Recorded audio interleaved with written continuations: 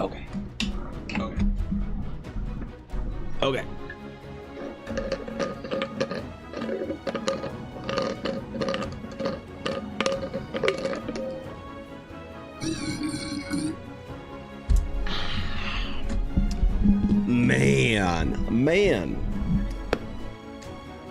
Man. So, the time has come. It seems as if Ren Fair is upon us. All right. Got prepped last night. Did my printing. Got my art all ready to go. Got my dice ready to go. All I need to do now is go to Edmonton. Fuck it, bro. I'm ready. And you know what? I'm feeling better. My arm, I gave it a rest last night. I just did printing and shit. And I actually feel pretty good. So I wasn't sure if we were going to stream today, but look at that, man. I think that if I rest the whole weekend and not draw shit, I think I'll be feeling better. So yeah, man, good shit all around. But hey, I think I'm gonna do some writing this weekend. So I'm pretty sure that we need a good reason for going on the Journey to Monar for the walking challenge. So that's probably gonna be a thing that I jump into. But I also need to make some videos. So I need some ideas. We need to think about some ideas today for videos that I can make. Brainstorm, whatnot. I did the unthinkable yesterday. I made 2 videos in one night, so I'd have extra to post. I figured that Tiny Spirit Fox would be very proud of me. But good morning, guys. Welcome back to the stream. Welcome back to the VOD. Good morning. Pretty pineapple? Yes, Brooklyn. The pineapple is my favorite fruit. It's not even close. I don't know why. I think I have the sensibilities and personality of a 68-year-old man in 1972. All right. I enjoy the Americana tiki culture revival. And because of that, whenever I get a chance to, I will wear my Aloha shirts, drink things out of a coconut, and of course, eat my favorite fruit of all time, the pineapple. So that's man, I didn't realize I can't have my pineapple light on stream anymore because I didn't realize that the pineapple light drew in so many weirdos. I got comments on videos back when I was doing my VOD channel and not live streaming. I used to have an intro that I do probably every day where I dramatically turn on my pineapple light. And I started getting comments on videos of people being weird about it. And I was like, what the fuck? I didn't know there was something weird about a pineapple. Apparently there is. Apparently there's a whole group of people that ruined the pineapple for the rest of us. I know, Thorkin. You know what? I don't care. I enjoy it. I don't care what they say. I don't care if they're weird. I'm going to enjoy my people pineapple, okay? Pineapple acidity bit back at me as a youngling, so I have an irrational dislike of it now. You know what? That's fair. I don't think that's irrational at all. I think, Sabine, that is a perfectly rationalized dislike of a fruit if you tried it once when you were young in the formative years and said, fuck this. So, the pineapple has to be upside down first to have the weird meaning. So that's what I thought, too. But apparently, the weirdos, as soon as they see a pineapple, right? That's enough for them. I also have a banana light. All right? I have a banana light. It's like a little neon weird light, and it's just a banana. I think it's dumb and funny because it reminds me of the Relician feathered gob monkey, and I got it. And I had some friends over a while ago that had never been to my place, and they see the pineapple and then the banana light. They're like, you know, Evan, you know what the pineapple means, right?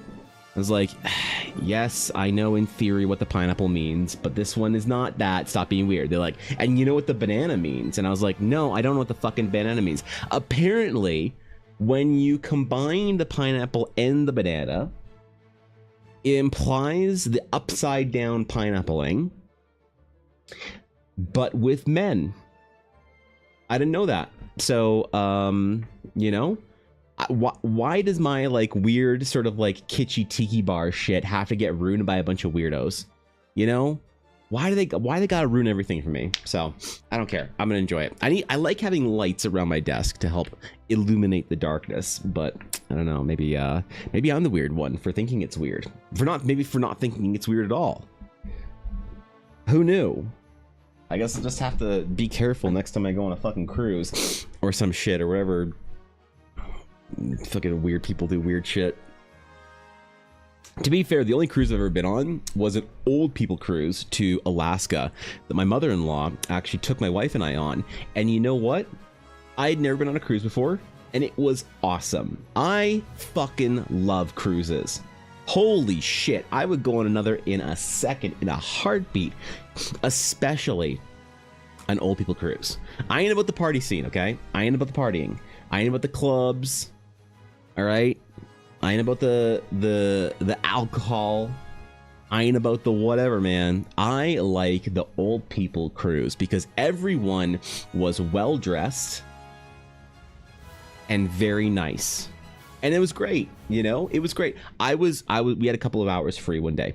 My wife and my mother-in-law were both having a nap. That mid-afternoon nap, and I went up to one of the bars. I was like, whatever, man.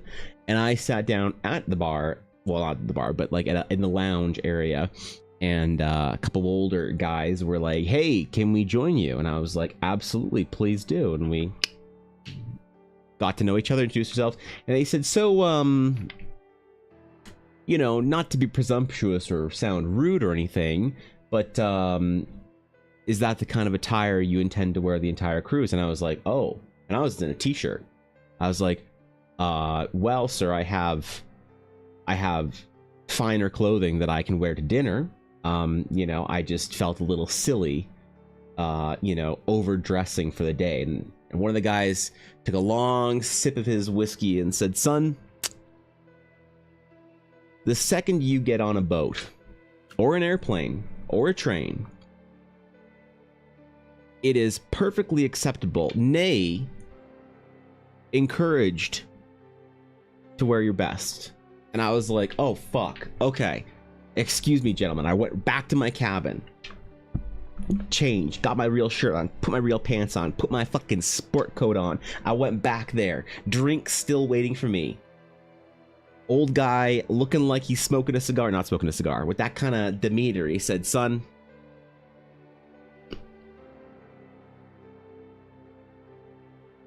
and he gave me the approving nod. He didn't say anything. He just pointed at me, waggled his finger at me with his glass, and gave the approving nod. I was like, okay, all right. And you know what? I dressed nice for the entire rest of the cruise, and I loved it. It was great. I love old people cruises. It was great, man. You know, you loved your Alaskan cruise? Did you go? It's cool, right? It's actually, dude, it's wild landscape. The problem is the part of Alaska you go to basically is just coastal Canada. So it's hard to say, you know, America has some beautiful landscapes. Think of Alaska. Okay, dude. But the Alaskan fjords and glaciers are rather lovely, and I would go back. I think I would go back. I'm a seafood enjoyer, so I would happily go back and get more of the food and more of the whatever cold weather bullshit. Sounds like those men are a different tax bracket than me. You know what? It was I don't know, man. It was like they were older, distinguished gentlemen, and they weren't dressed like they looked a little old money. They looked a little bit old money, but I still saw like a Tommy Hilfiger or like a Ralph Lauren logo, and you never see logos on old money. So they're probably not that, you know, whatever. But they just looked nice. They just had this traditional idea that you look nice when you go and travel anywhere. And you know what? I actually took that to heart. Whenever I travel, I try and look a little bit more the part, except if I'm going to Hawaii. I don't give a fuck. But every time I try and get on a plane, I try and look a little more professional. And what I noticed, especially when I was a lot younger, when I was in my early 20s, mid 20s, and I was a very young man, and I would get on a plane and I would look the part, people treated you better, man. People treat you better. Especially when I was going to Japan. Dude. I was okay. The first time I ever went to Japan was whatever. The next time I went to Japan, we actually got upgraded. We got our seats upgraded because we looked so fancy. And I remember the stewardess, the flight attendant, the ANA air safety and comfort technician. She was very lovely. ANA flight attendants are actually just like top tier. She was like talking to me in Japanese, and she said, you know, I rarely see men your age dressing in the old way of plane travel. Well, the traditional way of plane travel. And I was like, damn, bro. And she's like, so you need some fine whiskey, sir. And I was like, I would love some. And she brought me a really fucking expensive bottle of whiskey. And I was like, God damn. Looking nice got me a free drink, bro. So it works out. You know? Right? It works the fuck out. And I've had that happen. Right? Now, I think as I get older, it's probably less cool. I think the most punk rock, the most rebellious, the most metal thing you can do as a young man or woman, especially in your 20s, is to dress well. It is. It's the most punk rock thing you can do. It's the most original thing you can do. And I learned this lesson actually when I was in art school. Because when I was in art school, there was definitely the art school look, right? Everything from striped stockings to blue hair, half shaven, you know, rainbow faux hawks, ponchos made of hemp, piercings everywhere. Every meme you can think about of what an a beret wearing art student would wear was absolutely true. And I had kind of like a little bit of a relationship with one of the fine art students, and they were very out there. And I was like, hey, Amy, just curious, why do you dress the way you do? And I asked her. I was like, fuck it, I'm gonna just send it. And she said, because I like being different, unique, and original.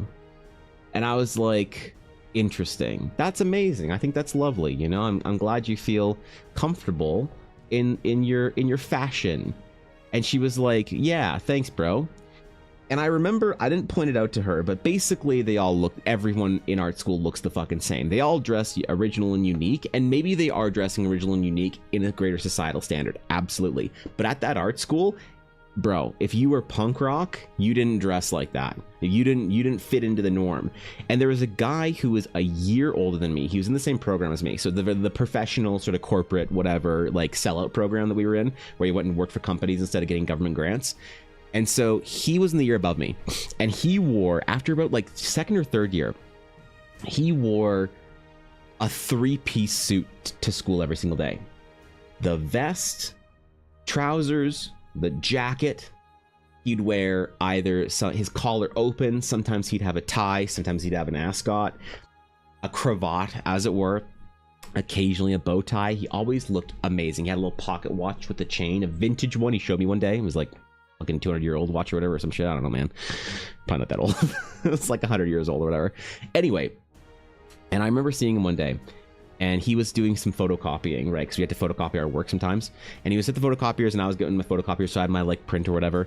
And I was like, "Hey, man," I didn't know his name. We were on like, "Hey, how's it going, bro?" basis, but not a first name base. I didn't know his name. And I was like, "Hey, man, you look great today, bro." And he's like, "Hey, yo, you too, man." And it's like I'm sitting there in like a t-shirt and gym shorts, and I'm like, visitors. I don't know about that. Exciting. Say hello, Say. What's up, dude? Good morning, Say. Bro, wait, were you streaming? The fuck? Well, obviously you were streaming because you just rated me. Were you streaming for a long time? Because Say, I checked my Twitch for someone to warm up with, but I didn't see you. Maybe I just missed it. The fuck? Oh well, thanks for the raid, Say. I appreciate it. I hope you had a good stream, and thank you, Dark, for the 6 months in advance tier 1 for 4 months. Holy fuck, bro! Thank you, Dark. I'm honored. Thanks, man. You guys got here just in time for me to tell my story of art school. The story of art school. So, just to recap, first of all, if you guys aren't following Say, please go follow Say. You guys know Say. Say's amazing. If you're new from Say's community, welcome. Thank you for the follow in Say's chat. Because if you don't know me, you're probably new to Say's stream. Okay, anyway, sorry. So I was telling like the story of where I sort of learned my fashion sensibilities in art school. Everyone looked like they were like out of a traditional art school sort of, you know, meme, except this one guy who dressed really nicely. And so I approached him one day at the coffee machine. I was like, "Hey, man, you know, you look great." And he's like, "Yeah, man, you too, bro." And I was like, I look like shit, but thanks for being polite. And he said, you know, he kind of smirked or whatever, and we had small talk for a while. And I said, "So I'm just curious, man, like, why do you dress up so well every day? Like, do you go to a job after or something, or not?" And he kind of like thought about it for a second. He said, "You know, I guess I just like being different." I was like, "What? But aren't you putting on the uniform, man? The suit? Aren't you dressing like the man here? Aren't you dressing like the machine, bro, a cog fitting into the corporate structure, wearing the clothing of our fathers that went to slave away in their cubicles. Aren't you just conforming, man? Don't you want to listen to Rage Against the Machine? Fuck you, won't do what you tell me. And I remember he had this like chuckle to himself. And it wasn't a derision-filled chuckle. It wasn't like, ha, you idiot. It's kind of like he had thought the same thing or whatever. And he was kind of like, yeah, man, how many people you see around here look like, dress like me? And I was like, but we're at art school. Of course, we're all supposed to be different. We're the different ones in society. And he said, yeah, but even outside of art school, you go over to the other like technical school close to us, to SAIT, he's like, how many people you see dressed like me? I was like, well, it's different. It's a trade school. He said, yeah, man, but like you go to University of Calgary or Mount Royal University or whatever, and he started listing off all these universities. How many people you see dressed like me? I was like,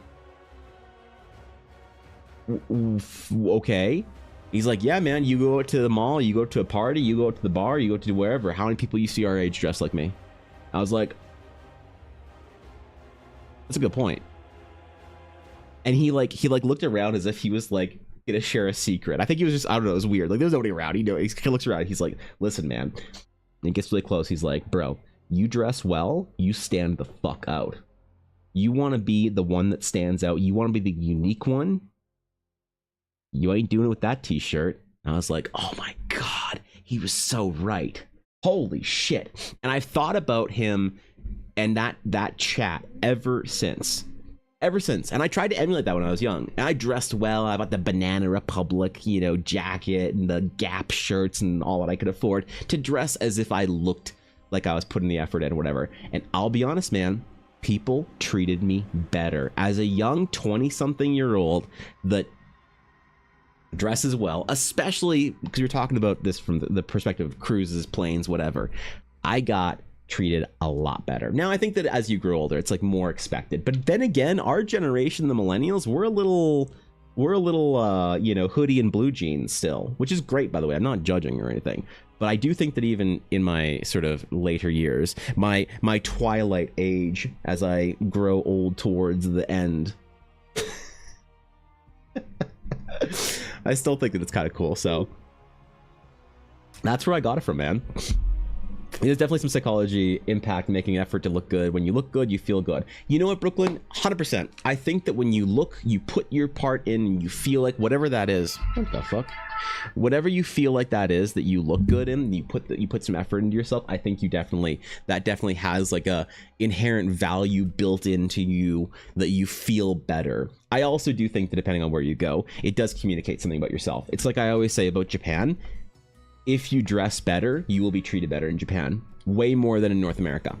If you dress casually by our standards in Japan, you will be treated far worse than you would. And you won't be treated badly, but you won't be treated as well as you could be.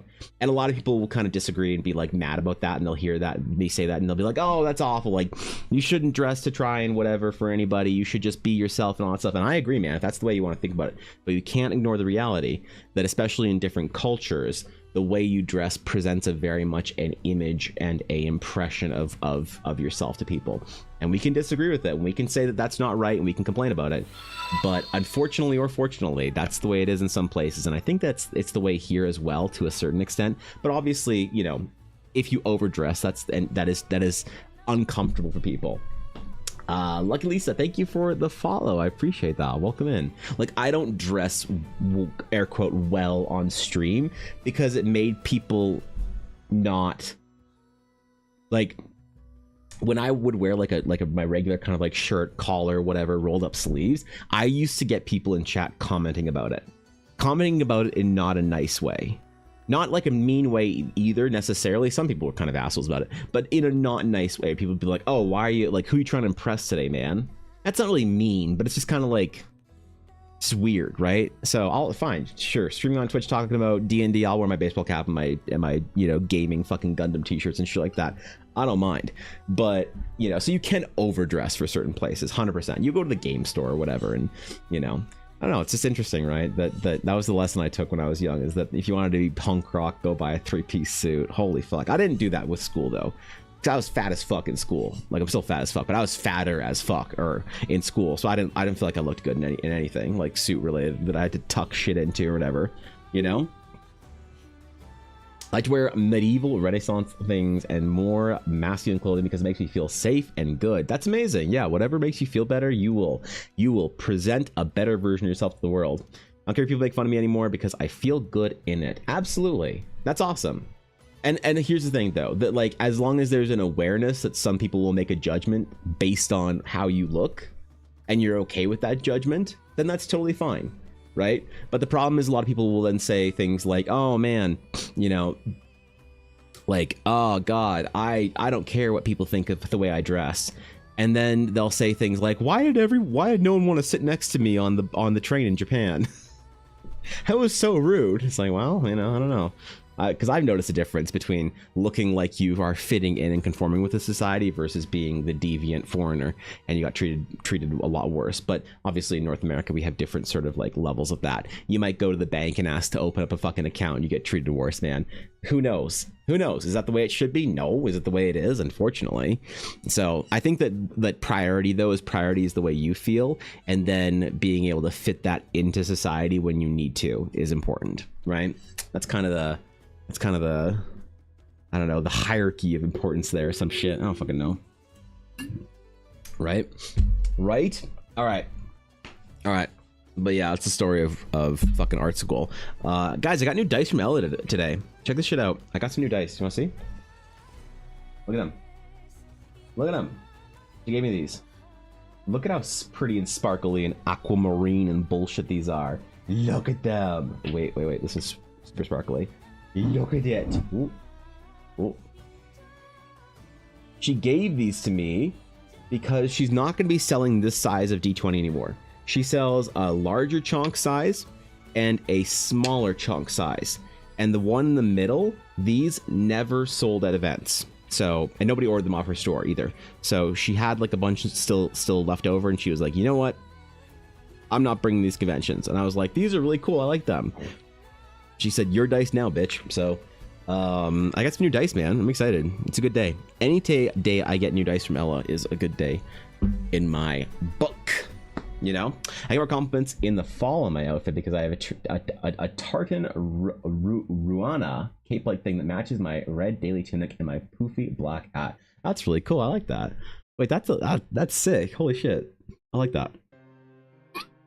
Those are your colors, really? They're pretty? They are pretty, right? But I mean, like, Ella made them, so of course they're amazing, because that's just Lady Ella Blackwood's default state is making a beautiful dice or some shit. I don't know, man. Okay, so a couple things. This week we are going to try and do the first entry into the Journey Across Eldara lore side of things. So the first location, the first traveling milestone marker for those who are doing the walking challenge. So we need to do some art for that today. We need to do art of a small shrine that the players are going to go to. By the players, I mean you guys on the walking challenges, as well as some other things to do with that. Then we're going to also prep for next week's I made a post. Okay, I kind of made a troll post on Twitter where I said, where is it? Where's Evan Blair art on Twitter? I said that next week I'm going to do some fan art. Okay. I said next week I'm going to do some fan art. And I need to know what people want, but basically there is a wrong answer here. The wrong answer is Uma Musume fan art. I didn't expect this to have any votes yet, so I thought that I was going to be able to look at this and say nobody's disappointed me yet, but I'm already disappointed. I am already disappointed. I cannot believe that my Twitter would want me to do Uma Musume fan art. I am disappointed and appalled. Hello, Daddy. What's up, bro? K-pop, please. Well, who would you want me to do for K-pop Demon Hunters? I started a Rumi piece, but I realized that if I do K-pop Demon Hunters fan art, I need to do it in the style of K-pop Demon Hunters, because I've realized that the stuff I do in my own style for fan art doesn't ever really resonate with people unless it's a somewhat similar style. So I need to stretch a little bit if I'm going to do some K-pop Demon Hunters or Uma Musume fan art. So I need to figure out whom I want to do or whatever.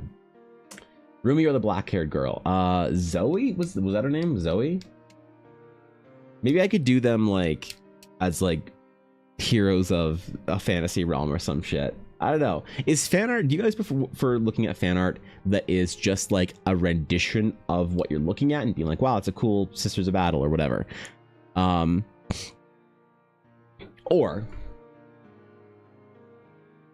is it better to have something different, like Rumi as a knight? Uma Musume characters as mages or some shit. Follows my outfit jam because I can break up my trench coats, fake leather jackets, and turtlenecks. Is that your aesthetic, Sabine? Are you a fall enjoyer? Do you live somewhere that has like a real fall season but doesn't get too cold too early in the season so that you don't have 2 weeks of fall and then all of a sudden fucking winter? Is that, because I hope that's the, yeah, I like fall too for the week that it's here. I don't know. Years ago when I was a punk, I had a mohawk, dyed hair, and an old guy came up to me on the bus, looked at me and said very rudely, "What are you staring at?" Well, there you go, I guess. You know, fucking old guys on the bus, right? Very quickly said, well, I once made love to a chicken and I think you might be my son. That's hilarious. That's fucking hilarious, bro. What's up, Anna? Good to see you, bro. You just woke up? It's so late in the day. What are you talking about? It's already 10:47 Mountain Time. That means that either you're a very early riser if you live in a Pacific island, or you are late to the day, Anna. It's time to start waking up at 4:45 a.m., okay? That's apparently what you got to do if you want to be a productive human. Good morning, Anna. It's good to see you, bro. Love the fall coziness and pumpkin spice lattes. Are you a PSL? A PSL girly? Is that the, because like Ella is like borderline PSL, and I you know, she's like one tick away from pumpkin spice lattes and listening to Taylor Swift. Now I'm afraid that if she ever listens to a Taylor Swift album and likes it, that she would then start ordering pumpkin spice latte. She is a caramel macchiato girly. So still fall adjacent, I guess, you know.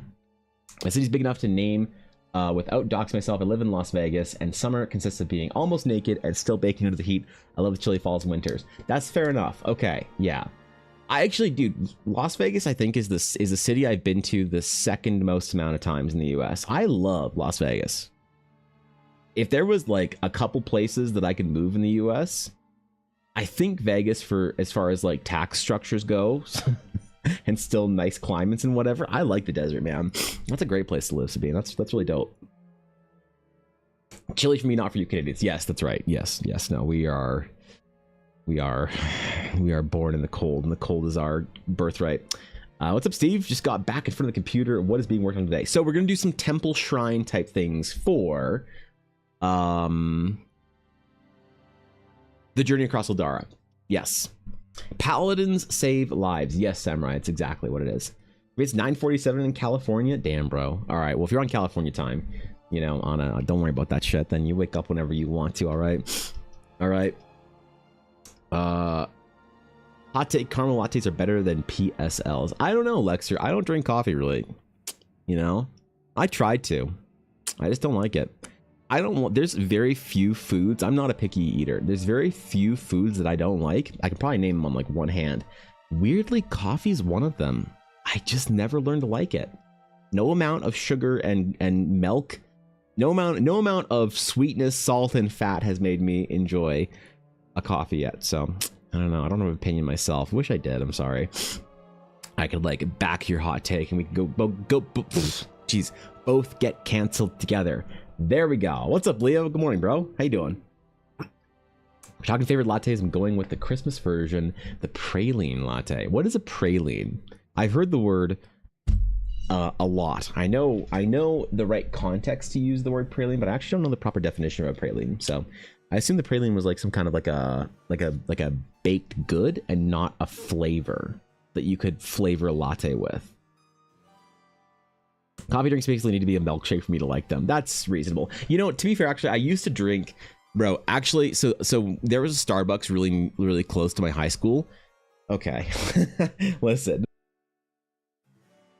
I had the worst eating habits in high school and university, so don't judge me too hard, all right? For lunch, we would go get pizza at the small Donair pizza shop. We get pizza and a soda for $5, and then we would go to the drugstore and get a bottle of soda and a can of Pringles. And I don't know why we all bought the same thing. And that would be our lunch time, post lunch, you know, playing Magic in the hallway after we finish our pizza on the way back to school snack.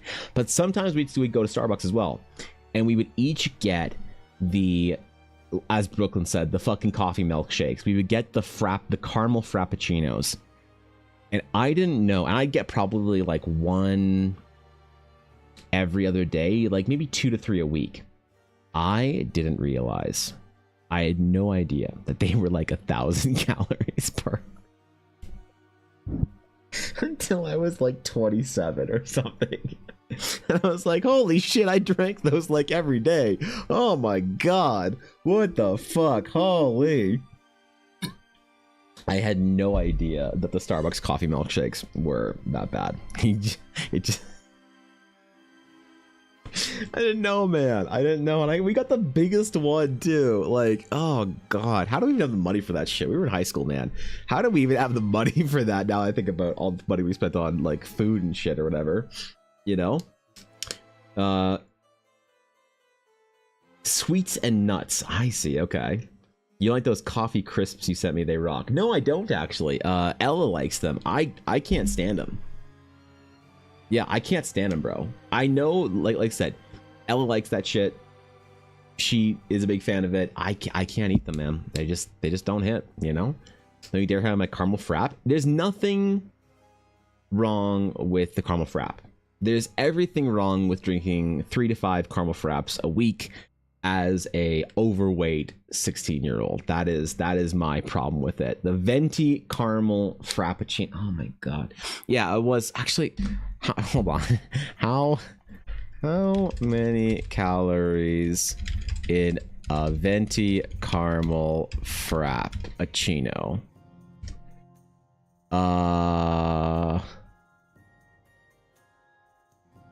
No, where's the one? That's too small. Where's the biggest one that we got?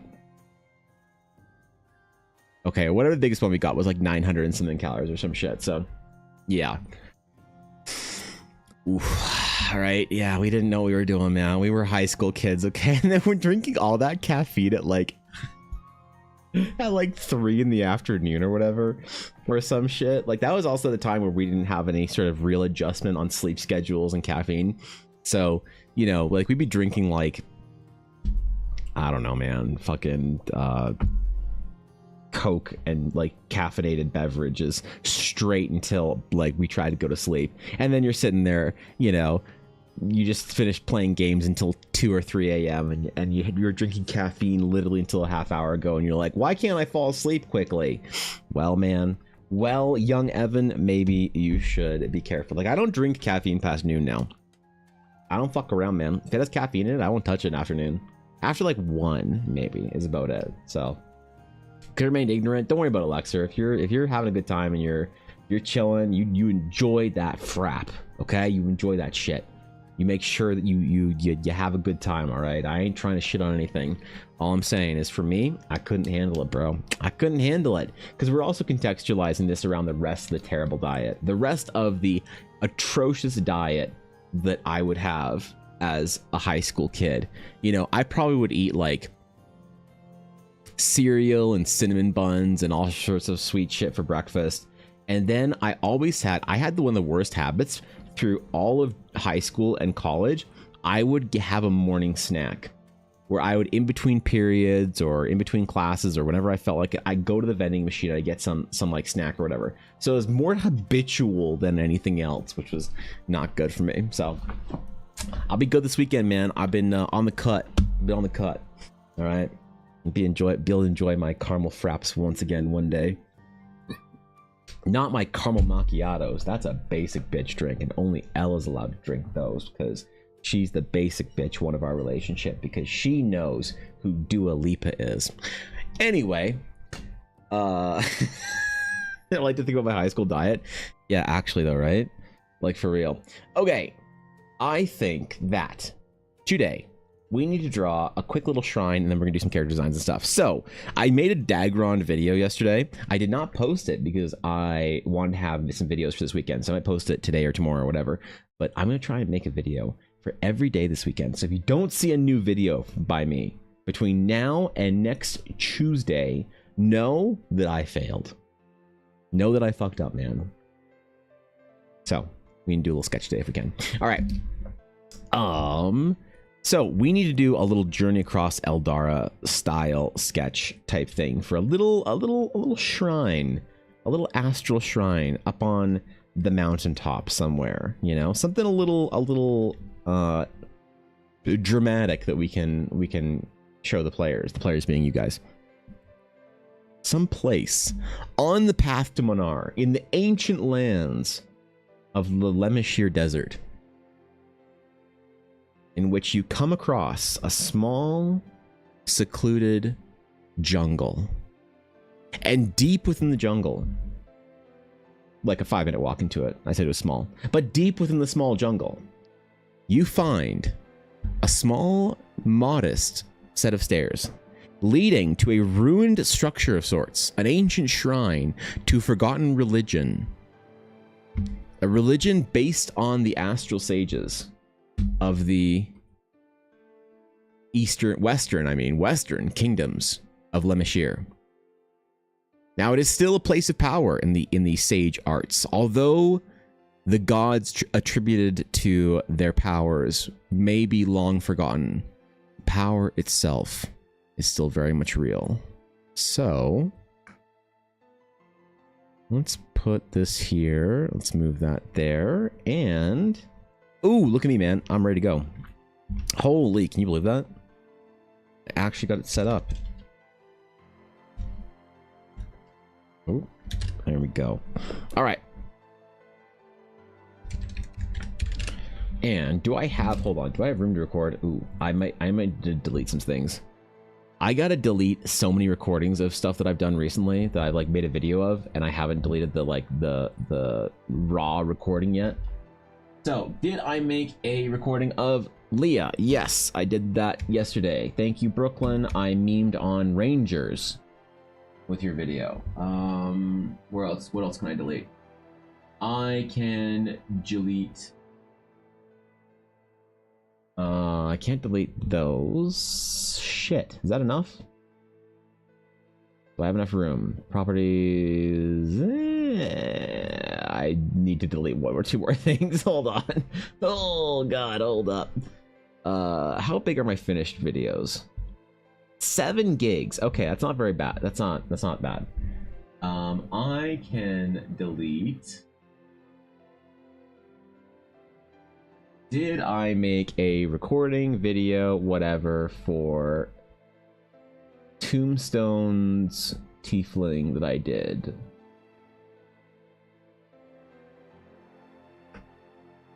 Did I make a video for that? I don't think I did it yet. Okay, hold on. Let me see if I can delete this recording. I don't even remember the shit that I made, bro. I'm so cooked. I don't see any handsome Tiefling men's. Okay, can't delete that yet. I made a mistake. Don't tell Tiny Spirit Mithril Wolfcat. Don't tell her, because I accidentally deleted the recording I did of August. So I don't know where it is. I think I accidentally cleared it because I was middle of editing it, and I think I started a new project, and I think I accidentally deleted the previous part of it. So I don't want to accidentally delete another piece and not be able to All right, well, whatever. Hopefully, if as long as it's not a 4-hour recording, it should properly record. All right, sick. Flower petals, candles, and coins left on the altar. Exactly, you know, something small like that that you can I don't know, you can make a little offering to whatever this forgotten ancient is. A little carved stone altar. Moss growing upon it. Trees around. A stone shrine behind it. Maybe like a wooden structure built around it or behind or something. To imply that somebody still uses this thing, or at least has that quality. I love that, like, part of old shrines and shit like that, especially the really old ones that are like kind of like still upkept and whatnot. There's like a lot of that shit in Japan. You go find an ancient fucking shrine with like, I don't know, some like torii gates or whatever in front of it that look like they're 300 years old or whatever. I love old shit, man. It's one of the things I have a bit of a pet peeve about living in Canada. Nothing's really old here, you know, except for me. But besides that, according to fucking the Twitch demographic anyway. But as far as relevant things that actually matter, we have nothing old here, man. Like the oldest shit we have is like some buildings from fucking, I don't know, the 1870s or 50s or some shit like that. I guess when you go further east in Canada, you get the older stuff. But being out west in the great pioneer days, all of our old shit is like not that old. You know, we don't have like those like super old buildings like you have in like New York or Montreal. And even then, the Europeans are like laughing at this idea in European. Because they're like, oh, that's the square that Napoleon and the first king of fucking the Rus went through like 17,000 years ago. And you're like, holy shit, that's a long time ago. 17,000? Like, yup. That was the last time that we talked about it, so it's been a while. Little tiny monolith-like stones floating, humming with energy, buzzing maybe slightly, eroded by the rain. Maybe some blackened Eldari stone here and there, you know? I think I want to like start doing some studies on like a lot of sci-fi kind of concept art and stuff.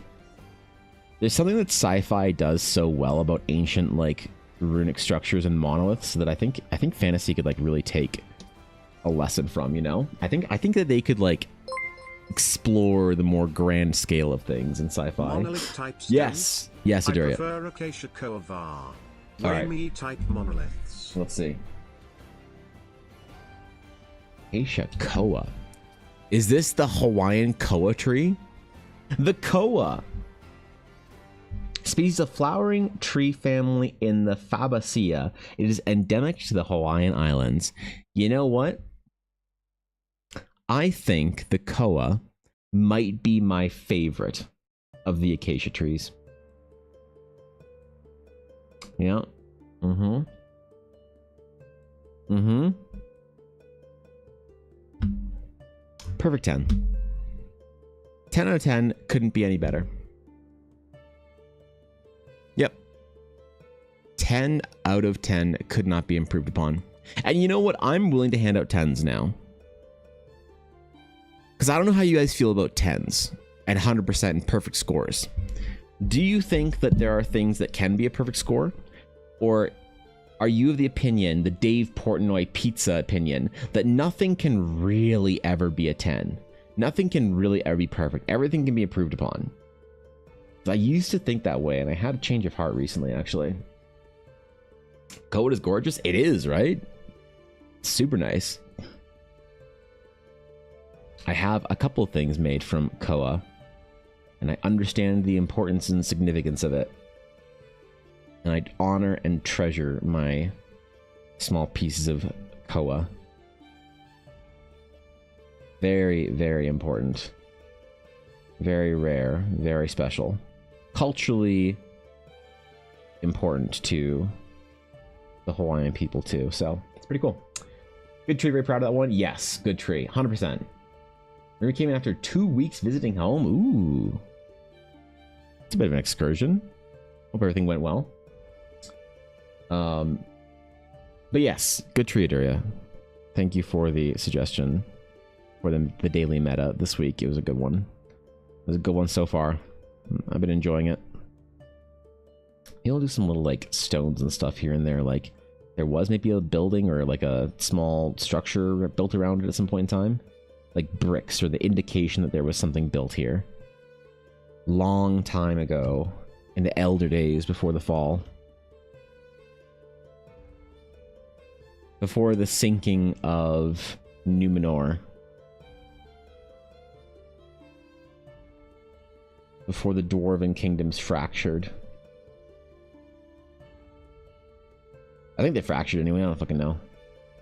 What do I look like, a nerd? Like I know this shit?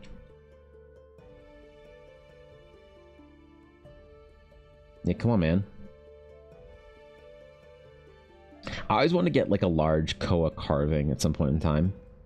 There's a couple of like Hawaiian artisan sculptors and carvers that I've always that I like met when I was across my journeys in Maui that were really cool to talk to. I always wanted to like purchase a very large piece or whatever, you know, have that vibe. But it's very, very expensive.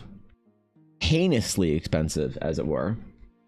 Nerd, damn, getting dunked on by Danny. Oh shit, bro. I'm sorry. Just because you're right, Danny, doesn't mean you have to say it out loud. It's hurtful.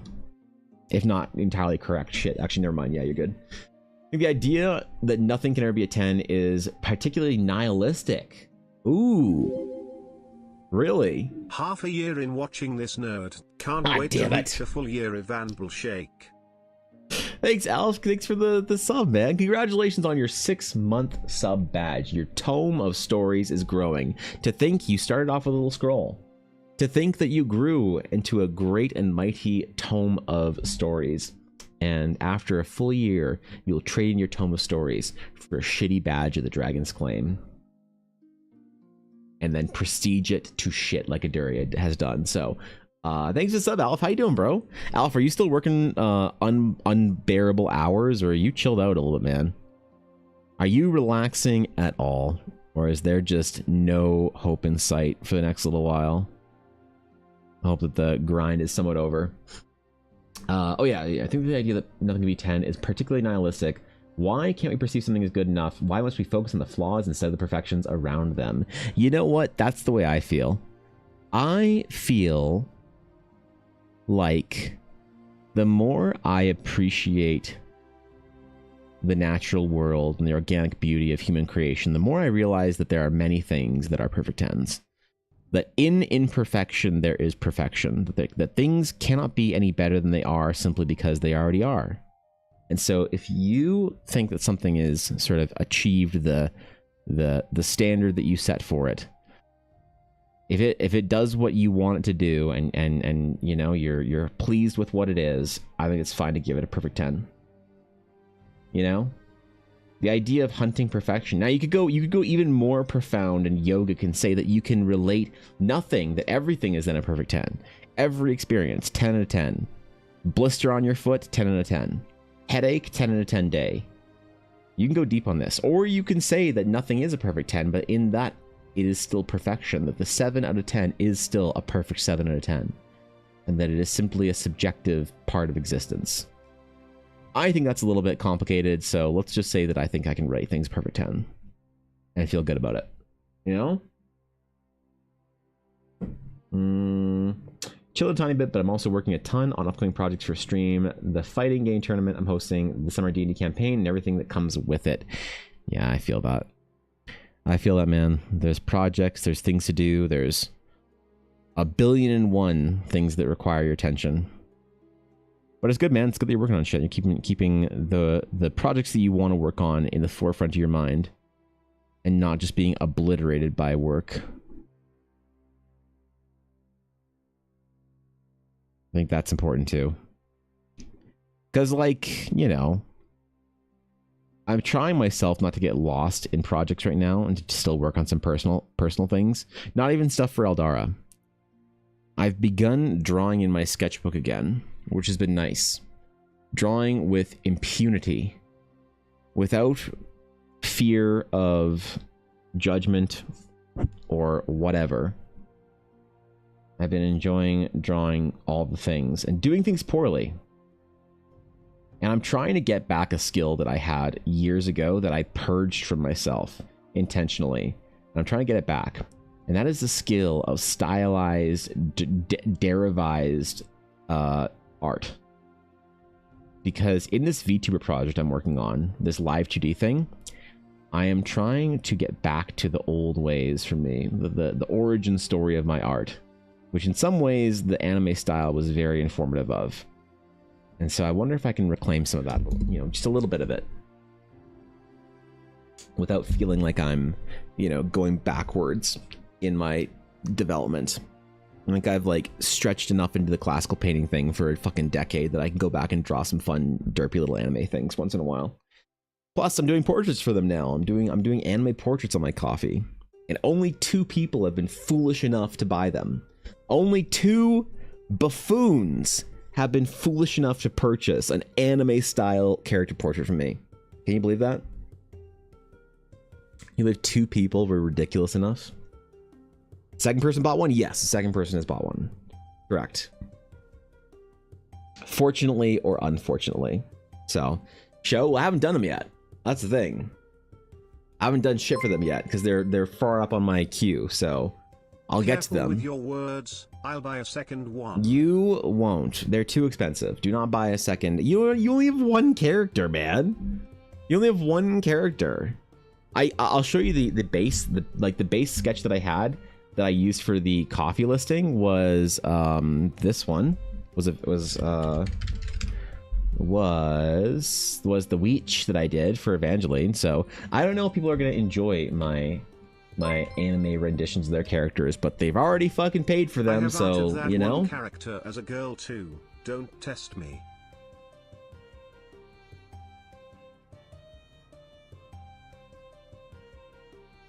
What the fuckaduri? Okay, all right. Okay, dude. All right, okay. All right. Well, you're right. I'm sorry. I don't mean to. Yeah. Oh God. Maybe. Yo, Quincy, what's up, dude? Game art. I got to do a little bit of art for the Journey Across Eldara. Yeah. We got to do some actual things for the people before I leave for Ren Fair. Quincy, how do I properly Ren Fair? Because I have my shirts and my pants, and I need to know from the experts. I've been asking everybody all week how to properly Ren Fair. I gotta leave probably tomorrow or Thursday to do the Ren Fair thing all weekend, and I'm nervous, man, because it's the first real Ren Fair that I'm going to. This is the first big one anyway. So we got to get some stuff done before the end of the week. I have another artist friend who's pretty much only draws women, and I wanted art, so I got a character as a woman. I thought you were gonna say some shit and dunk on me or whatever. I thought you were gonna fucking dunk on me right there. Yeah. I'm actually impressed and proud of you. Have fun, dude. Love Ren Fairs. Good ones at least. Well, what's there to like? So I'll have a little bit of time, B-Town, like when I'm not supposed to be at the table, helping Ella out. I'll have a little bit of time around to enjoy the Ren Fair, but I don't really know what there is to do that is like the memorable sort of like do this, do that, whatever things at the Ren Fair, you know, because I think they're all pretty standard as far as the base offerings, the jousting, the whatever, you know, the smoked turkey legs and all that. I like to personally get one thing or look for one thing to add to my fit. I don't try and overspend, but I do like to get one accessory, mug, or proper piece. Oh, you know, that's a great idea. That's a great. I should try and maybe, because Ella and I'll be doing a couple of Ren Fairs over the next couple of years, because we're going to be going there obviously for her dice, whatever. Maybe if I try and find one thing to add to the character every time like that, one little, you know, belt pouch, or, well, I don't know what kind of accessories people have at the Ren Fair. I don't know what things I can adorn myself with, right? Bracers or some shit, you know? Yeah, maybe I'll try and search for one kind of handmade good like that. Established buildings, long-standing Ren Fairs. Yeah, I wish we had one like that.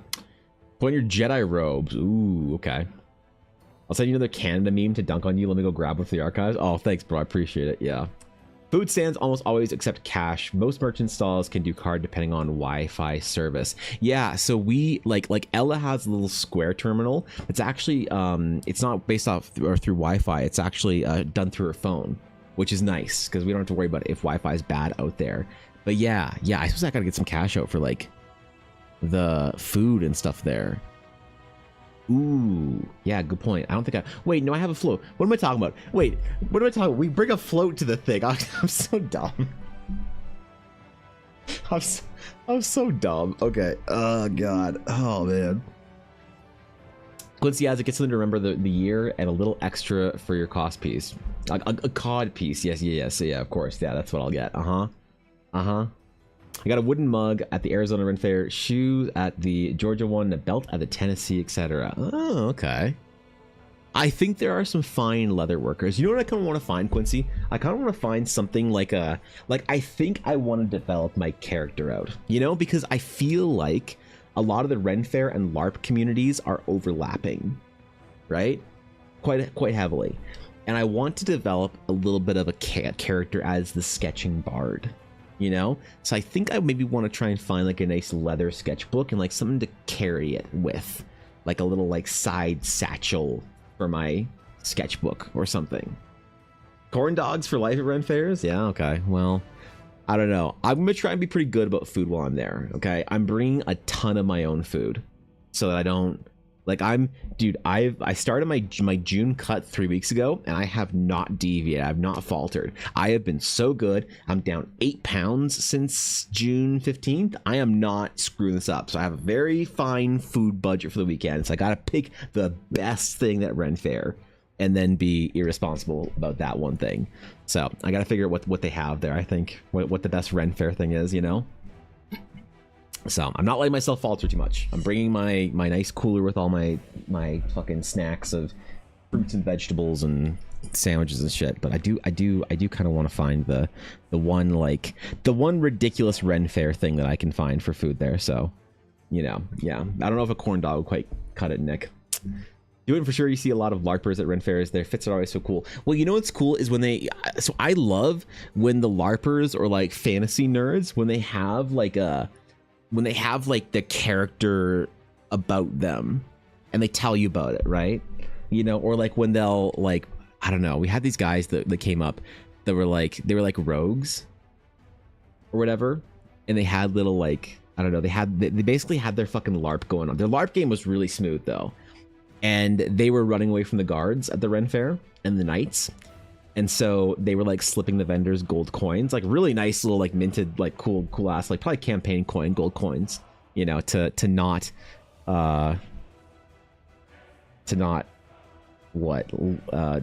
snitch on them or whatever, or report on their location to the guards. It was fun. So I feel like I want a character. I feel like I want to develop a bit of a character for Ren Fairs. And I think I want to be like the sketching, whimsical, drawing art man. Because it'd be fun. I have this dumb idea where it'd be really fun if I got really good at quick ink portraits. I thought it'd be really fun to draw portraits for people. I could get like kind of like parchment pieces, and I could offer to draw people's portraits at Ren Fair.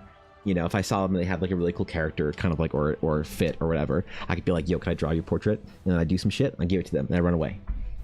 That's kind of what I want to do. So I need to get stuff for that. I need to get stuff to support the traveling bard thing. The only thing I have right now, as I said, is the pants and the shirts. And the shirts are just basic black shirts. Like, I'll show you the shirts, but maybe we can get some approval or disapproval on this shit.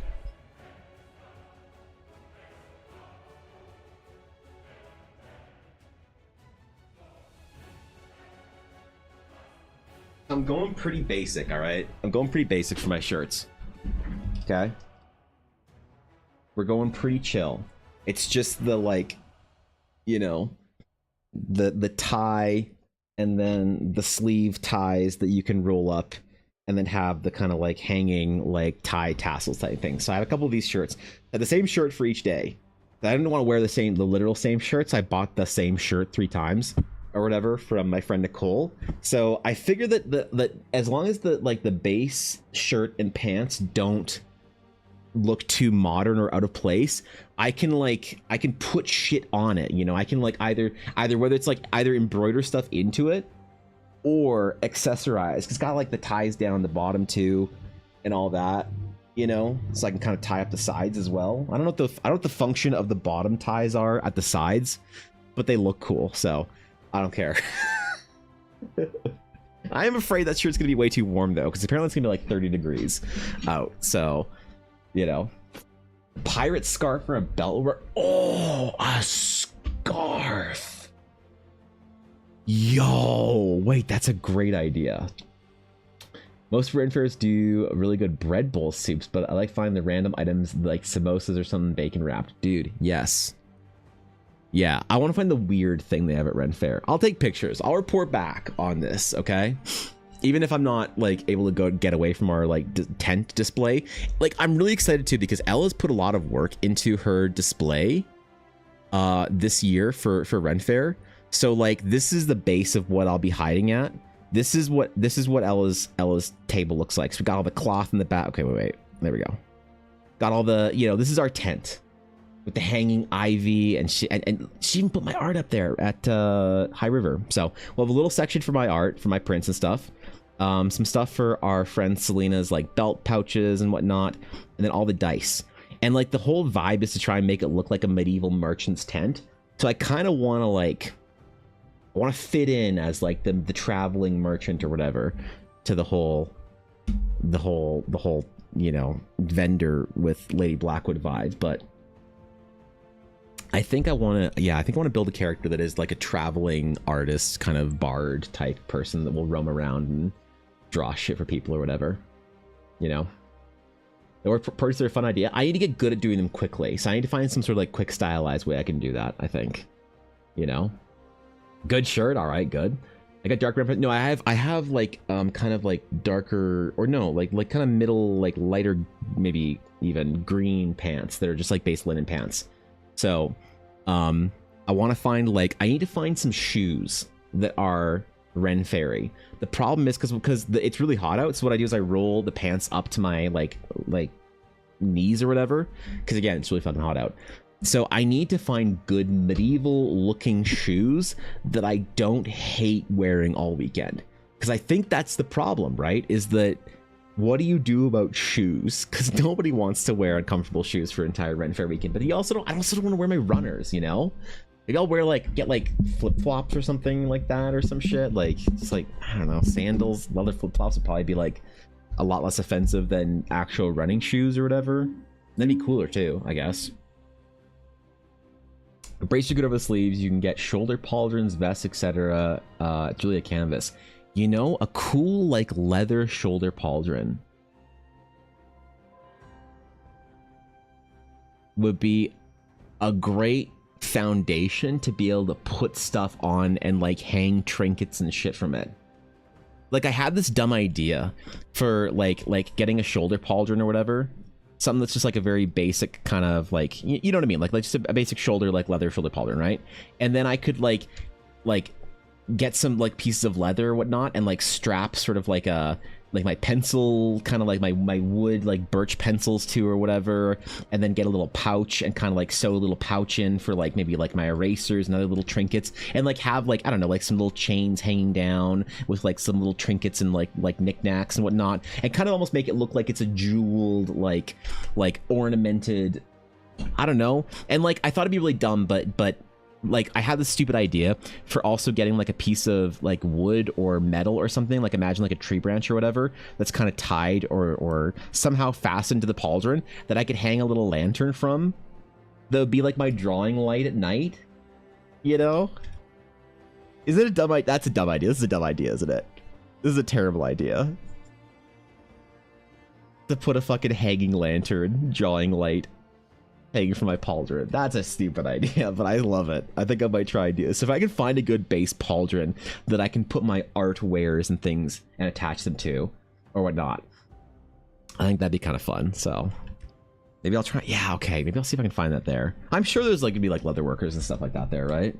You know? Leather doesn't breathe. Yes, that's why I don't want to wear too much of it. I won't wear like I always think of, I remember when Tank told me about the Ren Fair leather sort of like armor he wears. He's like, whatever you do, don't get a full set of leather armor. You will not survive the heat. Fair enough. Get some all white New Balances, you think? If you have solid socks, my leather shoes was one of the best purchases I did. They're expensive, but they have a lifetime warranty and form fit to my feet as I wore them. What are they from, like a brand, or were they like a custom made sort of like craftsman artisanal shoe, or is this like a more established brand that people know for like buying Ren Fair adjacent shoes? Because like Ella bought nice leather like ankle boots for Ren Fair from like a normal kind of like everyday brand, but they look really Ren Fair, and she could like put some buckles and shit on them and make them look really nice. So I don't know if they have like men's shoes that like kind of have that vibe in there, or if I have to find it like a custom sort of thing. Because I think that like most shoes, like modern men's shoes with laces, probably like they would fit my feet, probably wouldn't be able to be Ren Fair too hard. Maybe they would be. I don't know. I definitely though need to have like good shoes. I'm not going to cheap out on it. Because I had a friend say like, oh, you can get great leather shoes on Amazon for 25 bucks. I don't trust those. I don't trust, I'm sorry. I don't trust any shoe for $25. I have had the $25 shoe. All right. It is not, it does not for me. Okay. My quality of life increased drastically when I decided that I was going to do my like walking challenges every summer with good shoes, bro. Depends on laces and how they lace up. That's fair, actually. You could probably find shoes that do lace up like a medieval shoe or whatever. They're a merchant brand. They have been doing fairies for years, called Sons of Sandlar. Oh shit! Wait, that's a great name for like a brand. Hold on.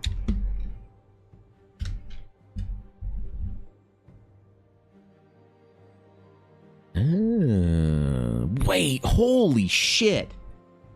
Those are fucking sick. Wait, what the hell? Yo, dude.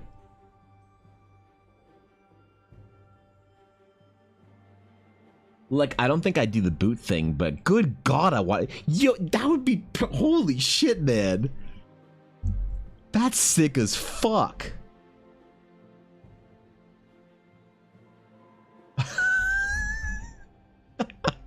Wait, that's so good. Oh, and they have like leather. Oh shit, leather braces and stuff. Wait, I want to see the shoes. I want to see the shoes. Boots. Wait, where are they? Met boots. Shoes. Okay, I want shoes. Yo, even stuff. Yo. This is it. That's what I want. This is the shit that I want right there. This is some shit that I ain't never seen yet. Okay, and that's exactly what I want. Like a small, like a shorter boot that's gonna be, you know, a little bit cooler, you know, that's comfortable. Yo, wait, these are sick, man. Even something like this. Even something like this would be sick. The Nevada? Dude, that's unreal. That's so good.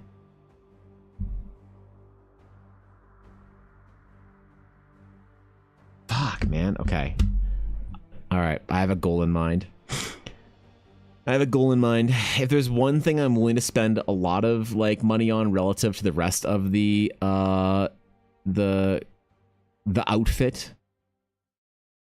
Okay, hold on. Is it because I say here we have a couple of LARPers. How do you properly refer to, I don't want to be disrespectful, but I'm ignorant, so I need to be educated. How do you refer to your Ren Fair garb? For a LARPer, is it offensive? I might be overthinking this. Is it offensive to refer to your Ren Fair fit as a cosplay?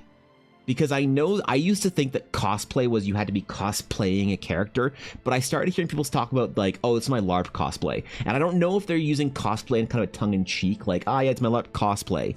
But I've heard people use the term cosplay, but it feels like it doesn't fit, you know? Like there's a lot of people that intentionally don't use the term cosplay. Garb? It's just garb. Okay, so I just referred to my Ren Fair garb.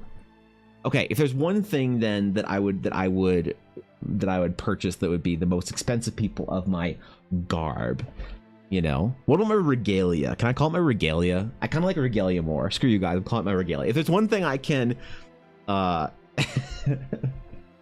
to my regalia, I think that probably the boots would be it. Cosplay stands for costume play. I know where the origin of the word cosplay stands for cosplay, but I thought that it might be similar to, like, you know how like the term OC? People use the term OC to refer to their D&D characters, but OC means original character in brackets in context to a fan fiction. So although the term OC, you shouldn't use it, technically it's incorrect to say my D&D character or my character that I created for my own story. That's not an OC, that's just a C. But people have used the term, it's changed. And I think cosplay is changing to mean, because people have also used the term cosplay to say, oh, this is my original cosplay. I'll hear that at conventions. I'll be like, oh shit, you look amazing. They're like, thank you so much. I'm like, I'm so sorry, I don't know what character you're from. They're like, oh, it's not a character. This is my own original cosplay. And I'm like, oh, cool. You know? So I've heard people use it interchangeably with LARPing, but I don't know if the LARPing community would find that. I mean, I'm sure no one would actually get mad at me if I'm like, hey, nice cosplay. It's like, okay, you have to be pretty mad to like yell at the little nerd at the art, you know, doing art. But just in general, I don't want to like, you know, use the wrong terminology or whatever, right? It's not a costume necessarily, it's clothes. Right, so it's just your garb, your fit, your regalia for Ren Fair. Your Ren Fair fit, your Ren Fair garb. Okay, cool. Then yes. So as I develop my garb, my regalia, my intuitive fashion, I do want to have some custom made pieces though, if I can. And I might get my friend Selena to help me with some of that stuff. But I definitely think that I need to find the leather pauldron. That's the one that that's okay. That's my mission, is I'm going to try and find the leather pauldron this Ren Fair. Or if I can find some sort of like handmade shoemaker. I forget what the term for a shoemaker is. Cobbler. Is that the right term? Cobbler? Or is that just the soling person that does the soles of shoes? I don't know. Anyway, if I can find a person who makes handmade shoes, then I might buy that at Ren Fair this year. And if not, then I'll try and find the pauldron. And if I can't find the pauldron or the shoes, then I might find something else, another little accessory. While you're wearing a costume, it's more than that because it's a fit for you. I see. Okay. You can call it a costume, but it's not a cosplay. Yeah. Well, people be mad, but they just politely correct you. Yeah, right. But like, I don't politely correct people that use the term OC incorrectly. I just roll my eyes at them. Yeah. Or when people call... Oh my god. The one thing that I have a hard time not politely correcting people is when they refer to my environmental art as backgrounds. That's the one thing that just gets me a little bit. And I can't be mad, obviously, because like it's from a different generation. They think about art from an animation standpoint. But I've had more than a few people come up very nicely complimenting and say, oh my gosh, your backgrounds are so nice. I know what they mean, man. Still trolls me. I just don't want to troll anybody. So, my group has a persona with their garb because our group is from different places and time periods. They have their Ren Fair name and their normie name. Do I need a Ren Fair name? Is that a thing?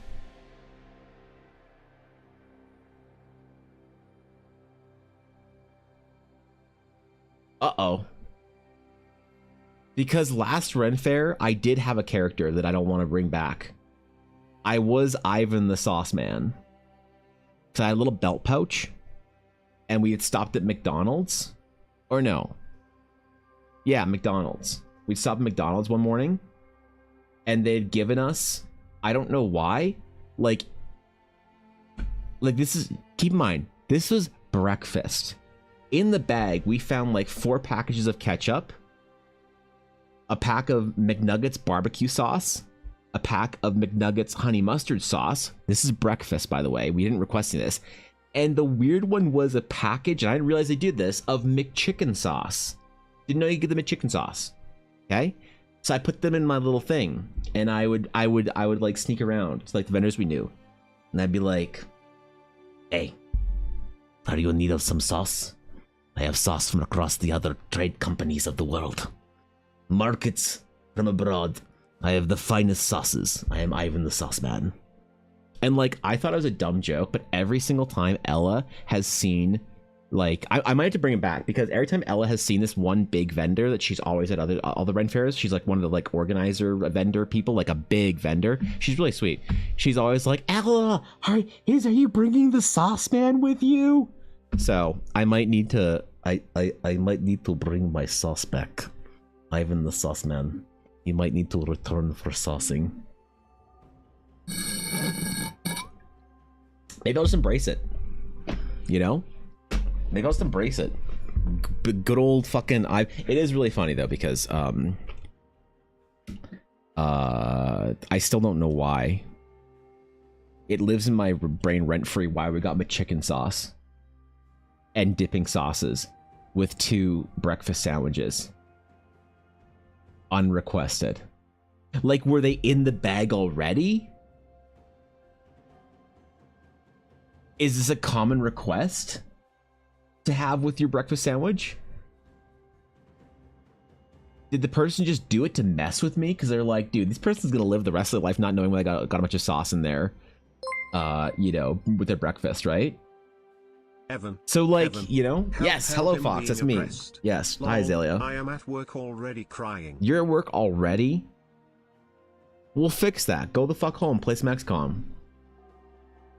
You have my permission to take the rest of the day off, Azalea, if you want. So, you know, if you want to stay at work, that's totally fine. But if you want to go home and relax for the rest of the day, know that I give you full permission to, okay?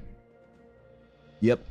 I can write a note for you if you like to. I've written notes for people that's got them out of shit before. I got someone out of an exam before once because I wrote their professor a note. Just go as the orb. Everyone will bow to you and you need no shoes. That's true, actually, yeah. I guess if I just hover, then I mean, I would go as the orb, but I'm trying to lose weight. Boost. Thanks, 100 bits, bro. I appreciate it. Introduce with a big hunched over flourish, like, "Hello, I am Ivan the Sauce Man. Yeah, purveyor of sauces from beyond the edge of the known world. Ivan the Sauce Man. You can find me where food is properly sauced. I will be there as the one who sauces the food. I am a mere purveyor of sauces, not a saucier."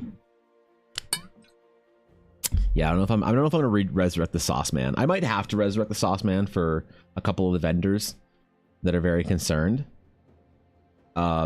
Like, one guy did come over to our tent at one point in time. He's like, "Hey, I'm looking for the Sauce Man." And Ella and Selena just burst out laughing. They're like, "Here he is." They're like, "Hey, yeah, what am I so Nicole said you gotta have like extra like McDonald's sauces. Is that true?"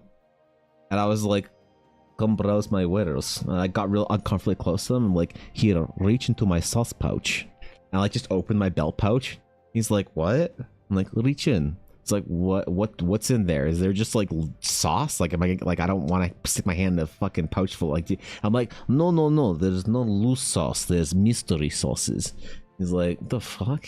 It's like, kind of reaches in. He pulls out one. He's like, "Oh, sweet and sour. This is what I wanted. Hey, thanks, bro." And then he just walks away. So I did properly provide sauce for at least one of the other vendors, you know. I beloved that the Conquest of Mythodia. You think so? You think I should bring Ivan the Sauce Man? Yeah. I don't know, man. Last time I worked at McD's in the age of the dinosaurs, they probably had some setup ready to go for the night shift, and they threw ketchup in there for hash browns. The sauces were mixed in with the ketchup bin. They couldn't be arsed to separate them. Don't try and rationalize it. I want this shit to live rent-free in my head for the rest of my life with questions. Damn it, now I know. Shit. Maybe you can go over to Ivan's brother reporting the unfortunate news that Ivan did questing for the forbidden Szechuan. Ooh, I should have saved. Bro, we got Szechuan sauces earlier in the year. I should have saved them for Ren fairs so I could give people warm 4-month-old left out in the sun McDonald's Szechuan sauce. Shit.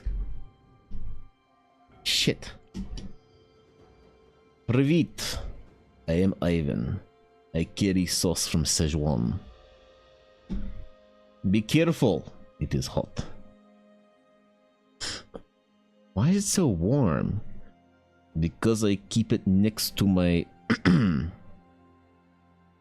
Oh, Ivan, that's, Alright, man, sure. Thanks for the sauce, I guess. You know? Alright, now we know what to do. Well, anyway, I need some other ideas for Ren Fair, because that's a shit idea. So, yeah, we need some other ideas, man. We gotta get some other Ren Fair character ideas in here. I need a... Do I need a name, though? Because I can't be Ivan. Ivan's the sauce man. I need a different Ren Fair name.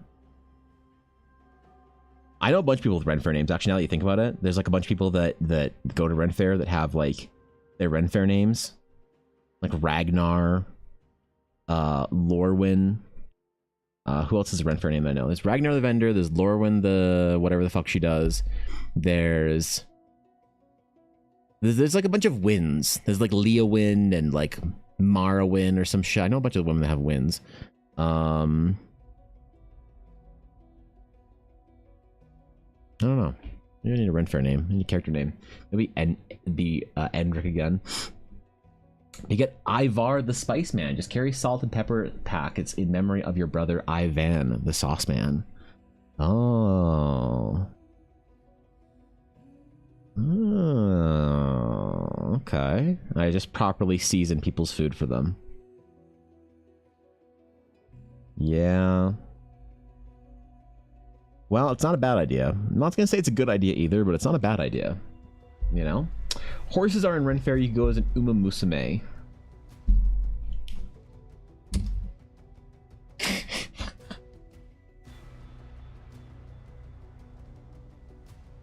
No thank you, Ashy. I'd rather go as a Monster Rancher, okay? Yeah. No thank you. Thank you, but no thank you. I'd rather go as a Monster Rancher. Mm-hmm. You can get your weird furry horse game out of here from me, okay? Mm-hmm. I don't want anything to go with it. Nope. Nope. You got him, Ragnar? That's pretty weird. Why is it so warm? Because the sauce is forbidden, so I have to smuggle it on person. They do check. Exactly. Has nothing to do with the fact that it's 33 degrees outside. It all has to do with heinous forbidden reasons. I'm like the cleric or the monk from the Diablo 4 cinematic. I can't talk about it. It's forbidden. Blessed Mother. Save our sauce. Spice our foods. And whatever else. I don't know, man. Here's Lily Monster Rancher, and Lily, only Northern Lion has agreed with me on that. Well, I'm sorry, Ashley. The VTubers have decided that Uma Musume is the first game of its kind. You've lost. You've lost the we've lost the VTubers. Ashley, can you believe I made a post on Twitter about what fan art I should do? And can you believe that Uma Musume has gotten 50% of the vote? Can you believe that Uma Musume is half the vote for my fan art for when I return? Because I can believe it. And I'm very disappointed in all of you. Because I know you were one of these, Ashy. I actually probably think you were probably this one.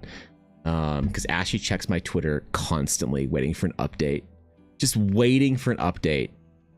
Wait, can I farm Cloud off of Ashy yet? Ashy of Heart.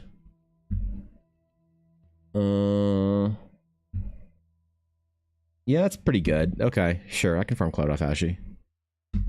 Yeah, okay, cool. Nice, neat. Yep, that was definitely Ashy then. Trivia learned about Uma Musume by being an internet dweller. The placement of the hair accessories left or right ear corresponds to the actual horse was male or female. Really? Well, that ruined my day.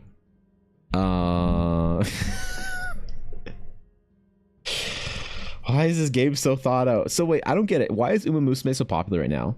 I thought it was an ancient, like, dead franchise. Didn't the anime come out years ago? Like years upon years upon years ago? I thought we were all Uma Musume'd out a while back. I don't understand why we're once again talking about the weird horse racing anime. I don't get it, man. Maybe a new gacha game came out for some shit.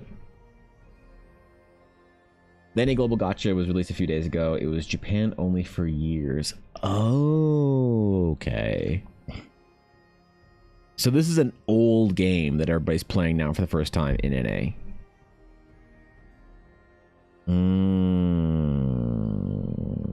I see. Do they still make... Does, like, Square Enix still make its gacha games? Like, does Star Ocean still have a gacha? I want to play a gacha game. I want to know. I want to be a free-to-play... What's the derogatory term for free-to-play players and gachas? I know there's one. It's like a really offensive slur for free-to-play players. It's really funny. Remember what it is. Shit. Well, anyway, I want to be one of those guys with a gacha game. I want a phone-based one though, okay? Something I can play on my fucking phone. And I can say, look, I did the thing. And I never spent $1 on it. Unlike Pokémon Go, which I've spent several dollars on. Somewhere in the range of even the second digit of $1 on Pocket Monster Go. I probably spend $10 on Pokemon Go a month, I think. I probably spend $10 on that. Like raid passes and shit, so I get it, man. I ain't shaming the people that spend the money on the video game. Okay? Never do it. Same also applies to shorts versus bloomers. Oh, really? Because they are all based off of real, actual racehorses, right? It's kind of like the way Ferrari bases their cars off of, like, actual fighting bulls, but a whole lot more degenerate and weeb-like. You understand, if I don't spend money on the horse girls, how will they know you love them? Oh my god. That's a good point. If I don't... You're right. They won't know. That's it. All coffee direct donation contributions from this month will get spent on Uma Musume re-rolls for whatever you re-roll, okay? 100% of proceeds from contributions on coffee without any work being requested will go to Uma Musume this month. There you go. So the imaginary anime horse girls will know that I care. Yep, thank you. The temptation to download the horse girl gacha is growing slowly to get the context for the memes. Is this...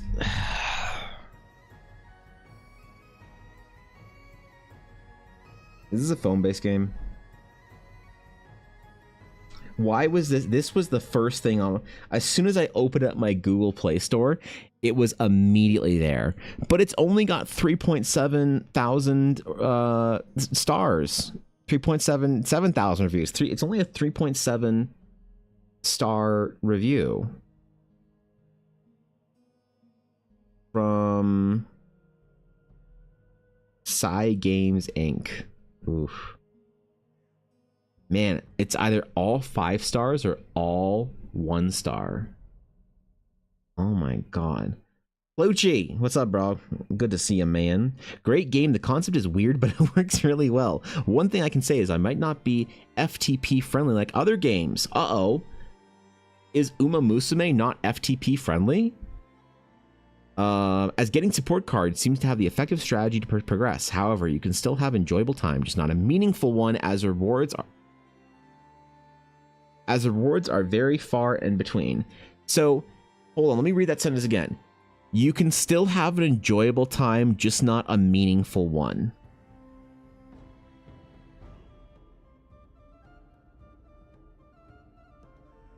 Does my man think that you can ever have a meaningful time when playing a fucking gacha game? Oh no. If you're searching for meaning, like, I got an ashram in India for you. It's not going to be at the other end of an anime girl, I'm sorry. Also, the new update game constantly struggles connecting the game. Okay, cool. Well, they still have the Star Ocean one? Or should I just play Fate Grand Order to earn Sabine's approval? I should do that, honestly. Oh no, Fate Grand Order only has 3.9 thousand reviews or score as well. Oh no.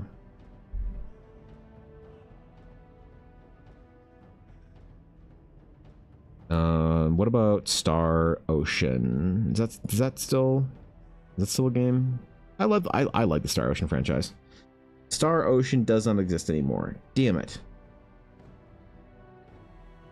There's Stardew Valley on here. Fire Emblem Heroes. Ooh, 4.3 with 5 million downloads.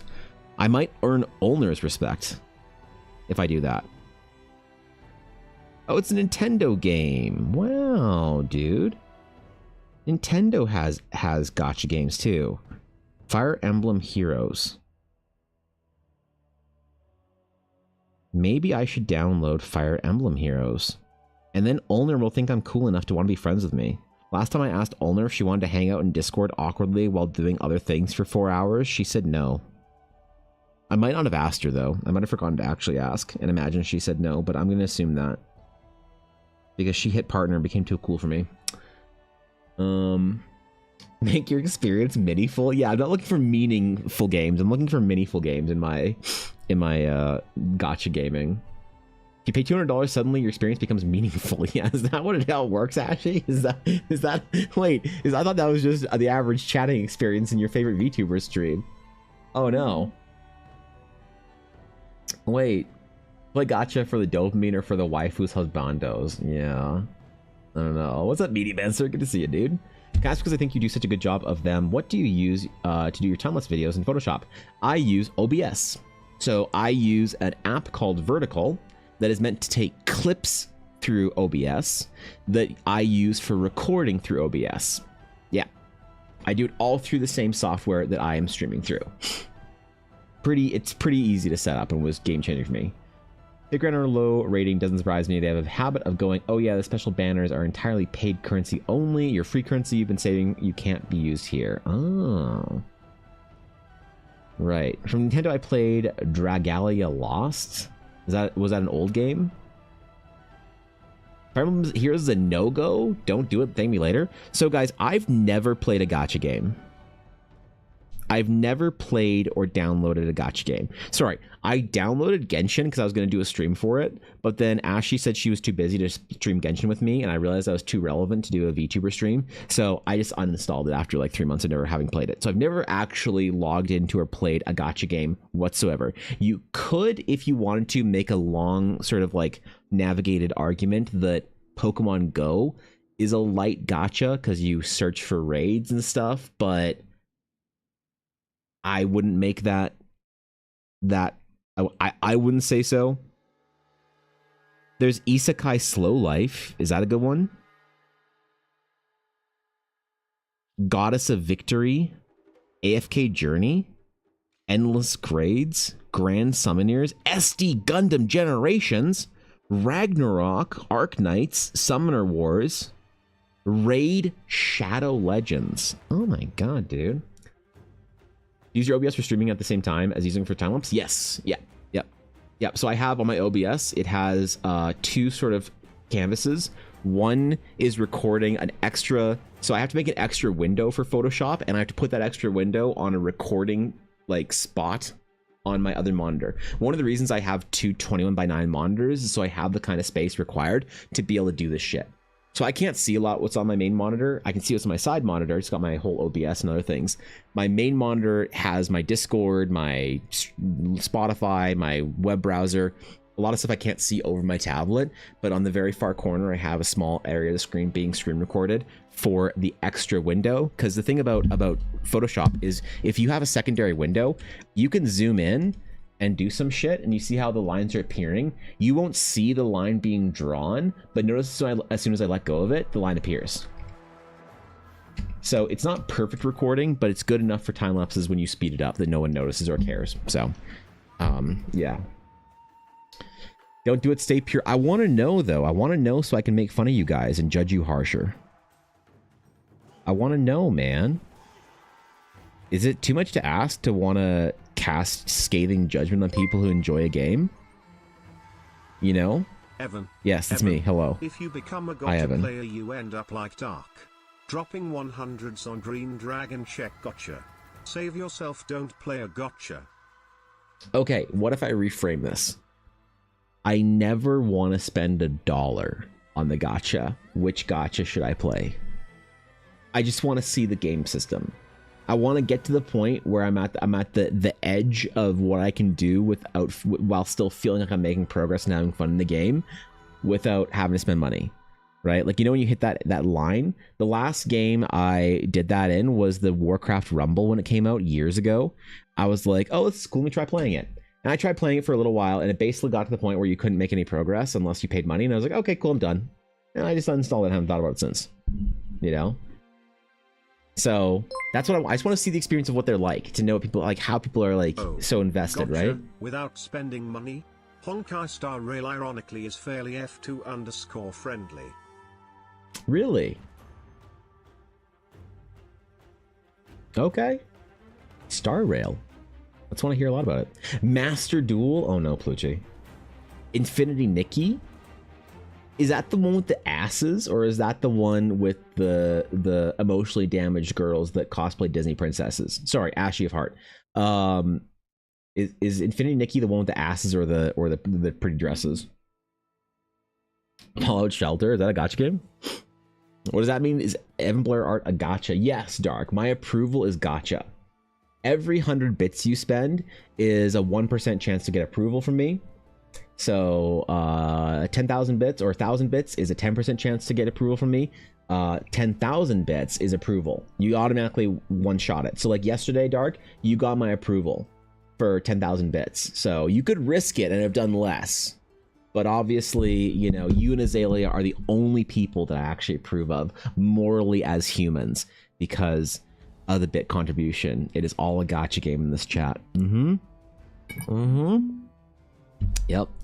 Not ironically, Master Duel is one of the most free-to-play gacha card games we have. I didn't think Master Duel was a gacha game, though. Genshin or Infinity Nikki for free-to-play, just for story and exploration. Okay. Infinity Nikki's pre-dresses. Okay, that's the Disney Princess cosplay one. Okay. Okay, Nikke is the one with the asses.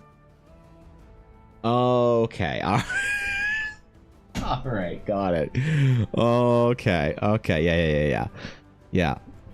I'm more pretty dress core right now in my life than anime asses. I'm honestly, this is maybe a hot take. I'm maybe okay. I'm gonna risk saying something that's gonna get me in trouble here. I'm feeling a little overwhelmed, bored, and sometimes off-put by just how down bad the modern anime scene is openly. Like, just the gratuity of these games now. Everyone's like, oh, it's so hot. I'm like, ugh, come on, man. It's just, am I the villain for just like, for not wanting the hot booba anime asses, like, you know, on Infinity Nikke? I know I'm the odd one out. I feel like it's just too overt, man. It's too much. It's just not. It's yeah. Get it out. I'm good. Feels warm and fuzzy inside. Need more approval from Evan. Well, approval is only one pull away. Dark. You know. Yep, it's one of the things that nobody requests, but for if you earn my approval in stream, I'll tell you that you're doing a good job in life. Yep. I'll let you parasocially feel like I'm the approving older sibling that you never had growing up, but doesn't judge you for your decisions. That's the gotcha game for this stream. And yesterday, for one whole day, Dark, everything you did was okay, and I approved of you entirely. Yep. Yep. Joke side of, if you play Uma Musume, I will play that as well. If I play Uma Musume, you're gonna play that too. Okay, maybe we'll do it, Plucci. Maybe we'll do it. We'll just start having deep conversations about the tactics and build strategies in Vixie's chat like next week, so that she can be off-put and upset by it. Yeah, not for Vixie, Ashy, or Ulnar, or who else, but for you. Damn, bro, you play lonely nerd horse girl game with me? Okay, all right. I put Infinity Nikki pictures in stream talks. Oh, I've seen it. I've seen it because I've seen Ashy playing it, and well, not playing it, but like Ashy has screen shared during D&D to show me like outfits and fucking cute accessories and shit that she's gotten. So I've seen it. I'm not familiar with the gameplay, but I've seen the base of it. Okay, I know a little bit about it, but is there? You know what? Never mind. It's fine. Sure. Nikkei or Honkai Star Rail. Those are the ones I should play. Are there like stories in these games?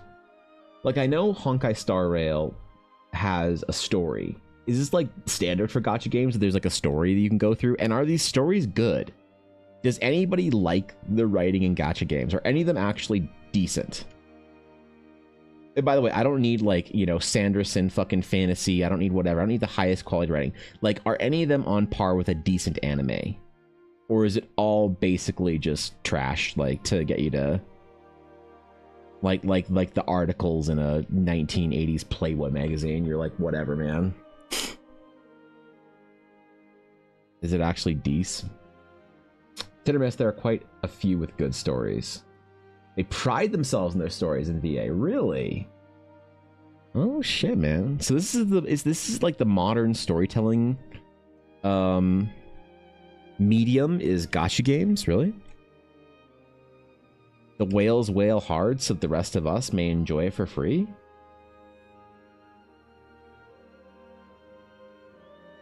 Is that a thing? Maybe I'll okay, how big is Star Rail? How big is Honkai Star Rail? Is that the one I should download? Try it. How long is the story? And can you play it without spending money? Honkai Star Railed. It has a 3.1? What are you guys trying to get me to do? Play a shit tier game? When Goddess of Victory Nikkei is a 4.1? And Uma Musume is a 3.7? You're trying to get me to play this trash game? Bro, what?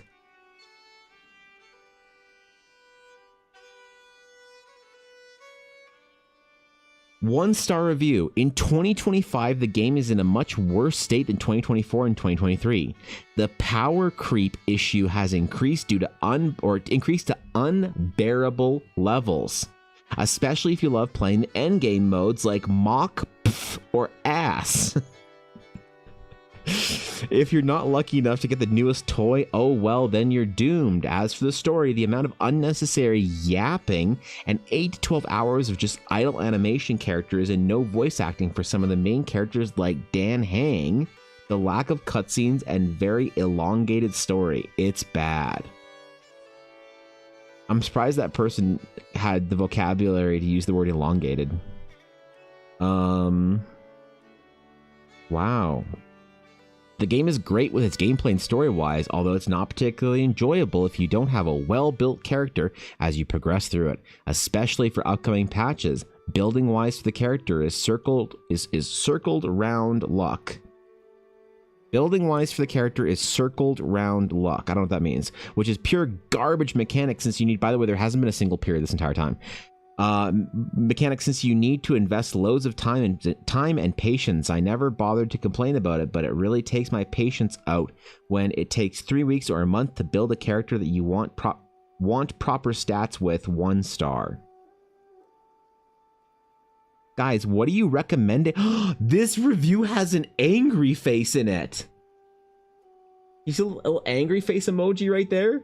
That review is an angry face. Oh my god. They've introduced global passives with more to come. Angry face emoji. I've quite liked the game up to this point, but it will ruin the game. It sets a dangerous precedent that if you don't like these have characters, you are screwed. They will start to balance the game around them, which means you will have to have these highly expensive characters if you want to beat the endgame contact. You guys are lying to me. I can't believe this. I can't believe it and just go play Uma Musume. I should do an entire stream where I stream in the Uma Musume category, and all I do is I ASMR read negative reviews of Uma Musume for 3 hours. How well do you think that stream would do?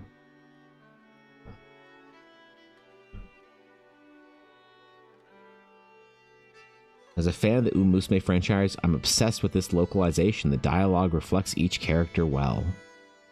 Wow, dude. How about that?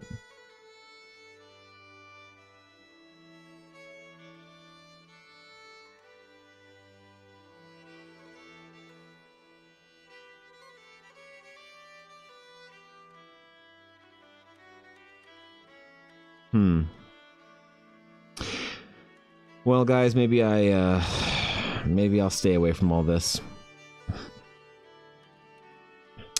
Maybe I won't. Yeah, I don't know. Maybe you're right. Maybe I should play.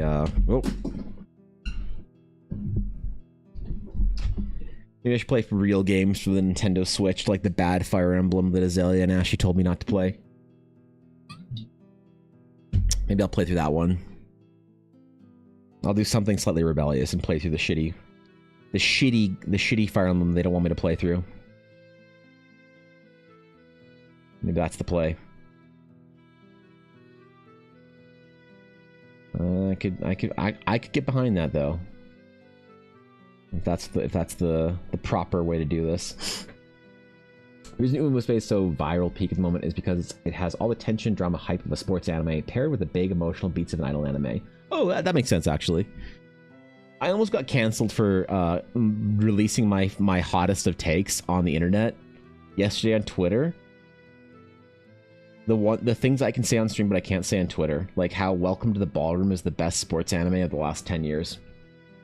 You could always play Patience. What's that? Fire Emblem Heroes, it's a disgrace to Fire Emblem games. Is that the one with the red and blue haired characters? There's like a dude and a chick on the front with red and blue hair, both of them. That's the one that I have. That's the one I should play to upset the masses, right? Yeah. Yeah. Northern Lion is playing it. Normies have accepted Uma Musume. Okay, fine. Alright, fine. I'll download Uma Musume. I'll play it in the car on the way to Strathmore or Vegreville Ren Fair. Ella, can I spend all the money I made on my art this weekend on Uma Musume's?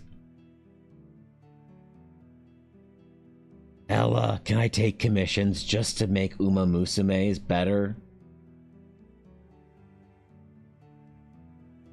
Just be honest, I'm gonna owe you guys. How much money have you spent on Uma Musume so far? How much money have you all spent on Uma Musume so far? Out yourselves. Everyone with shorts playing it? Oh god, I can't imagine Northern Lion playing Uma Musume. Okay, hold on, I'll check that out on our break. $5, that's a lot, bro. Engage isn't bad, I like Engage. Who told you it's bad? It's definitely not the best, but it's better than the few others. Wait, which one's Heroes then?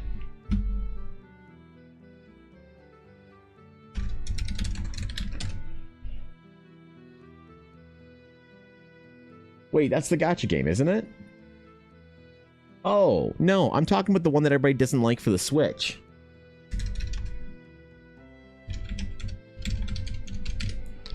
Yeah, Engage. This is the one that I remember Ashley told me it was trash tier. Somebody who's way too into Fire Emblem to be healthy told me this game was trash tier and I shouldn't play it. That they told me that I should suffer through 3 houses before I play this garbage tier piece of absolute swollen trash and debris. That the refuse that is this game was not worth my time, and that I should suffer through the dog shittery of Fire Emblem 3 houses instead. Which I'm not going to do, by the way. Yeah. You haven't spent anything on it? Okay. Won't admit on how much I spent on Infinity Nikki, though. Admit it, Steel. Tell me how much you've spent on Infinity Nikki. Is this why I never do art commissions for gacha players? Except for Azalea? Because you're all spending your money on Infinity Nikki dresses instead of Evan Blair art dresses? Do you guys want me to just like design you outfits and like you can just gacha them? What if I did my commissions as a gacha? What if I did my commissions as a gacha? You can buy a commission for like $10 and you get to roll a die to see if it's a good commission or not. You might prestige the commission. How about that? You can also their own story arc. It's all single player aside from PvP, where you click skip 5 times and collect daily rewards. Oh, neat. Okay, cool. Yeah. It could be better. Bruh, 3 houses is amazing. I couldn't do it. The beginning, the fucking the slow burn of 3 houses, I couldn't sit through it. I played 3 houses for like 3 or 4 hours and was bored to fucking tears. I'm sure it gets good later. I'm super sure it gets good later, but I can't play games that I have to wait that long for it to be interesting. My playtime is so little that I need to be good off the rip, you know? Used to draw magic items, go draw like 30 swords and gacha them out across streams.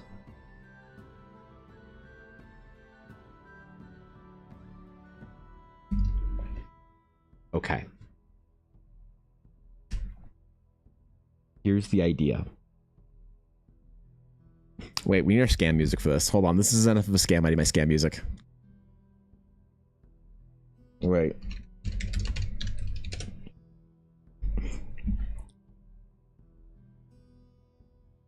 Wait, we need our scam music for this one.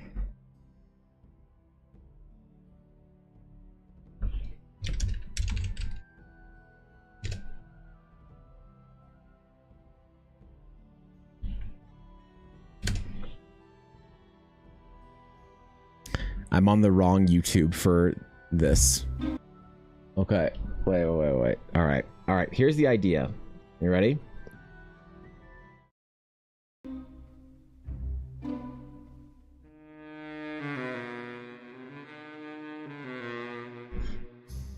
So, I start doing character adoptions.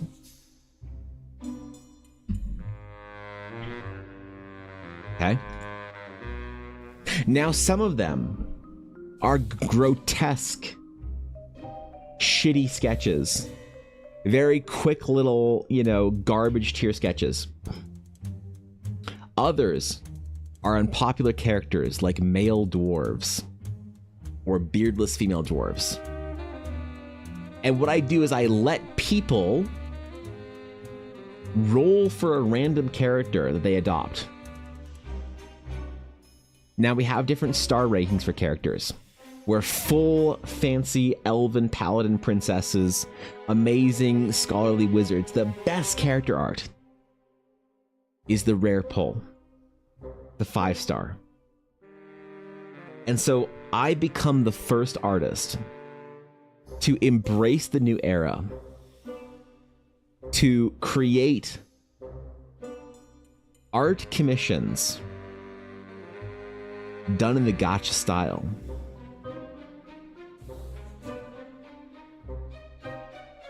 And I allow the allure of Gamba to dictate the market for my commissions. Because I saw something ridiculous on Twitter the other day. It was somebody with one commission slot that they were auctioning off. And I thought, how fucking self-important do you have to feel to auction your fucking commission slots off? That's brilliant. I love how toxic and stupid that is. How can I make that more toxic and stupid? And the only way I can think is that if I gacha my commissions off from now on. This is gonna get me canceled in under 2 weeks. I'll be doing my apology video, my YouTube redemption. Ashy and all my other VTubers can farm clout by jumping on the cancellation train and then forgiving me and showing how nice they are. Ooh. Alright. Okay, we know what we're doing. Well, screw the fan art idea. Wait, that's what got the follow? Okay, thank you, Hex, for the follow. I appreciate it. Thank you, I appreciate it. Oh, God. Oh, I'm embarrassed. Thanks, dude. Welcome in. Good to have you. Audit? No, stop it. Stop it. I can even randomly generate ideas so that the less intentionally bad ones. This guy rolled a 7 scars? Oh, shit, yeah. You get different, like, character features and qualities about them, depending on how high you roll. Ooh, yeah, okay. I don't mind that. Alright. I think, boys, I think we have some toxic gaming commissions coming up here. Look, I am going to do my first character adoptions next week. Probably. Well, not, like, do them, but, like, set it up and, like, create a couple characters in, like, just casual sketches. And I will adopt them out on Twitter or some shit. Maybe I'll adopt them in Discord. We're going to call it the, is there, like, a place in Uma Musume where you roll to get new horses? We can call it that, whatever that is. You shed your crocodile tears from your private yacht in the Caribbean, right? Dab your tears with $100 bills? Oh, no. Oh, no. Then they'll know. They'll know that my Jake Paul Prime collaboration is, or that Logan Paul. I forget which Paul, the one that the energy drink is. I could do my, my energy drink collaboration announcement then, too. We're going to call it the Eldara Spiced Latte flavored energy drink. Whoever approaches me first, fucking GG, G Fuel, or Prime Energy will get my, my IP loyalty, okay? Oh, actually, that's cooking. Bunch of random tables. Oh, for okay, race, yep. Class, features. Yep. You drop money to make a roll off the table, and Evan draws it. And you can re-roll. I make you re-roll if you wanted a different class. Oh, that's so disgusting. Thanks for the bits, I appreciate that. Yes, dude. Yes, of course. Of course. Oh, man. Here I come, Japanese market. They fucking love their gacha games over there. Yes, Jude. Let's go. I mean, to be fair, I literally own a gacha machine that I could put character names in the, like, the little spheres. And I literally could do that. Like, Ella bought, like, a $250 Bandai official Gachapon machine for doing her Pokemon gacha dice. So, like...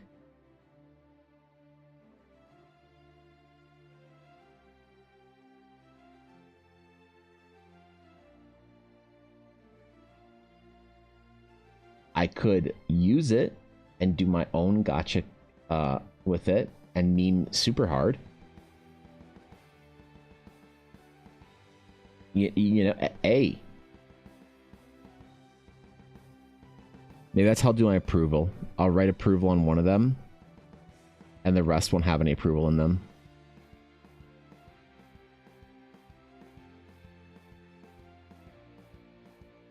Yeah. She's actually changed the Gachapon for the Pokemon dice, where now the gacha machine going forward will only be for shiny variants. So if you want a specific Pokemon, you can buy the specific Pokemon die. But if you want the shiny variant, you can buy the shiny. You can buy a gacha to get a random shiny. And everybody's gonna hope for Umbreon because they're all weird. And they love that little piece of shit for some reason. Oh my god.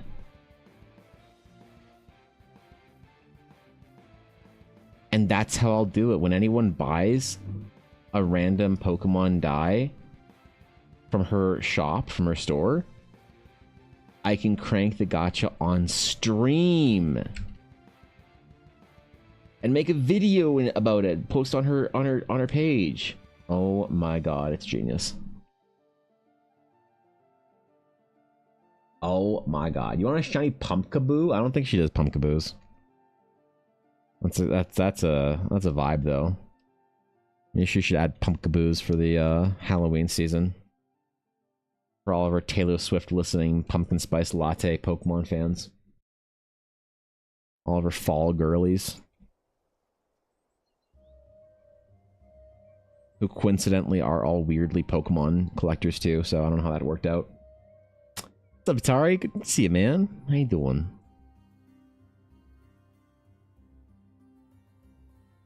Oh, shit. Okay. Probably need to create some sort of, like, history or whatever for this, like, ancient, forgotten Astral Sage religion. Now that I'm just realizing that I don't have any of, like, the symbols or markings or whatever. As I'm like avoiding the center of this thing and figuring out what the fuck it actually looks like. It's a wonderful day even though I'm in Pittsburgh. Ooh, you're in Pittsburgh? Doesn't Pittsburgh universally just suck? Isn't it one of those like cities that basically know like Green Bay or whatever? That basically everyone is like, ugh, I gotta go here for work or whatever. I don't know. There's a couple cities like that in the US that people have strong opinions about. No, I've never been, so. Looks like a chubby turtle and I like it. Okay. Music's still off? No,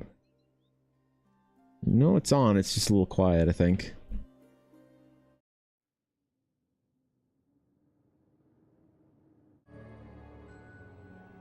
Yeah, it's just a bit quiet.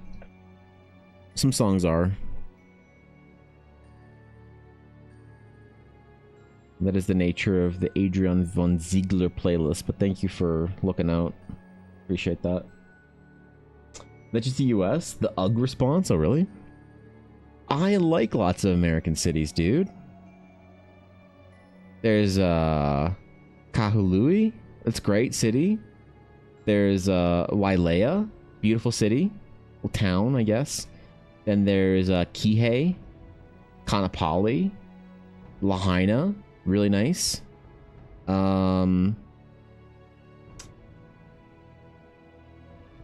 are all great. Yeah, right?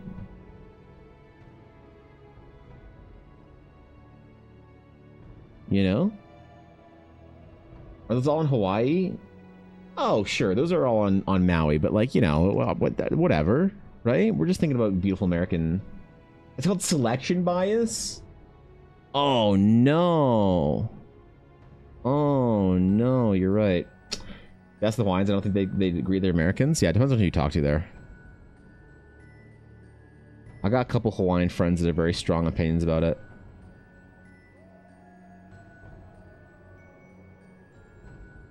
Like, I got, yeah, oh yeah. That's a topic, man. But the thing is, they are, whether they like it or not, they are Americans, depending on how they see it. It's kind of like the Quebec crowd in Canada. They might not call themselves Canadians. And that's the entire problem, is they don't want to call themselves Canadians. Right? So we can have a conversation about that, but unfortunately for them, or fortunately, depending on who you talk to, I still have to go through American customs when I go there, so I'm considering it a city in America, right? Yep. Skagway is really nice, too. I've been to Skagway. Juneau, lovely. Ketchikan. See, there's more. There's more. There's more cities that are really nice or towns that are really nice outside of Hawaii. Come on, man. I named at least 3 cities that weren't in Hawaii.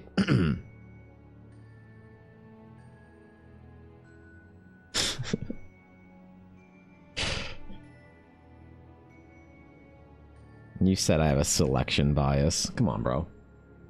Come on, bro. When your card pack drops, the cards are so I've done my first tests, and I am ordering materials to make my first sort of like large series of or not large series, but like a full box basically, to see how long it's going to take me to do packaging to see if it's feasible. But I am currently, I don't know, because the materials were supposed to be here this week, or sorry, last week, and I was going to do pre-orders this week, but they just aren't. So I guess whenever I get that shit in, hopefully they'll be here when I get back from the Ren Fair, and I can do my first proper packaging test, and then I can put up pre-orders. Yeah. They're a normal print run and then a dark print run. Dark's not gonna buy the entire fucking thing, okay? No, so there's gonna be a print run of first edition, and then I'm gonna do it the same way that I'm gonna do my prints. There's gonna be first edition, and then there's gonna be a second edition, and there's gonna be a third edition if the demand demands it, right? I'm gonna kind of frame it like sports cards or like old Pokemon.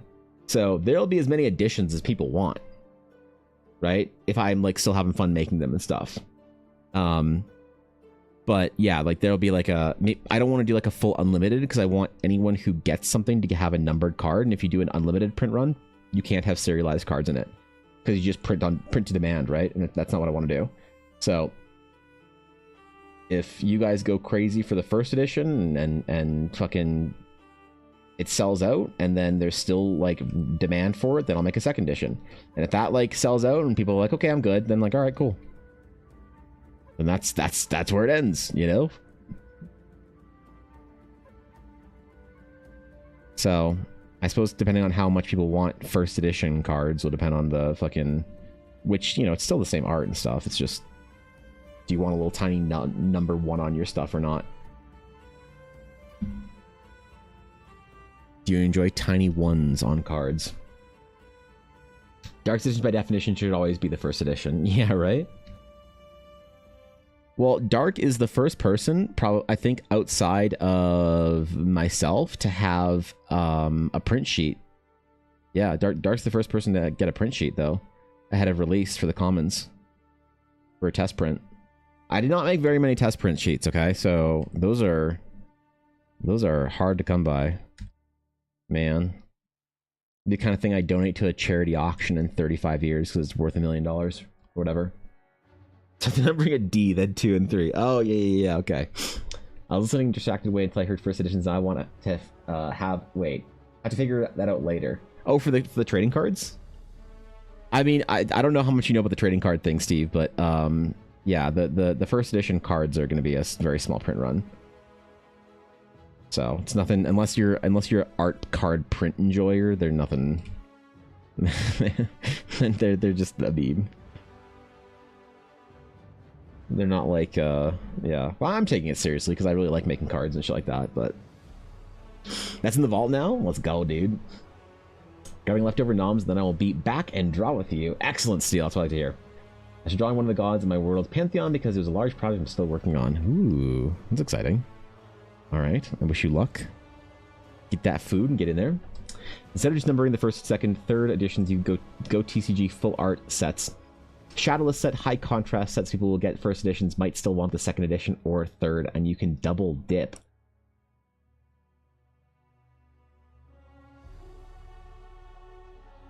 Wait. Genius. Absolutely genius. One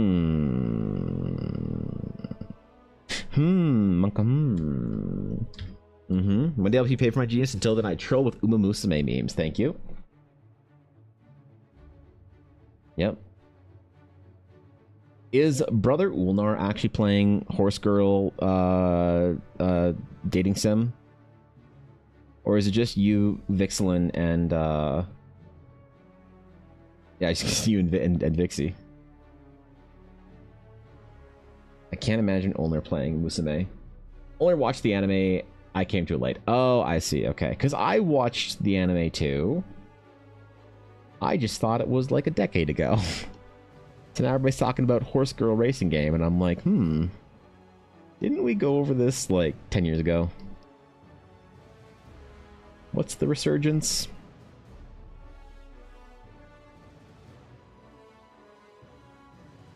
How's that work, you know? But yeah, the cards should be, depending on whenever I get my like art supplies that I need for it in the mail, it should be ready for pre-orders at that point in time. I want to do pre-orders at late June and then have everything ship in August. So right now, I don't know what's going to look like because I'm still waiting on shit. And like the thing is, for the packaging, I really want to make them actual packaged card packs. I could, like, look, the thing could be released right now if I did Mylar, like sealed Mylar packs. Like I do my Magic Item card packs and at conventions. But there's just something about that that's not as satisfying to me as a card pack made of paper that you can shred, right? To me, that's like an important part of the experience is the actual card pack, right? And so I know it's going to take me forever to do these. And this is not going to be worth my time. But this is like a passion project hobby thing that I want to do. So that's the only reason why. Mobile game just came to EN and has been had accelerated release cycle to catch up with where we're getting buried in events. Oh, I see. That's why it's so eventful for everyone. Okay. Well, I'm glad people are having fun though, you know? I'm glad people are enjoying it.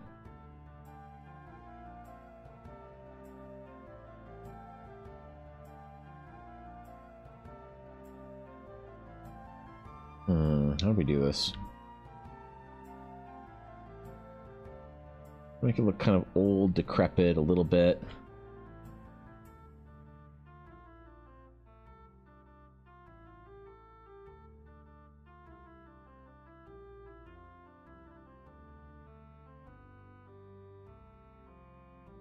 I want to do more of the organic style, or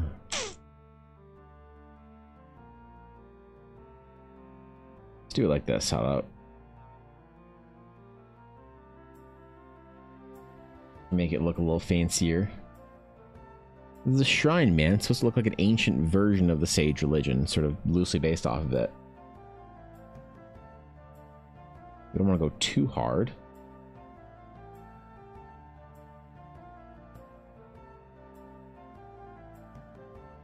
Yeah.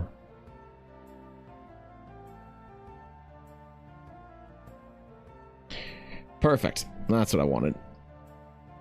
Rad. Okay, cool.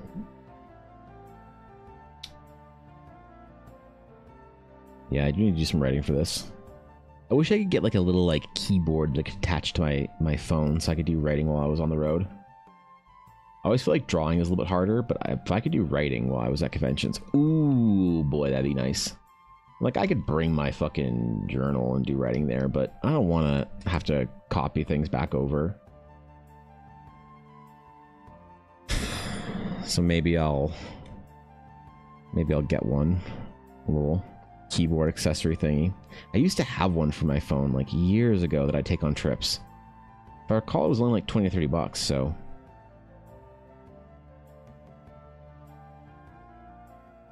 I'll try and find another one of those.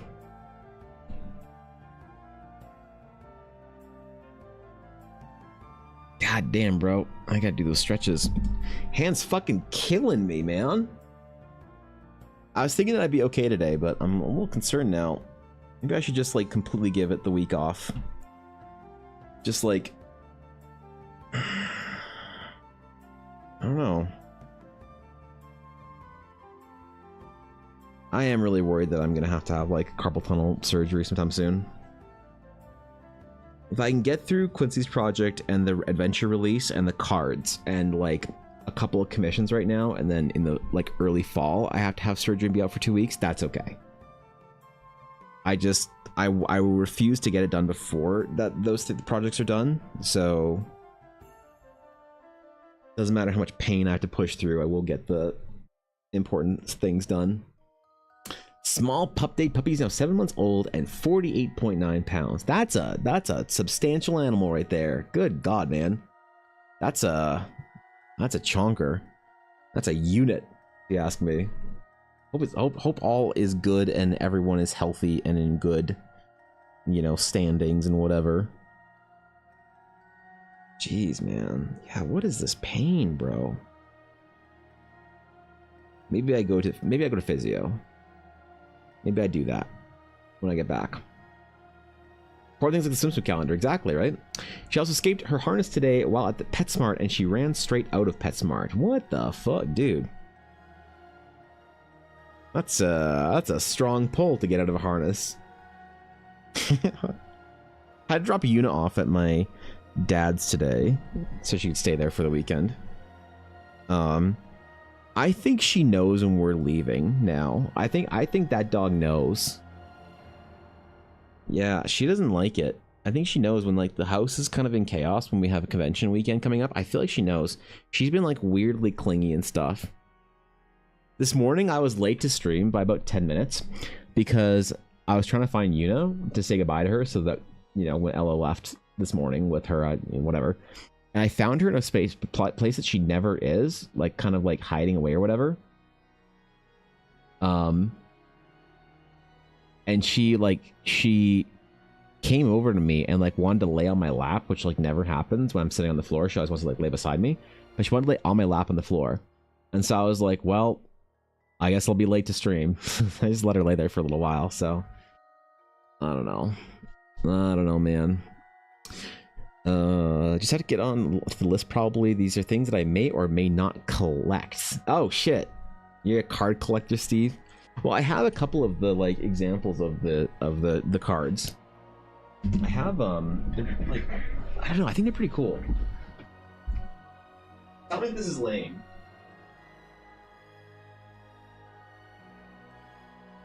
Here's the example, right?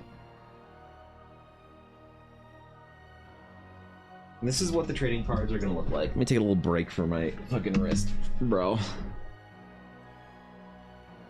So, first things first, this is an uncut sheet of all the like base set. These are all the base set cards.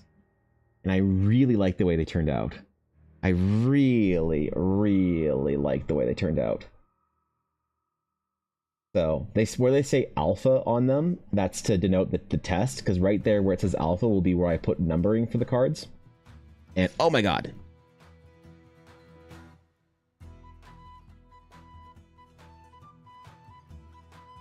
I just turned my Cintiq off by accident. Oops. Oops. Wait, hold up. Oh god. Oh god. Pause the recording. Oh god, Cintiq, please come back. Whoops. I pushed the button on top. But yeah, so these are the base cards. Oh boy, that just almost froze my entire stream. Ooh, okay. Yeah, anyway, that's the base set. There's a letter numbering system. Yeah, so the actual cards, I haven't been making, a lot of you guys are familiar with this. I haven't been making haven't made too many like actual cards, but I've done some promos. The promos are a very limited run thing I'm doing before the release of it with other pieces of art. So like here's an example of 2 promos. There you go. So that's like Luna 2 out of 8 and the Hidden Runes of Horizon 1 out of 25. Ella said she wanted the ones. I said okay. So yeah, and they're pretty cool, man. They're printed on my fine art paper, so they're very fucking expensive to make. These are not a throwaway trading card.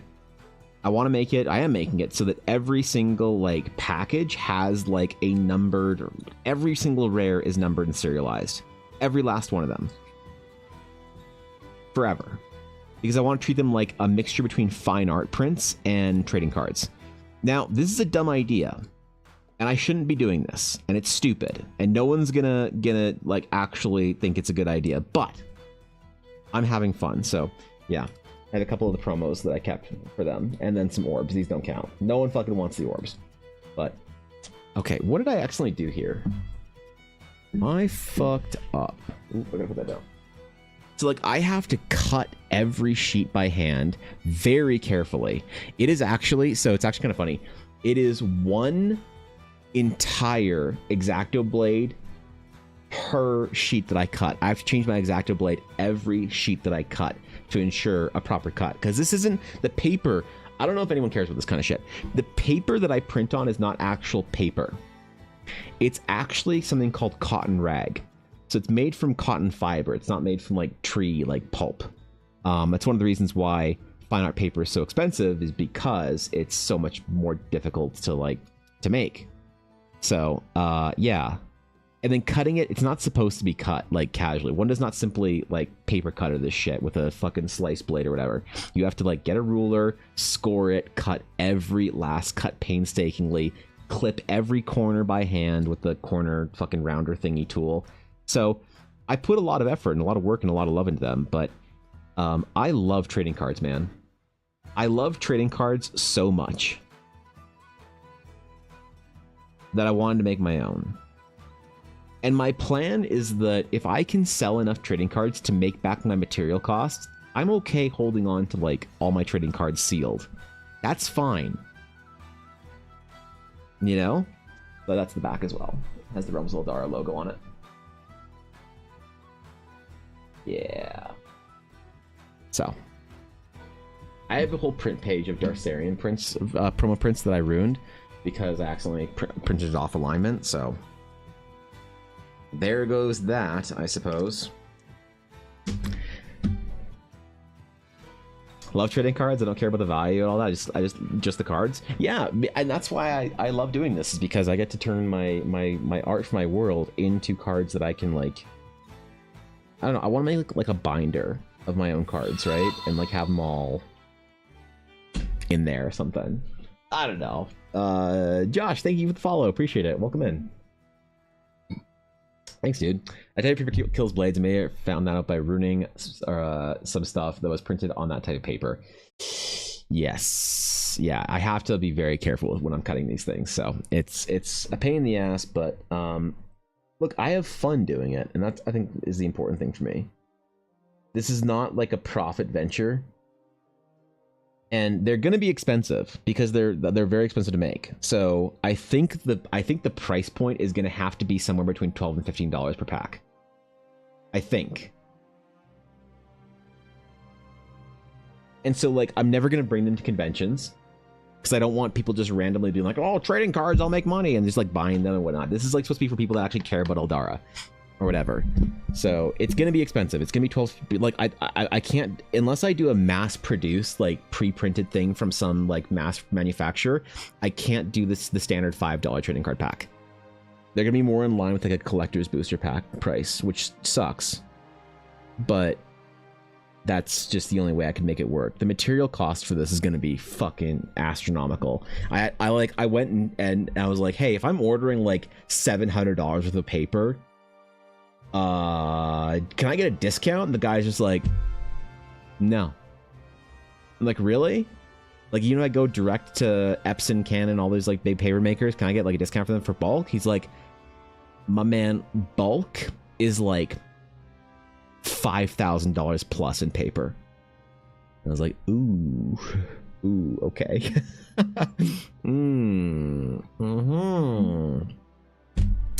My bad. Sorry about that. Yep. Okay, cool. So I learned my lesson. I was fucking told what, apparently. I was informed, all right? Give the old days of uncut stamp sheets. The idea of an uncut card sheet appeals to me. I mean, I will probably have the uncut sheets available for something, whether it's like a box pre-order or some shit. If people really like the idea of the uncut sheets, I think they're cool too, because I want to frame that one. I think I could print a bunch and like have them available for people, I guess. Maybe print like 10 or something like that, and then like number them or whatever, and then sell them for, I don't know, fucking like regular print cost or some shit, or make them pre-order bonus or whatever. I don't know. But if you want to print a full like uncut sheet, I could probably, like, it's easy. Shit, yeah. I'll make them available for people that find that kind of stuff interesting, because it's supposed to be about the art, you know? And there is something about the uncut sheet that's very, like, satisfying. you know. But like, let me show. Okay, so the rares and stuff I'm very excited about. The rares are so fun, bro. So there's a couple of different. The way this is going to work is for the rares, every booster pack is going to come with a rare. Okay. Beyond the rare, there's going to be a couple of like special insert things, similar to the way sports cards do it, because I think that's a better way of doing it than a lot of the trading cards do, because there's not play pieces. But like the rares, for instance, like Endrick Avalon, the Geminos Hunters, Emporium, Runa, Novalia Runes. Past the rares, they're gonna be, I think, to 50. I think the 1 in 5 is just representing. I think they're gonna be like a print number or print run of 15. I think epics are gonna be print run of like 10 or something, and there are gonna be cards that are actually like signed. So this is gonna be an actual like signed card of Riven and Sariel. The Dragon's Claim Seal. Wait, what is this border here up front? Base design. There we go.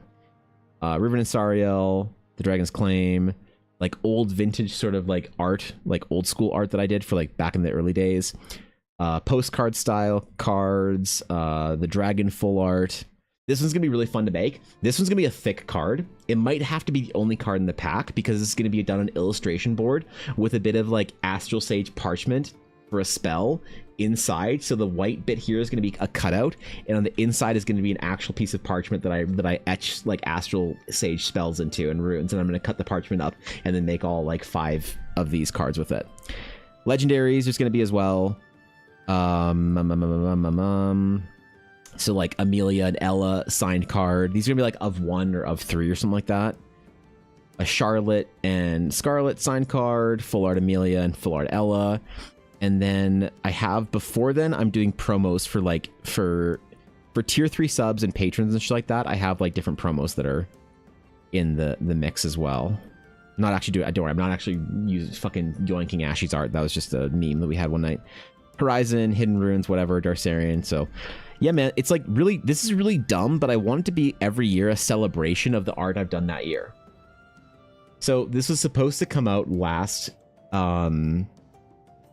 December, but the problem was Canada Post went on strike, so I couldn't do it last December because I couldn't order the materials and I couldn't send any of the cards out. So I realized the summer release is more fun anyway. The uncut framed art makes such a nice piece. I'm normally more interested in the art than the cards, so a print run / numbered or signed sheet would be worth it to me. Yeah, it'd be fun actually, you know.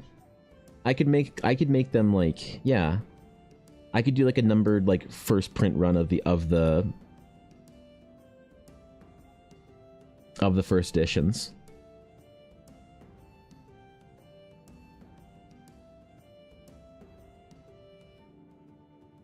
Yeah, dude, that'd be really cool. Cause I like it, man. I like uncut sheets of cards. Fuck. All right, I'm doing that. I didn't think anyone would care about that, but. Nebel Darcerian? Well, I don't know about that one. And then so anytime anytime somebody does, like, so I'm gonna also have the sponsored Eldara art pieces up there. So anytime someone does a sponsored piece, I'm also gonna do a 1 of 1 promo for them. So whenever I upload that to Coffee, I'll have all sorts of stuff like art of the Windra or art of various NPC or things like that, so that people can sponsor those pieces, and as a little thank you for the sponsorship as well, they get a print, and then I'll also send them a promo of that card if they care about the cards. If they don't care about the cards, I'll make a promo of it and then keep it. Put it away in a safe. No, I just won't make a promo of it. But yeah, I don't know, the cards are like a really dumb idea that's like just kind of silly and LARPing like trading card enjoyers, but I am going to have fun with it because I like doing trading card shit. I just can't afford Magic the Gathering trading cards anymore. And then I'm gonna make some first release booster packs that I'm gonna send out as like a promo campaign for my VTuber friends. Like, you know, when like a big streamer gets sent like product for a new card game or some shit and they unbox it on stream, it's gonna be a whole LARP thing. Like Vixie's gonna open up, because she does hand cam stuff, so she's gonna open up some Eldara trading cards on stream, and we're gonna both LARP as if it's like a big thing, like a real release. This is not for marketing or anything. I don't expect any of her viewers or whatever to be like, oh, I gotta buy me some Eldara trading cards. Like, that's not gonna happen. It's just a meme thing, so that I can make a video of me being like, look at these streamers opening my cards. Look at how official this project is. And it's just my friend Vixie. So, and she's like, shit, dude, for some trading cards, I'll do that shit for you. I'm like, oh, fuck yeah, let's go, man. Let's go, dude. So it's gonna be funny. We're gonna make a whole thing of it. It's gonna be rad. I'm gonna enjoy my time with this shit. Have you heard of Emberwind? It's a tabletop type game made by this guy in Alberta. He teaches game design at the UFC, I think. Emberwind. Like, the thing is, that sounds like, I don't mean to be disrespectful, that sounds like a generic enough thing that, like, I feel like the name Emberwind rings a bell, whether that's a game or the name of a D&D campaign or a module or something. But no, I'm not familiar with any local game designers like that made any games.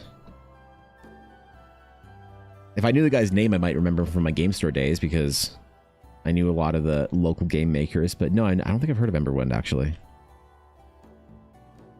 Now, don't get me wrong, it's a great name. It's just like, that doesn't ring a bell because it's like the name Daggerheart, right? Even 2 or whatever. You hear that and you're like, that sounds fantasy enough that I believe it's a thing. It's one of those like things that kind of fits in there. Derek Chung. Doesn't ring a bell. Yeah. For any of the guys that I remember. Maybe, I mean, I don't know if he's an older school member of the community, maybe I've met him, but no, I'm not familiar, unfortunately. Jeez. Out of the loop. It's like the advent calendar that I asked them to shake. It was very satisfying. Oh, God. Okay. Yeah. Yeah, Ella's putting up advent calendar pre-orders on her store on next week when we get back from Ren Fair on Wednesday or Thursday or Friday, somewhere in that realm. She's already been taking pre-orders like personally with people from like who've got previous advent calendars, but she's putting them officially up on her store this year because she has a lot more followers from people from events and stuff that aren't like from stream and shit. So she's gonna be very busy. I'm probably gonna do a proper promo for her for the advent calendar this year as well. Nice art. Do you do those shadow lines by hand or do you prefer a tool? I got to answer immediately. Oh shit, well there you go. Yeah, what's up, dude? Good to see you, Drunken. Yeah, no, I do all the hatching, everything. It's all the looseness of doing it by hand I think is preferable for me. Makes it still look all sketchy and kind of in a parchment journal from some ancient bard or whatever. Oh shit, thanks to follow on Twitch, dude. I appreciate it. Thank you. Appreciate that. Damn, bro. There's a rapid fire YouTube message, Twitch follow. I appreciate it, dude. Seriously, thank you. Thanks for stopping by both streams. Met him at Calgary Expo. He was super nice because I had been trying to design my own game myself, so he had some useful tips. Oh, okay. Like, did he have a booth or a table there? Maybe hold on, let me... Derek Chung, let me see. Maybe I know him. I might know him. I might have met him. Derek Chung, Emberwind. Meet the crew. Here we go. Derek Chung. You know what's weird? He looks familiar.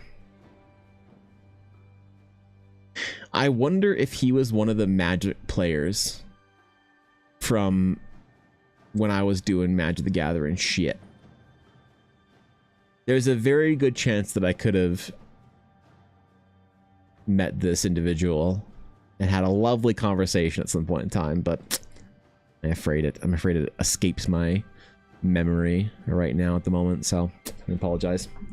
Just noticed the chat messages were appearing on stream, so I figured you were on Twitch too. Yeah, so I stream on YouTube to record my VODs automatically because I don't have to upload VODs then.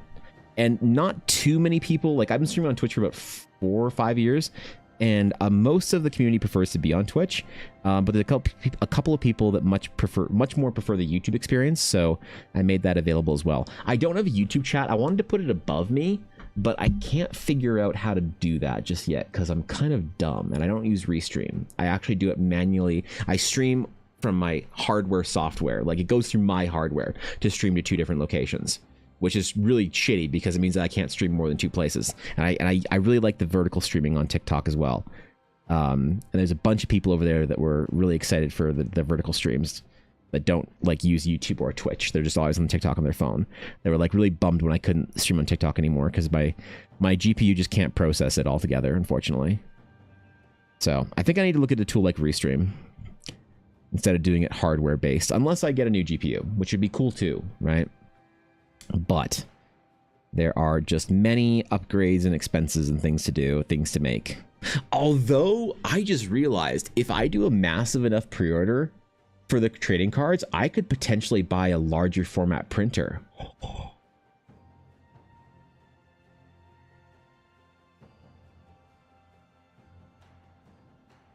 The question is, does anybody want larger format versions of my art? Would it even be worth it to offer a 24x36 version of certain sketches or paintings?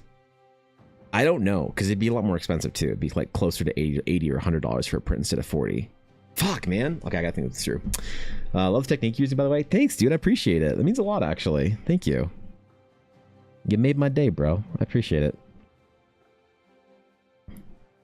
I'm trying very hard to give all the concept art I do for my D&D adventure a feeling of it being sort of like in-world, like from the perspective of like somebody in the game world, an old bard or somebody with their tome of information that they've scribbled into. So I don't do a lot of the concept art in color unless I paint it because I wanted to have this old sketched aesthetic. Okay, hold on. Wait, I just need to think this through. How much would be the next size up for printer that I need? Hold up.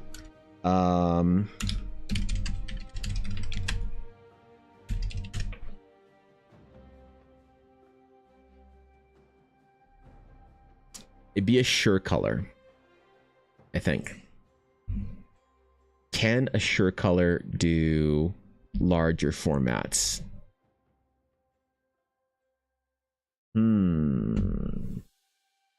Let me give my wrist a rest here for a second while I do a small interlude. How big can the Epson SureColor print?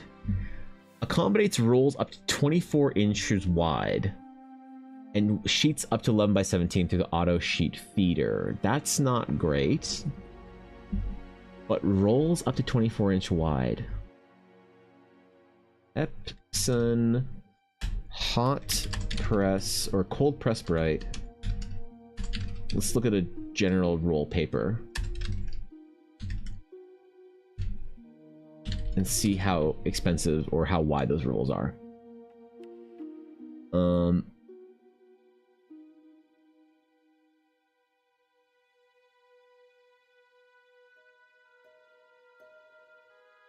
$17 by $50? What a weird measurement.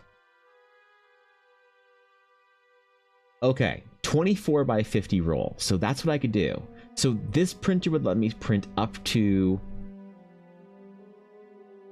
24 by 36 pieces. So I could do literally 24 by 36 with a new printer.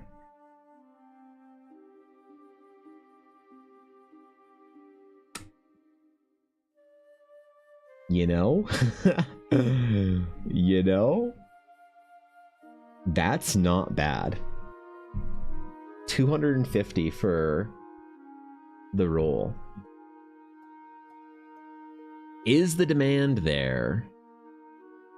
Epson XP 10000 can do 13 by 19 and it's moderately priced. So I have a 13 by 19 printer already. I have the Canon version of whatever the Epson, but I like the SureColor series quite a bit.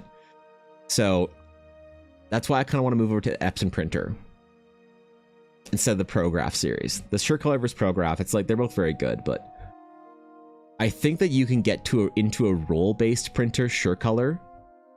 The only question I have is the SureColor a pigment printer or a dye printer?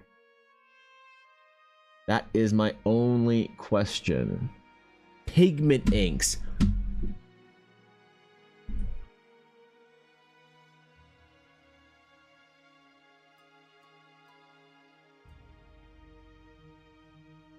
I'm literally stun locked in Pog.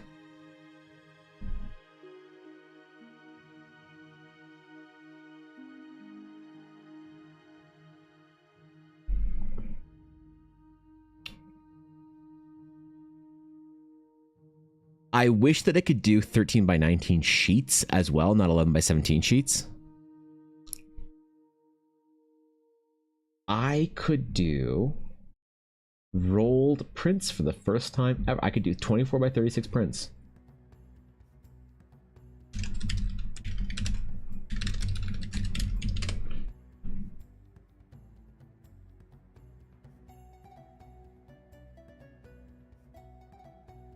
Oh, this is literally the Epson store.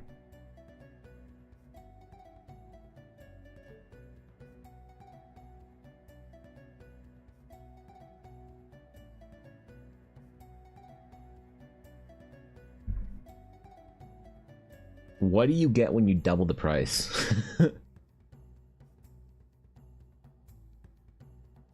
How many inks is this? Still only 11 by 17. Fuck, man.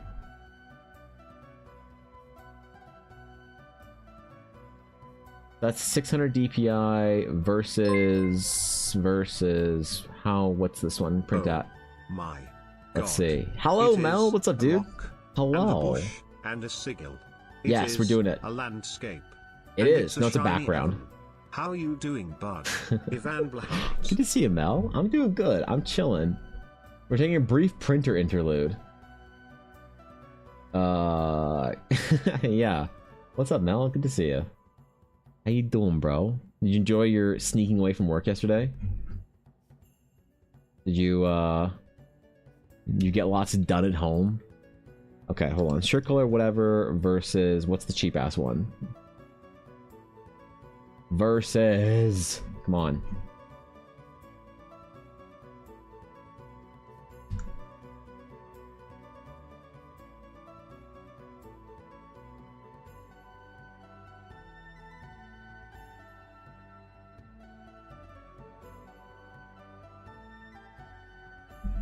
What is the difference between these two printers?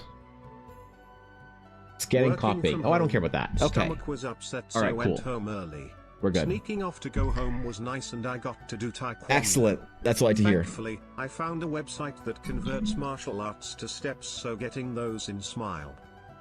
Okay, cool. Fuck yeah. Let's go, man. Get after it, Mel. That's what I like to hear, bro. Thanks for the bits, man. Appreciate it. I use an OfficeJet Pro 8600 from like 2015. I just hope it never stops working because it works now. I don't want to ever buy another printer.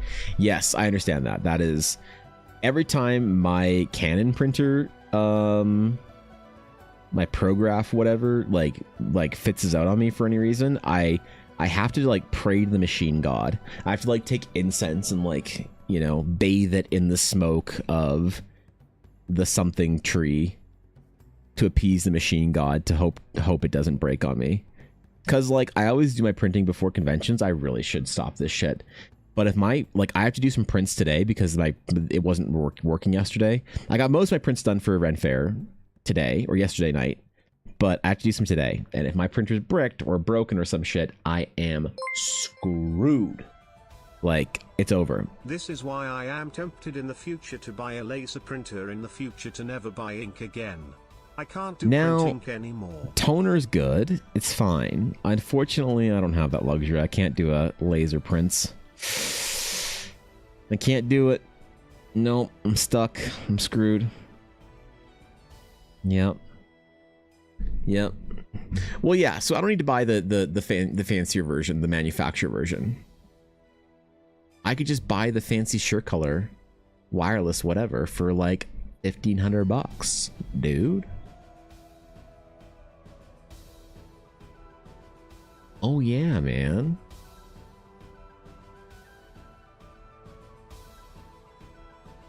I'd figure out how many prints I'd have sell for that to be worth it. Though if I could do it for the cards, though, oh, that's a bad idea. Yeah, okay. No, I gotta think this through, man. I just want the gigantic $5,000 printer so bad, but I don't have anywhere to put it in my house. So that's an issue as well. I need to get an office space then. I need a studio. and then I don't have to work from home anymore. Could you imagine having an actual setup studio for your shit? An artist space, an office where you could do all your art, you do all your streaming, you could have a proper setup for it. You could like have your printer set up in a way that you didn't have to like move half your fucking downstairs around to print stuff off for. The rhetorical you here is, by the way, just me. So, you know. Let's be real. Yeah, dude. Could get so much more stuff done. I just need to do more prints. The cards are a really good excuse for this, though, I think, you know? The stream is us. We need more space in our streaming setup so we can get more done. Right.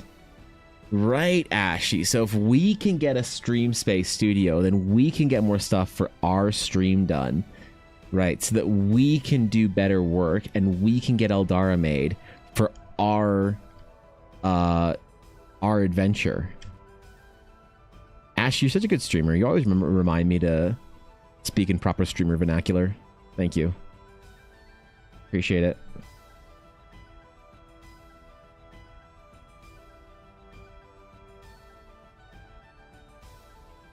Yeah, I forgot about that. 300 square meter house have too much space. I just need to stop having empty rooms, get all set up for stuff. Dude. Wait, how much is 300 square meters? Hold on.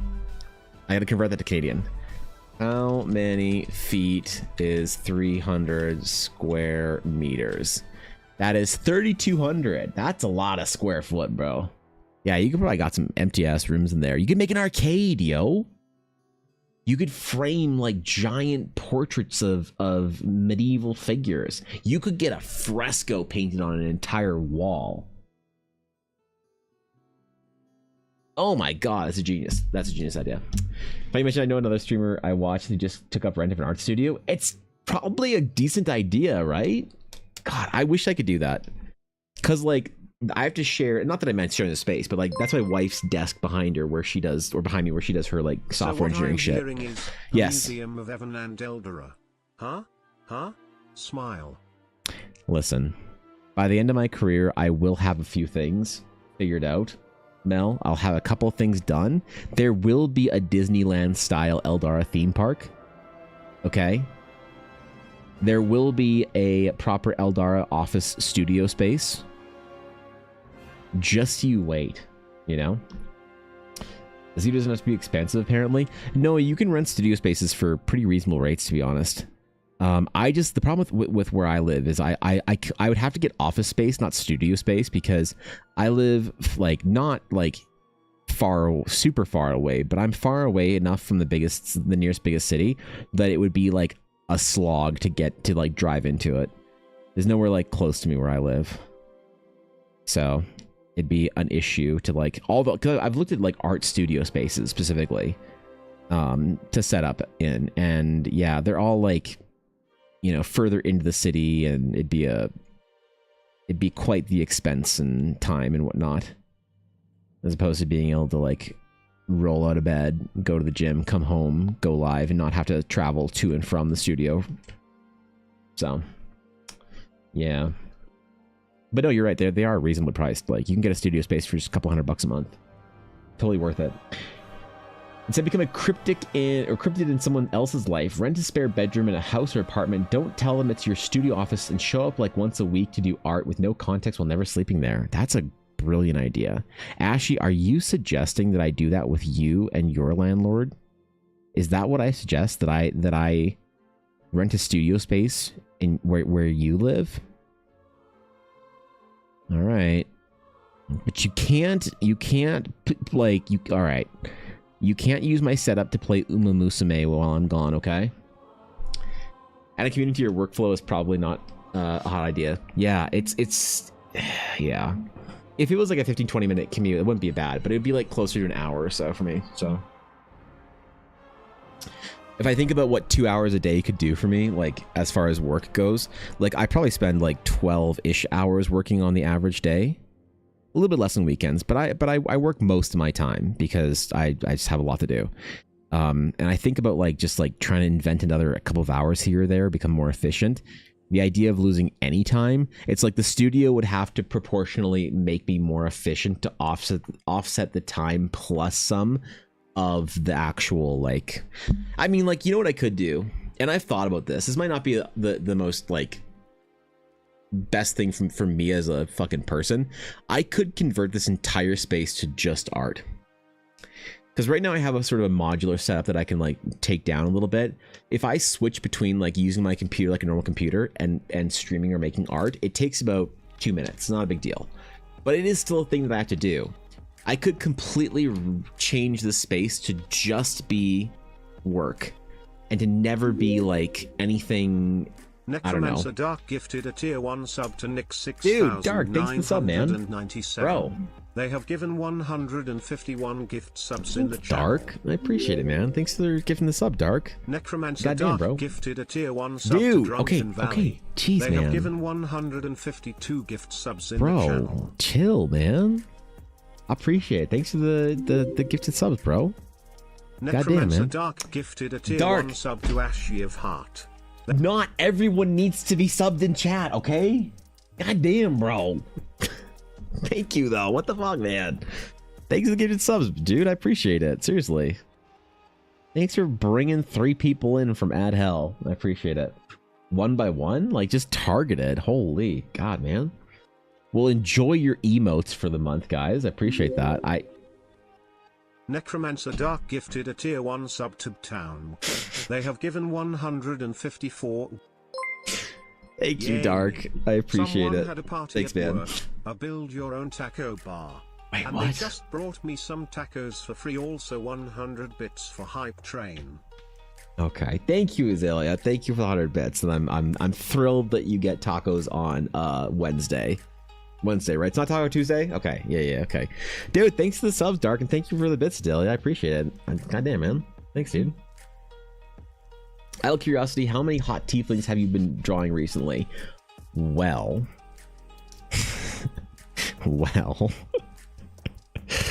I opened up requests on my coffee account a while ago, and I had a few people who basically only play hot tieflings say, Evan, this is what you're doing for the next month. So I think the number is like high single digits.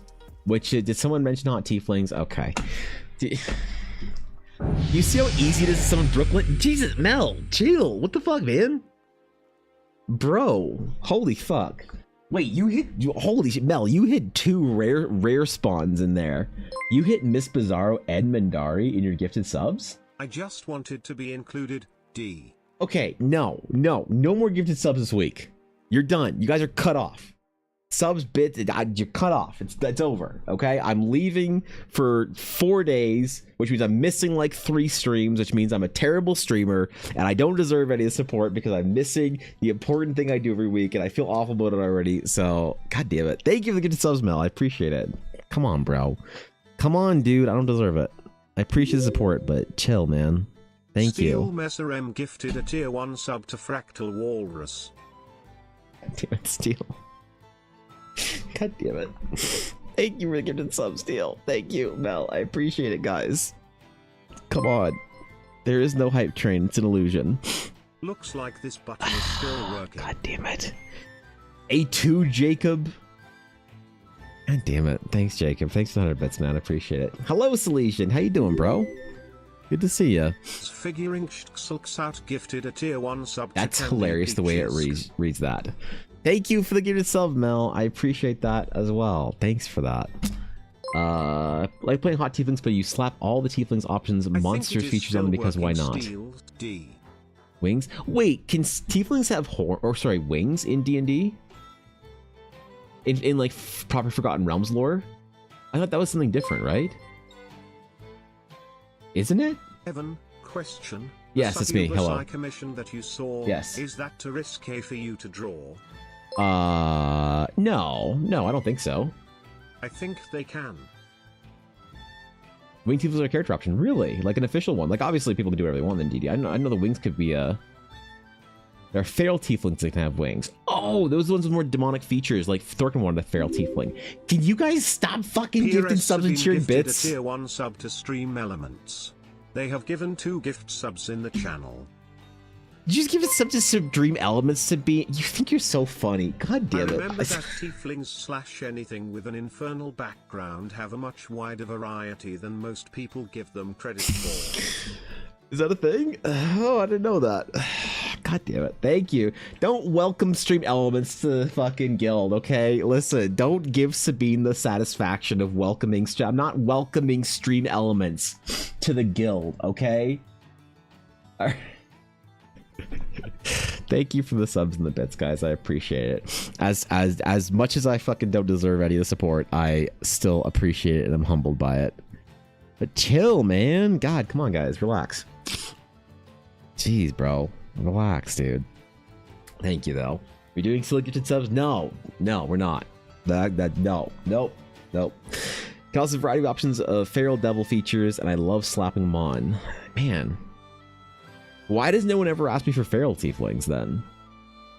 Why does everyone ask me? Well, actually, no. I suppose there's one that could have been. He asked me for a day or a night mode, and the night mode was feral-ish. I think it was feral. Isalio_Fox gifted a tier 1 sub to Anastasia Lowen R.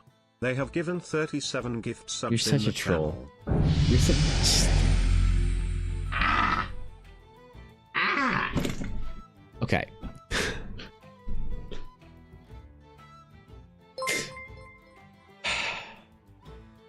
Had to gift a sub to my girlfriend. You could have just typed that. Okay. Thank you guys for the gifted subs. I appreciate This it. is a lot of That's fun. very kind Let's of keep you. making I Evan appreciate squirm. it. D. But chill, guys. Okay, chill. Drunken chill. Valley gifted a tier 1 sub to Tiefling Melissa. This is their first gift sub in the channel. God damn it, not to Melissa. PRS Sabine gifted a tier Okay, 1 sub listen. to Taco Bell. They have given 3 gift Taco subs Bell. in the No, channel. I'm not buying Ella Taco Bell just because you gifted the sub to Taco Bell. Okay, that's not how it works. God damn it. Okay, thank you for the gifted subs to Taco Bell and Tiefling Melissa. If it's not what I had thought I'd start my day with, is saying that. SRM gifted a tier 1 sub to Amaranth. They have given 16 gift subs in the channel. I think Amaranth might have a 6-month gift sub in this badge in this channel at this point in time because you guys are such fucking trolls. Oh, God. Well, thank you for the gifted subs. I appreciate it. Thank you for the gifted subs to Tiefling Melissa, Amaranth, and Taco Bell. I appreciate it. That's very kind of you. Thank you. I'm glad now Tiefling Melissa, Ammo, and Taco Bell can watch my stream ad-free. That's amazing. Yeah. No, the day that I can do... I was actually unironically thinking about doing fan art of Tiefling Melissa. I have this like VTuber fan art series that I do, and I usually keep it to VTubers that I know and that like either I'm friends with or that I'm like friendly with or in the same kind of sphere. And so like I did Miwa, you know, her VTuber versus like... Miwa's the most recent person I did. VTuber versus the fan art, and I was thinking of doing like expanding it out past that to do like some streamers that are kind of like in the D&D sphere, and like there's a couple of VTubers in the D&D sphere. I think Tiefling Melissa is the one that's most well known. Yeah, she's not kid friendly. No, Tiefling Melissa is so not kid friendly. I can't follow her on Twitter. Okay, you know. That's actually hilarious. I was actually thinking about that like literally last week or whatever. Figuring So out gifted a tier 1 sub to Pokimane. They have given 42 gift subs in the channel.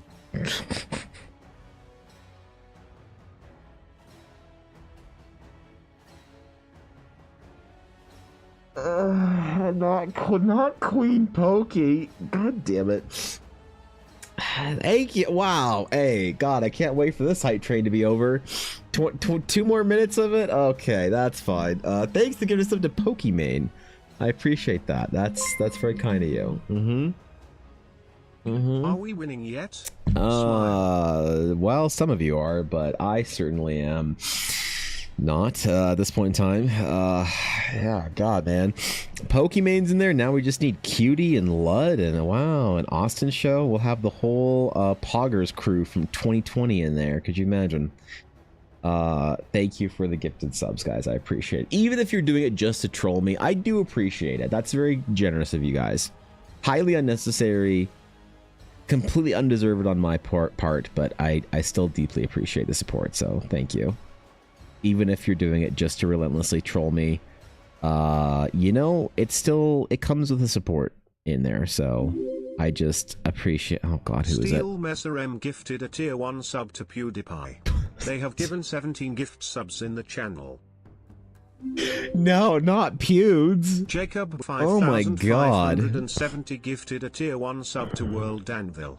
They have given 47 gift subs No, in the wait, channel. no, not World Anvil. No, they'll unsage me. Wait, they'll unsage me if they find me. Uh-oh. Oh my God, I can't attract the attention of World Anvil. I can't let them know who I am. They'll unsage me. Okay. Drunken Valley gifted a tier 1 sub to Daddy. They have given 2 gift subs in the channel. Is that a Twitch?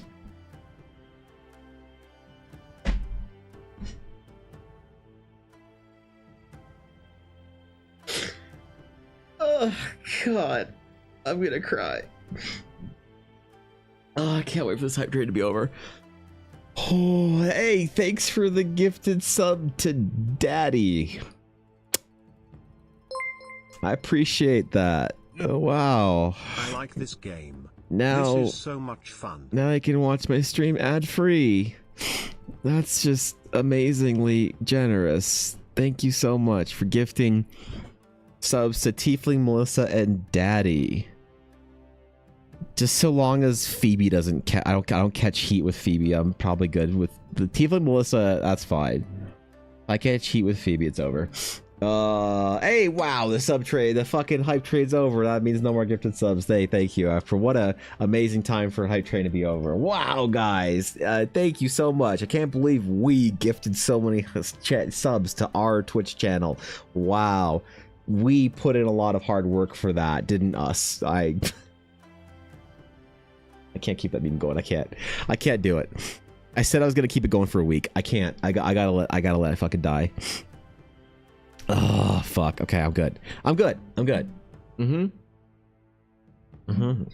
it's our Twitch channel, when's my paycheck coming? No, that's the thing. So we get paid from Twitch because it's our Twitch channel. Because you know when streamers say like, guys, all we need to get like 5 more followers in here to. Necromancer Dark gifted a tier 1 sub to Adobe. They have given 161 gift subs in the channel.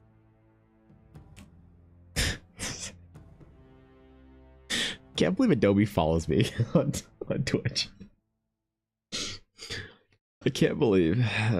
Thanks, man. One day we'll gift enough subs to get you in the plus system.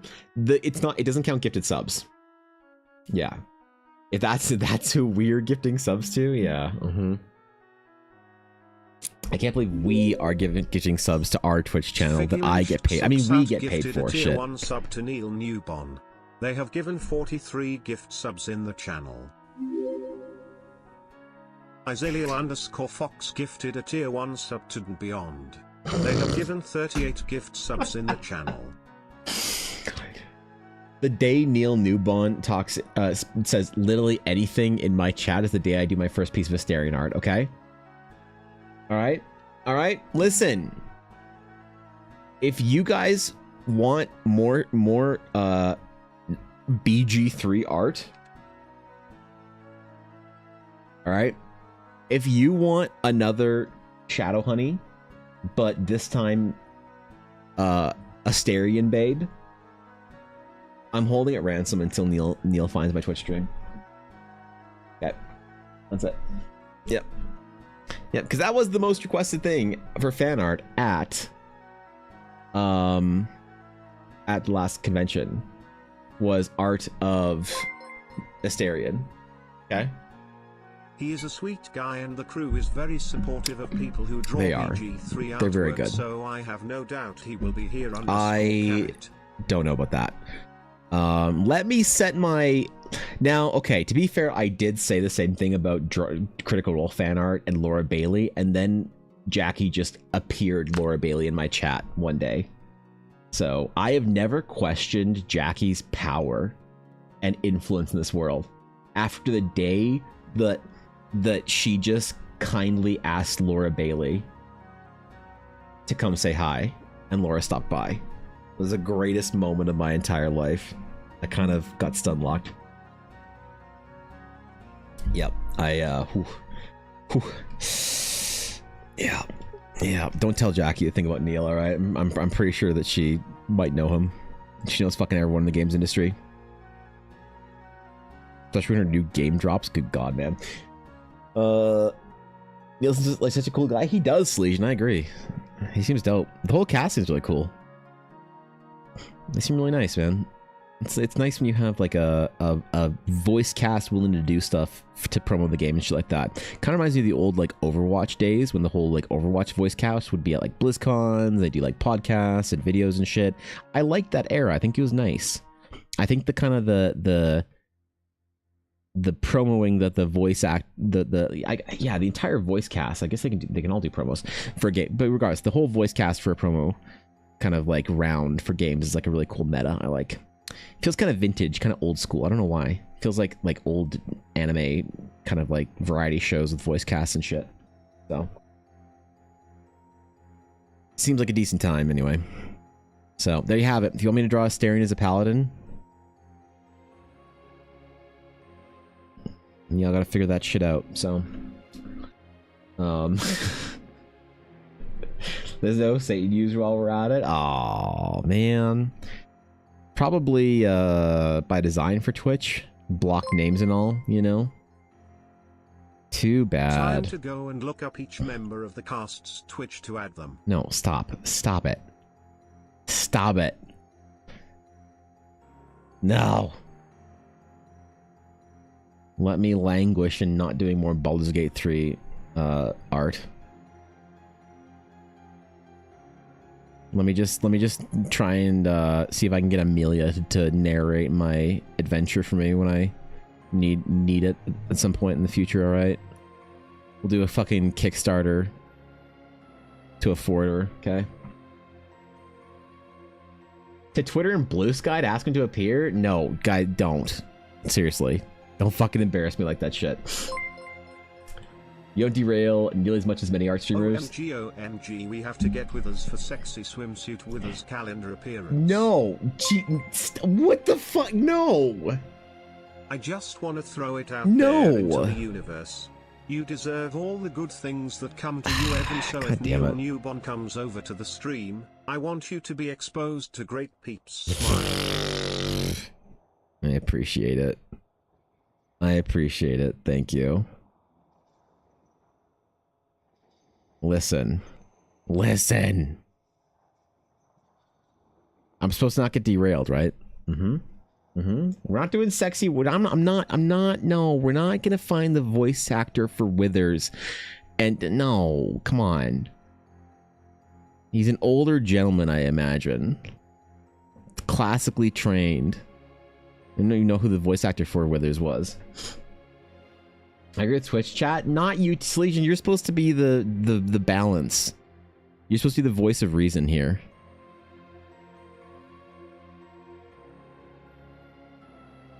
Just out of curiosity, what the fuck is his name? Isalio_Fox gifted a tier 1 sub to Amelia Tyler. God They damn have it. given 39 gift subs in the channel. Okay. Thank you so much for... Yeah, come on. We're not gonna go... You're not gonna fucking... No, we're not gonna try and get Steven Boxer, a 75-year-old classically trained fine actor. Iris Sabine in- gifted a tier 1 Okay. sub too. They have given 4 gift subs in the channel. To what? Is that the official account for Uma Musume?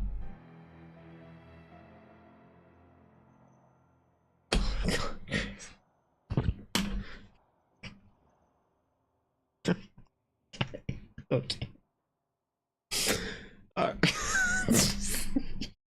Such a fucking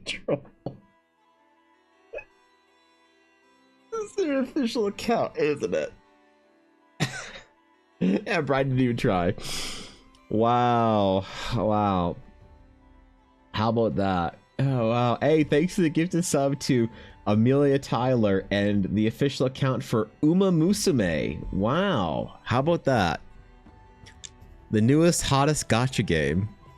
Mm-hmm. Yeah, that's wow. Hey, Sabine. Wow. Hey, thank you so much for the gifted sub to our stream. I appreciate it. Now Uma Musume's official account can watch my stream ad-free. And they can chat and participate in giveaways without having to worry about being interrupted by ads. Can you believe that? I'm so excited for Uma Musume to be able to talk. I also, Amelia Tyler, man, can also watch my stream without ads. So thank you so much for the gifted subs. Wow. Maybe I'll VIP Amelia Tyler and Pokimane. So when they see they got gifted a sub and they decide to come to my stream to see the amazing stream they got gifted a sub to, before reporting me to fucking Twitch for having an annoying Atari_26 who gifted a tier 1 sub to Withers_Twitch. They have given 14 gift subs in the channel. Isilio_Fox gifted a tier 1 sub to Gavin Verhey. They have given 40 gift subs in the channel. God damn it. No, dude. What's wrong with you guys? Oh, God. I'm only going to be gone for 5 days. I should take the next fucking 2 weeks off. Maybe you guys will forget the meme. Oh, boy. Wow. Hey, thanks so much for the gifted subs. I appreciate that. That's just... Oh, you're selecting areas to keep in balance while doing slanted shade. Sometimes if I have to, like, if it depends if I want it to, if I ever want it to form a shape or if I want it to be an individual texture. So if I want it to be an individual texture, like a small little piece to sort of communicate some sort of a ridge, then I will do it like sort of like freehand, let it be really messy. But if I'm sort of trying to like select out a larger shadow shape, like the facets in rocks, because like, as you know, everybody kind of knows the whole like the Asaro head sort of like versus the fucking, oh god, what's the Loomis. If you think of the Asaro versus sort of Loomis methods, and you try and sort of like build in the basic kind of shapes of a person and their sort of like the forms of their face and whatnot, and the basic sort of shadows and whatnot, it's one of those things where we all kind of understand this in theory, but when you have things falling into shadow, a lot of the detail kind of gets like lost, I suppose, and that's a good way to like kind of render it in sketch form, because the sketch is supposed to inform a painting more or less, right? This kind of sketch style. So it's a decent idea, I think, to try and like when you're trying to communicate a really strong shadow shape, to more or less remove a lot of the like descriptive lines in between, and then just try and like, you know, make it a solid like mesh sort of texture, as opposed to like having it really like kind of descriptive or whatever. So it really depends on what I'm doing. Sometimes I will even do it by hand just because I like forget, and it takes me an extra 5 minutes, but who cares? So no, there's not like a specific preference that you'll see like a pattern for, but that's like how I kind of base it off of. Yes, thank you, Forkin. Exactly. There is no more chaos. We're done. You can draw the Uma Musume horse girls. I will not draw the Uma Musume horse girls unless my Twitter poll comes back with Uma Musume horse girls. What does my Twitter say that I should draw next week when I'm back? Is it K-pop? What the fuck? Is it K-pop Demon Hunters or what? It is... Oh, thank God.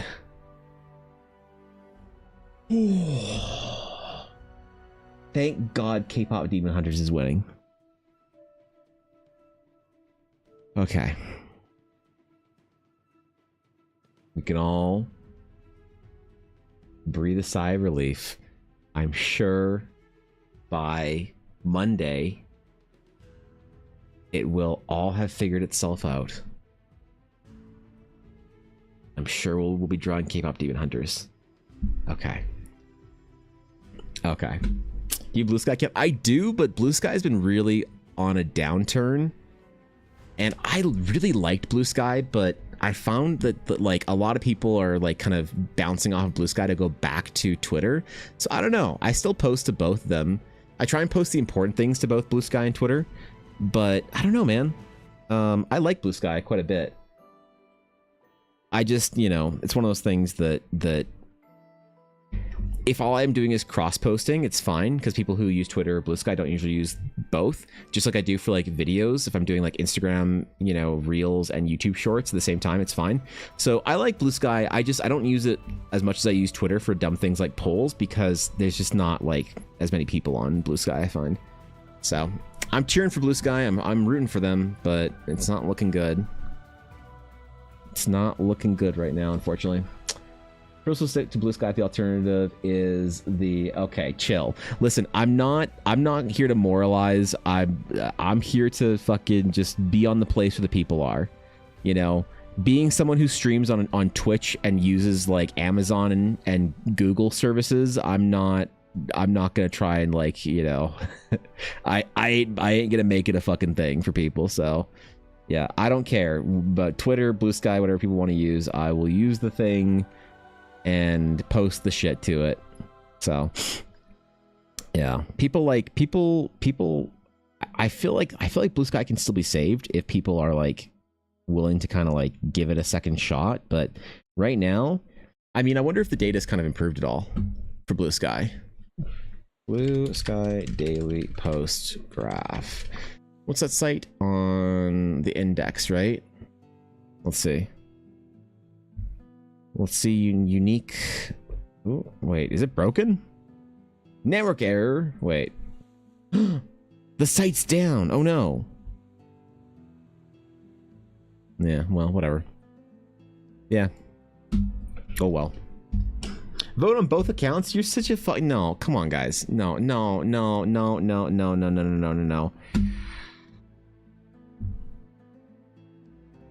Oh boy. That's getting awfully close here. Oh god. Okay. Is another convention weekend for you this week? It is, Legion. We've got Vegreville Ren Fair this week. So I'll be driving north to Edmonton and then east to Vegreville. So I don't know how to feel about this yet, but it should be good. Look, Ren Fairs are always really good for Ella. She does amazing at Ren Fairs. It's just a more substantial event that we have to miss a day on the front and back or whatever, right? So yeah, cancel my vote with the second account so it wasn't me. You're a troll, man. Hey Avail, good to see you, bro. You're so excited. It's gonna be fun. You know, it's just Ren Fairs are exhausting. You know, Ren Fairs are just a lot because there's more setup with like a tent display. So like the tent display that we're going with is looks something like this, Legion.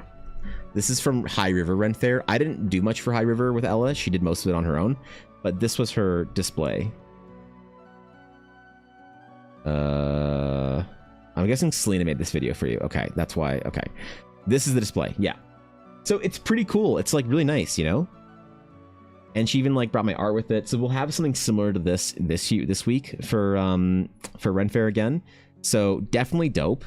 It's just this is a lot of setup, you know, and then a lot of more takedown and a lot more stuff to bring with a tent to fit into the fucking car and everything than it would be for just an indoor convention. So I attended the farmers market and obtained the pineapple jump. Oh, they make it again. Fuck yeah, dude. Let's go, man. Let's go. Okay, sick. Thank you, Ella. I don't fault artists for sticking to whatever platform is doing numbers for them. I just know where I'm not hanging out anymore, which is fair. I don't like, the thing is, I have a hard time anytime someone says like my personal, like, sort of the way I make sense of it in my head is I don't feel like I can feel good about any platform. And the more I think about it, the more I, you know, like, it's good that you like there's lots of people that have during, a lot of people have come back to Twitter, which is like kind of funny. They made a big deal about leaving for Blue Sky, and now I see them posting on Twitter again. It's like, okay, like whatever, I don't care. But some people did try and like take some serious shit with me. Like, I can't believe you're still posting on Twitter. I can't believe you're streaming on Twitch or whatever. And like, man, I don't think you can win. You know, it's like, what are we gonna do? Stream on Facebook or sorry, stream on Facebook and Instagram, or post our art on Instagram? Facebook and Meta is a fucking awful company, right? What are we gonna do? Stream on Twitch? Oh, Amazon, great company to work for, right? If you really dig into it, you know. And then at the end of the day, the further that I went down the rabbit hole, it's like, what am I gonna do? Not own a phone, not buy clothes? Like, I don't know. I'm okay with obviously everyone making their own choice for what they want to do and where they want to hang out and stuff. But yeah, there were a lot of people that tried to like get really like moralizing about platforms. Like, I can't believe you'd like there was a thing a couple of years ago, people streaming on Twitch. Like, I can't believe you'd stream on Twitch. Like, they were getting canceled a couple years ago. It's like, what the fuck am I gonna go do? Stream on YouTube? Like completely and only stream on YouTube? Like, dude, it's tough. So yeah, I don't fault anyone for going anywhere for any reason. If people don't like certain platforms, it's fine. I just find that there's a lot of the people, the Blue Sky crowd, that are not as reasonable as, like, you know, that argument is, right? Where it's like, people want to try and like guilt or shame people into coming over and making their platform relevant. That's not gonna work, bro. You know, it's not gonna work for anybody. So I've sat through the whole shitstorm on every account. I've weathered it for the Blue Sky Twitter thing. I've weathered it for Instagram and Twitch, for Meta. I've seen the rise and fall of the moralizations of platforms, of games, of whatever. I've gotten shit for. I've been told that I'm a terrible person because I use Adobe products. Bro, I can't think too hard about this shit, man. I'll use the tool I want to use. I'll use the best tool for the job, and I'm not going to worry about the fucking morality of the company, you know? So that's not something that I think that I'm ever really going to focus too much on. I'm going to focus on the creative aspect and not worry about the, you know, I'm certainly never going to like attack somebody for using a certain platform. At least it's not Kick. Well, that's the thing. Kick's like we say that now, and like don't shoot the messenger here, but Twitch is declining and Kick is growing quite a bit. So like, right now it's like a thing where if you multi-stream on Kick and Twitch, people are like, you're a terrible person. I can't believe you support Kick. And that's fine to have that opinion. Mark my words, give it a year and a half. I think it's going to be normal. Unless Twitch figures out their ad revenue and can support it better, Twitch is going to continue declining, and Kick seems to be growing at a massive rate. Now, Kick is growing with a scene that is specific to Kick. The whole kind of like the W community and whatever, the Aiden Ross, you know, XQC style community, and they're not like really interested in like creative art and shit like that. But there is a bubble, a threshold, a mark, like a surface tension that could burst, and more streamers might say, fuck it, I'll just multi-stream both places, who cares? Because I don't know, man. You know, so I never even want to like shoot at a platform and be like, yeah, oh man, I'll never stream on Kick. I don't support that whatever. It's the worst thing ever. And then suddenly in a year and a half, people are like, you know, hey, why don't you stream on Kick, Evan? Come on, man, I don't want to use Twitch anymore because the ads are like, like imagine a future where Twitch injects 10 minutes of ads an hour on your stream, and people are like, bro, I'm not watching you on fucking Kick or on wherever. I'm watching you on Kick instead of, or YouTube or something like that. Necromancer Dark, I don't want to say some shit when, you know. They have given 161 bro. gift subs in the channel. Thanks for the gifted sub, man. Thanks for saving a veil from Mad Hell, bro. Thanks, man. Which Twitter didn't implode as soon as I joined? Yeah.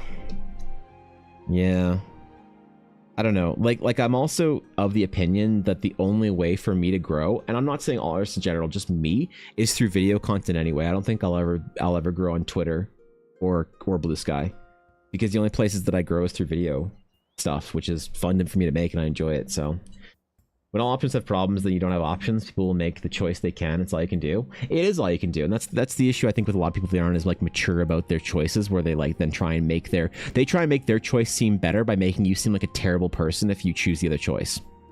And I'm not willing to do that to people. you know. Post manually across platforms, or do you use any tools? Because at least I can keep keep parity across some platforms. No, I don't use a tool for anything. I will just like do it manually, but I only so Instagram, the thing is like Instagram and TikTok's the easiest to post on. You just hit the fucking button, put in your hashtag thing, cluster, and send it off. Instagram's pretty easy too. I just input the same hashtag cluster and send it off. YouTube's the one that's a pain in the ass, because YouTube, I have to post something from the YouTube app, the YouTube Studio app, which takes the longest to upload. And then I have to go over, you can't change, unless I'm stupid, you can't change the thumbnail, or you can change the thumbnail. You can't change the description of a video on a short through YouTube Studio. You can only do that through the YouTube app. So I have to post on YouTube and then flip apps over to my regular YouTube app, switch accounts from my personal account to my Evan Blard account, and then add the description with the hashtags and everything. So it's so annoying for that. So I kind of wish I could have some, you know, cross posting like that, but like posting across Twitter, Blue Sky, that's not an issue at all. I don't mind doing that. It's just like a quick, you know, flip, whatever. Doesn't matter. I just, in general, like, the kind of art that I do is not really popular, and also I'm not good enough to be like undeniable across platforms. So unless there's something else about it, like the videos or the storytelling narrative aspect of things, Twitter, Blue Sky, and even Instagram. Before I started posting videos, it took me 5 years, almost 4.5 years, of posting on Instagram to get to 500 followers, of just posting still images with like hashtags and stories and stuff like that. Like, hey guys, check my art, whatever. It took me 4.5 years to get to 500 followers on Instagram. As soon as I started posting videos, it took me 5 months to get to almost 19,000. So I'm not too concerned about even like Twitter, Blue Sky, whatever. I don't think that I'll ever be able to like properly kind of articulate the art that I make just through still art pieces, which is fair enough, you know? So no, I wish I could make it easier, but I don't know, man. I don't know. I'm just chilling. I ain't worrying about much with that right now. He's a terrible person too. I'm actively drawing on Photoshop. How could you use Photoshop? Why don't we all just use the real art software? Fucking Microsoft Paint, bruh. Let's all use Paint Tool Sci for a week and see how it goes. See if we can, because don't get me wrong, I'm not happily or pleased with basically any of the art software out there. I don't love any of it. I don't feel particularly enchanted by any of them. I think they all have massive problems and shortcomings. Same thing for tools, you know? Like, people will also tell me that I'm like a terrible person because I buy Wacom tablets. And they're like such a ripoff. They're so expensive and such a ripoff. For what I do, it's worth it. I couldn't do what I do with a Huion tablet or an XP pen. You know? And that's like, I have to use Wacom. They're the only tablets on the market that do they're the only tablets on the market with the kind of color precision that I need for making printed art. If you're not doing print, you're just doing web and digital, don't worry about it. Get a Huion tablet, you'll love yourself. Save the $2,000. But again, people like try and make their decisions, they try and make themselves feel better about their decisions by making you seem like a bad person for not doing what they do. And it's just such a weird kind of thing, you know? You learned on Sci, Release Legion? You learned on Paint Tool Sci. You're such a gangster, holy shit. You're such a gangster. I tried Sci for a little bit, in my art school days, but I don't know, man. It just didn't have it. It just didn't have it, you know? Fairness, the main reason to skip out on Adobe is it's really nickel and diming you on a really impressive level. It is. My master collection last year was $80 a month. For just Photoshop, I'm paying $40, I think, or $40 or $50 a month. But again, Clip can't do what Photoshop does in some ways. Like, a lot of the problem is the entire self-taught community often makes strong opinions without actually forming an informed opinion. And so people will say, don't use Photoshop because it's bad. It's morally bad for whatever reason. And like, well, what about this one niche tool?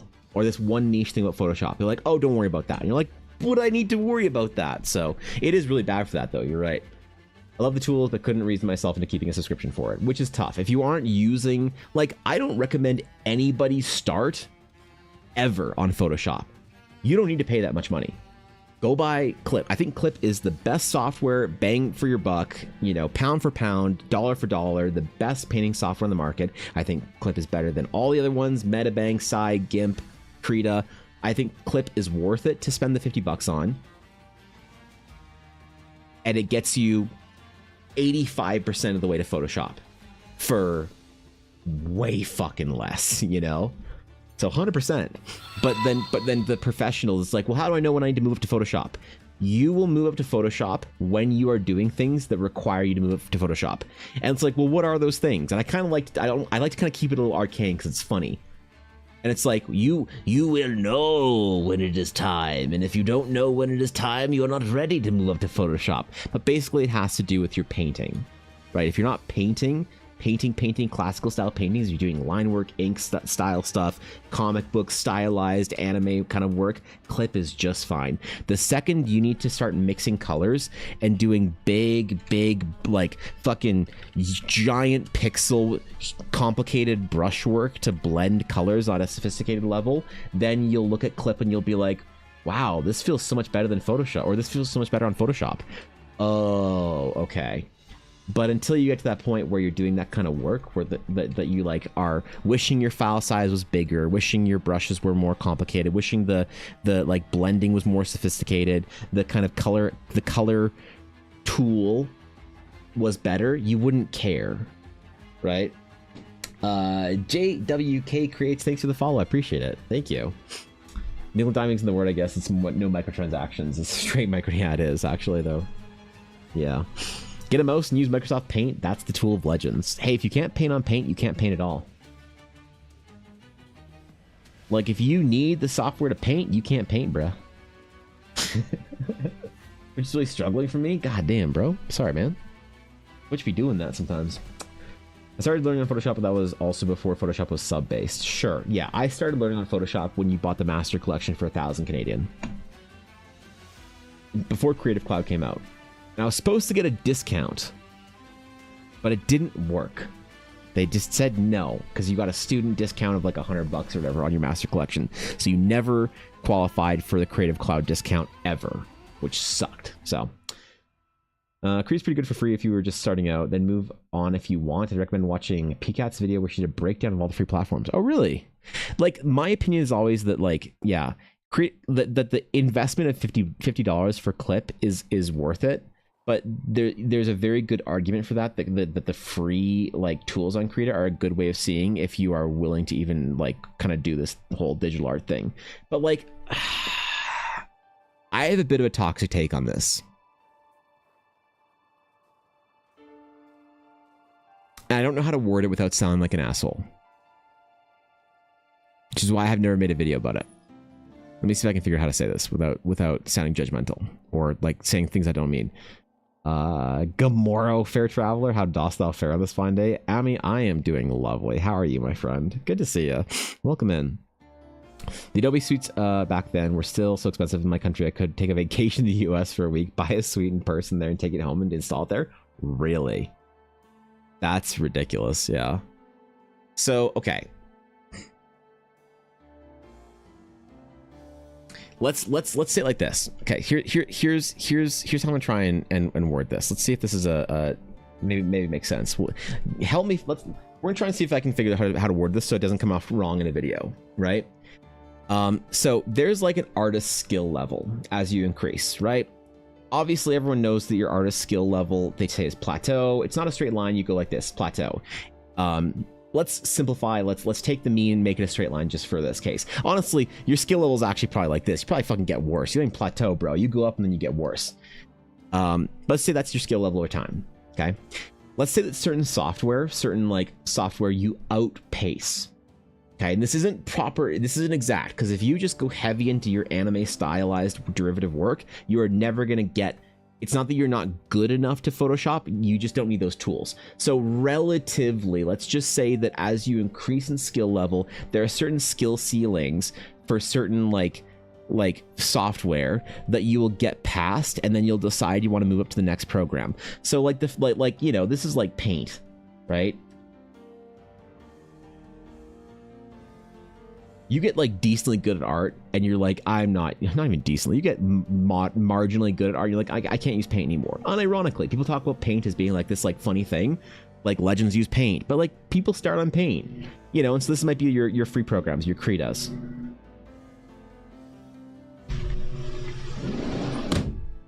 Okay, and then you get further along, and you might move to your like clips, right? Or CSP. We'll just simplify that. And then maybe you get to the point where you're painting larger pieces, whatever, you need to upgrade the tools, or maybe professionally you're now needing the color of whatever bullshit Adobe, something who asked, of Adobe Photoshop. The slightly toxic take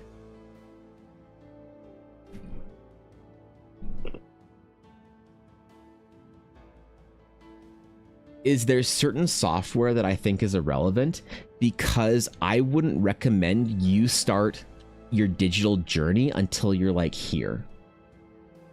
I wouldn't recommend you touch a fucking digital tool at all until you are so good fundamentally that you would look at the simplicity of something like the easier, more introductory programs and be like, oh, no, I'm not using that shit. I need something more sophisticated. I need something with better whatever, blending, mixing, textures, who knows, whatever it is. And so it's almost like there's an entire progression path that's irrelevant. Like, you can just not worry about any of this stuff, any of these introductory programs, the free art programs. PCAT's idea of where to get started with digital art, all that kind of stuff is probably very good because a lot of people are going to do it. But my toxic take is that until you're at the point where you feel like you can justify something like Clip at the very least, I think you should be working traditionally.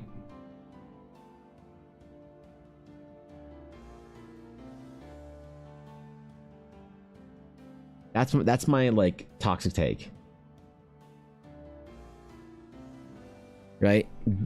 Because like I say this with the most amount of love, affection, and desire and want for artists to be successful, and I understand how dramatic this is going to sound, and I choose my words and dramatize this as with intention. But it is my assertion, my opinion, that if you go to digital work too quickly in your art career, the digital tools will destroy your future as an artist and take everything you ever wanted from your art career. It will destroy you. You will never be the artist you could have been or want to be if you go digital tools too quickly. And I know how dramatic that sounds, and I am intentionally saying, yes, it is that severe. It is that dramatic. So that's why I find a lot of the discussion of like, which software should you start on? To me, it's kind of like, if you have to ask that question, you should probably still be using pen and paper, you know? Because you'll see features on like bigger software that you'll be like, oh wow, I can't believe Rebel does that. I'd love to use that. I can't believe Clip does this. This would make my process so much easier. But like, you would know how to, you know what I mean? But I don't know how to word this without it sounding like I'm like telling people that like that want to use softwares and get into digital that they've made like a bad choice and they're wrong and dumb for doing it. And it sounds judgmental, because it is judgmental. It is a judgment I'm making. I'm using my judgment. You should be judgmental, but it's not like condemning or condescending. But sometimes we take like judgments and we think like, oh, don't be judgmental on this. What you mean is don't be condescending and condemning and moralizing. You know what I mean? So, what do you rate the 3DS art program, like stuff that was on the Nintendo 3DS or whatever? I know a guy who has amazing animations on it. I never used it, to be honest. I never touched it. If you can believe it, I was in high school when the DS came out in that era. So you'd think that I would have flocked to it, but no, I actually have never even touched it, which is very, very concerning for my history as an artist. I have no experience with the legendary 3DS Art Studio or whatever it's called. People asking how to use layer styles and can't even draw a cube. Yeah, I mean, you know what is the most dangerous trap you can fall into as an artist is Control Z. The second most dangerous is layers.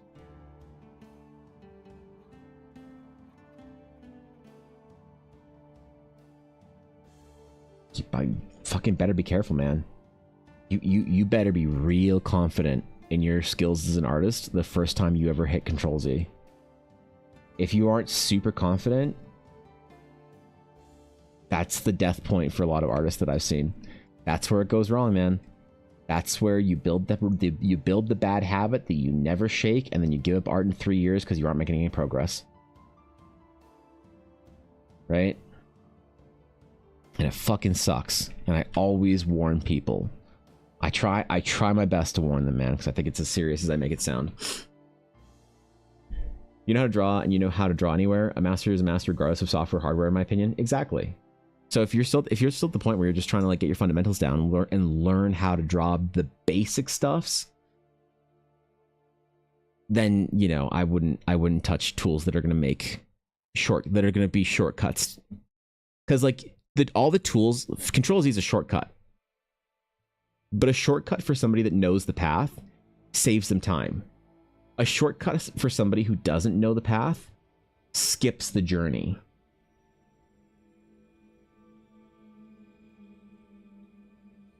I'm gonna need to remember that. That sounded wise as shit. I found it sounded like some fucking Dave Greco Sage shit. No, I'm kidding. The zero most mistake, not having a big tablet. Yes. Yes. Like my Control Z because my hands are shaky as hell. That could be true, or that could be an insane amount of copium. And I have no idea, personally. I have no idea. Right? And I can't know. Write it down now. I'm not gonna. It wasn't that smart. I don't think it was that smart, was it?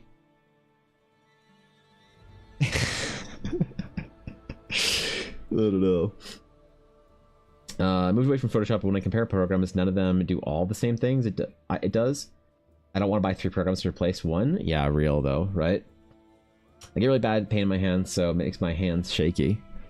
Yeah, sure, 100%. Like, digital tools are definitely useful for lots of things, you know. But the thing is that there has to be like with that understanding, then there has to be like an understanding of you can't Control Z mistakes. You have to Control Z like mechanical failures for your hand to draw the line you want to draw. You'll see me do that all the time. A mechanical failure where I'm like, brain, draw this line, and brain's like, no, fuck you. I'm like, okay, fine. Control Z. Let's try it again, man. And so that's kind of thing, 100%. And if you just do that more often than the average artist, that's not a problem. But if it's the kind of thing where you can't like properly sort of like form shapes, you don't know how to do sort of like gesture and figure, and you can't like, you know, create sort of like good single line kind of like very loose sketches because you're trying to Control Z very like stiff lines the whole time, and you're like trying to do the same line over and over again, just trying to Control Z it until you get the one line you want. That's the problem, you know. That's the issue.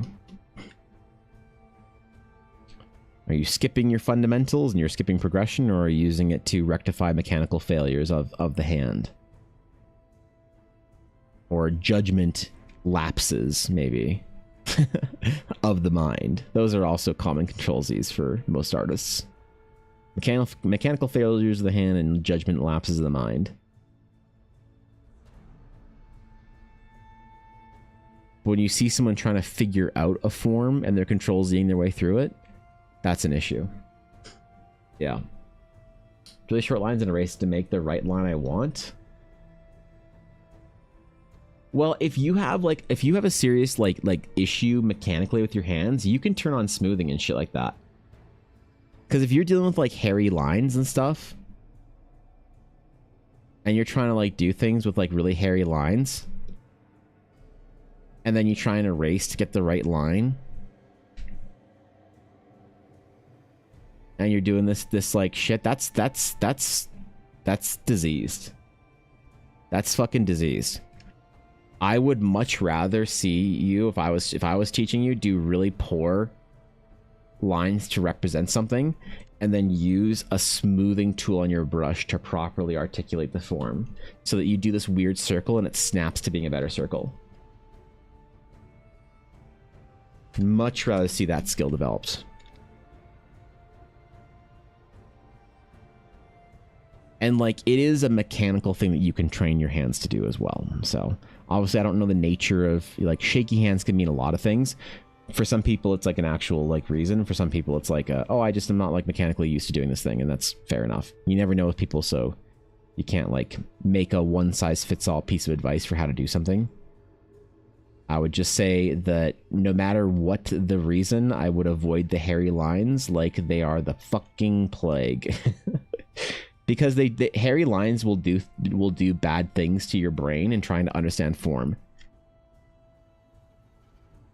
And I know people don't believe me when I say that, and I don't have a great way to articulate it yet. It's one of those trust me bro type things. Hairy lines are actually bad for the brain to form shapes. It's almost like a hairy line. What's the way of wording it?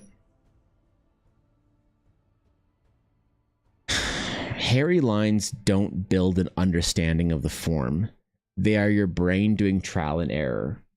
They're like brute forcing something. Yeah, that's the way to word it. Hairy lines are brute forcing, and you never get better by brute forcing, right? The hairy line is like you have a math equation, right?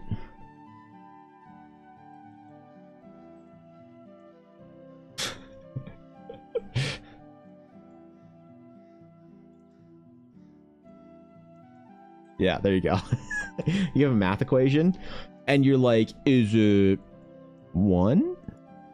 No, it isn't. Okay, is it 2? No, okay. What about this one? Right? When you're making hairy lines, you're kind of brute forcing. You're not actually understanding how to do anything.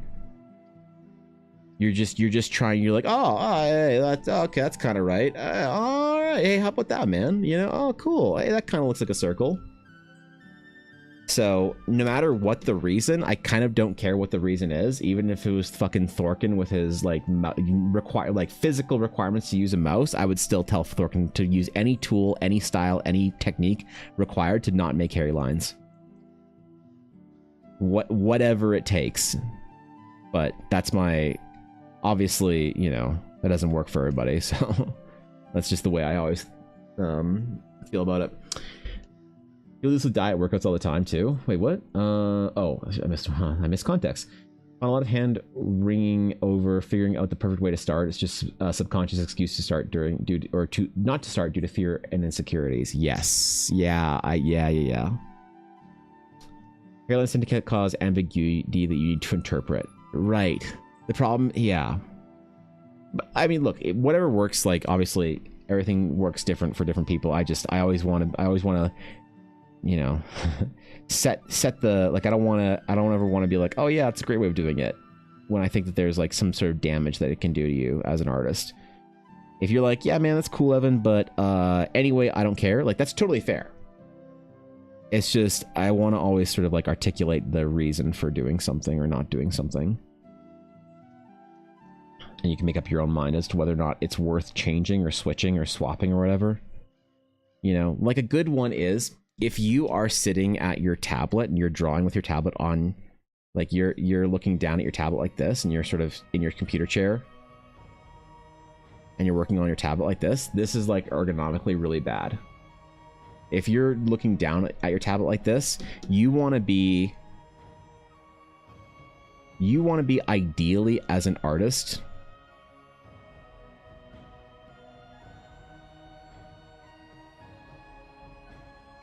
outstretched, as if you are holding, you know, like the dramatic sort of like artists holding the palette kind of thing with the little art beret on, you know, working on an easel. Like, there's a reason for this ergonomically. So like my tablet is in front of me right now. You can see the bottom of it right here. Where's the baguette? Oh, the baguette is we already ate it. It is currently well, it's not 3 p.m. because then we'd be asleep.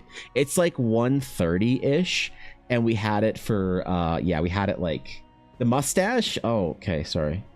Yeah. Well, this is actually supposed to be, you know, me here with my art school beret on, but fine, I'll add the mustache. They already ate the baguette. So, all right, now it's not me. It's your average French painter.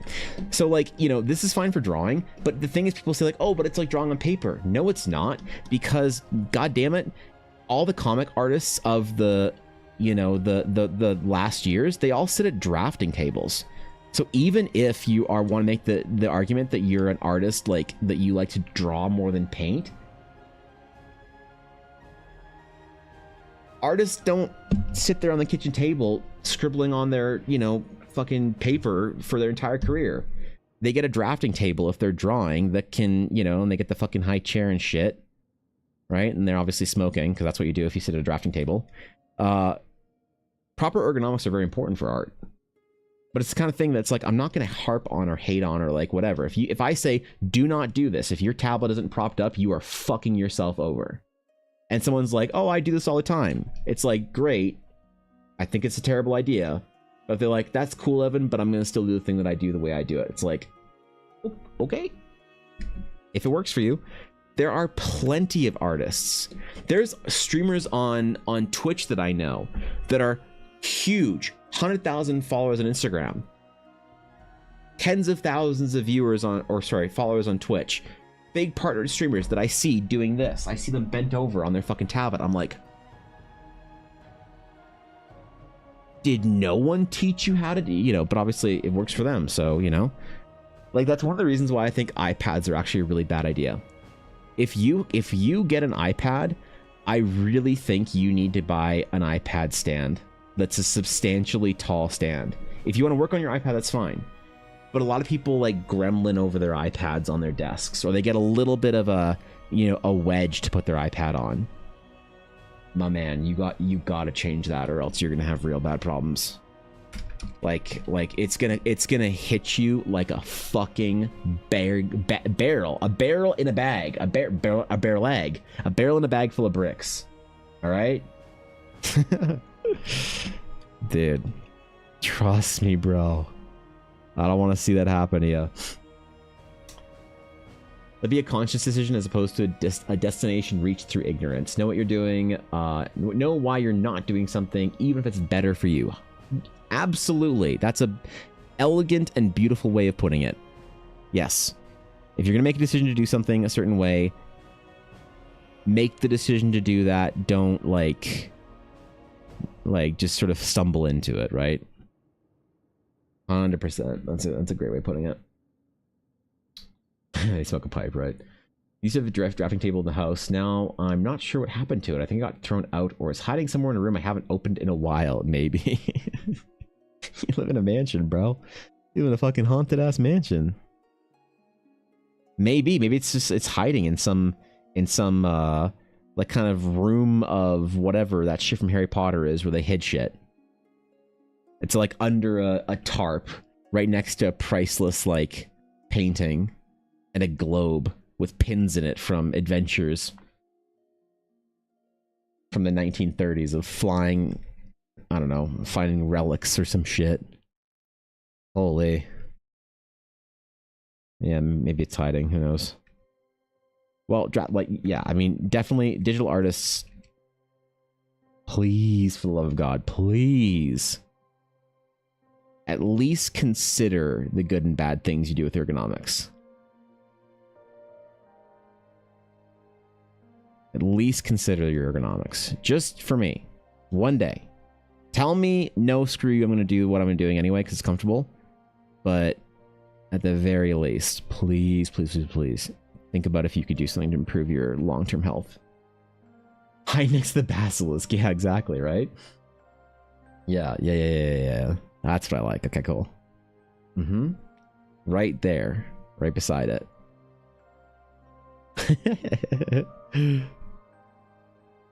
Mm-hmm.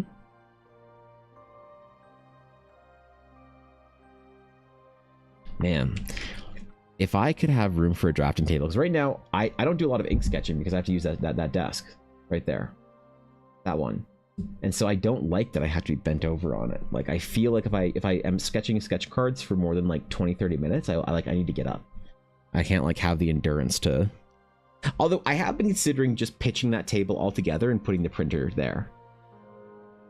Because if I could, dude, if we could get the big boy printer, end the rolls, just think of a new era of large format prints. The print store would be completely changed forever. And actually, I bet you anything that shipping 24 by 36 prints would be less expensive than shipping 13 by 19s flat. I bet Evan, you anything. question. Yes, it's me. Hello. Cause overhearing Yes. working on a subclass for a Okay. Sky Knight kinda class. Excellent. Is there any special things the Sky Knights can do that you think I need to include? The Sky Knights are ridiculously like expert martial practitioners of their weaponry. So they are armed with they all have a kind of a broadsword at their hip, sort of like a Roman gladius length, kind of broadsword, as well. So more short broadsword, as well as their spear and shield. So I would give them some action surgy fucking fighter bullshit. They're also very acrobatic. So any kind of maybe a dex check or something. I don't know. They would be good like fighters, almost all the the non-magical fighter subclasses. I feel like would fit very well for different Sky Knights or whatever. H-sided bits though, Azalea. I appreciate it, man. I suspect it got thrown out. I don't know when or by who. Probably thrown out by my younger brother when we were in the process of inheriting. Maybe. Yeah, when you're doing the clean out, right? One-hand polearms, and I'm using fighter as base That would be class. dope. So they get I love the that. fighter stuff. Yes, let them one hand that shit. Well, honestly, because I gave them, they start with their spear, as starting equipment. That is basically a two-handed weapon they use one-handed with their shield. So that totally, yeah. Listen to Evan basically being internet art dad, giving us all advice to take care of ourselves as we art. But no one listens to me about going to the gym, Salesian. They all say, tell me, Evan, how to art faster and better, but don't tell me that I have to go do anything difficult to do that. Evan, tell me how to have a long art career where I can be happy and healthy and make amazing things for the rest of my career, but don't tell me how to take my art career seriously like a business, and don't tell me I have to go take care of my body physically. That's the way it is, Salesian. That's the way they always are, aren't they? There's always the intense desire for the shortcut, but never for the true and real answer. The reason the kitchen at the time, what the hell? Hey, listen, when you gotta have company over and you don't have an extra table, you do what you can. You make do with whatever you need to.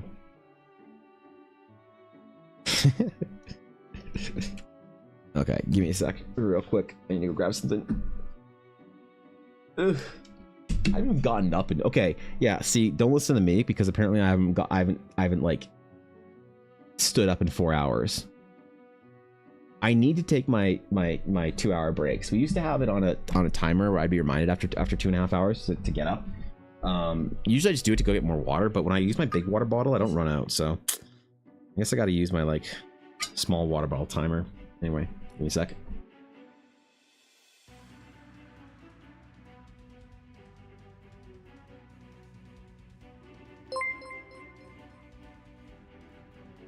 I am working on a wyvern mount that grows with them, though I think for my world it might be you get to select between a wyvern, a griffin and under rock. Thinking they are hard to dismount, they get 1H polearms, get some maneuvers they can do with their mount. Mount can't fly while mounted to start with, but at like LV7 or 10 they can. They also gets a breath weapon eventually.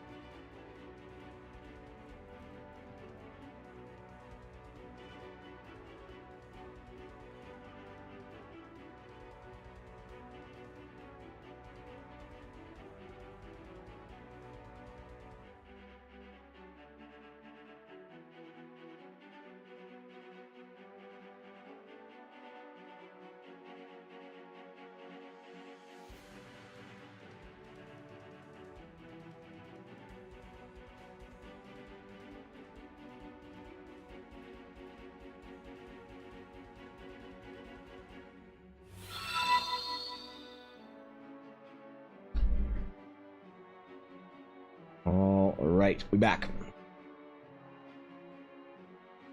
We back. We back. We chillin'. We chillin', yo.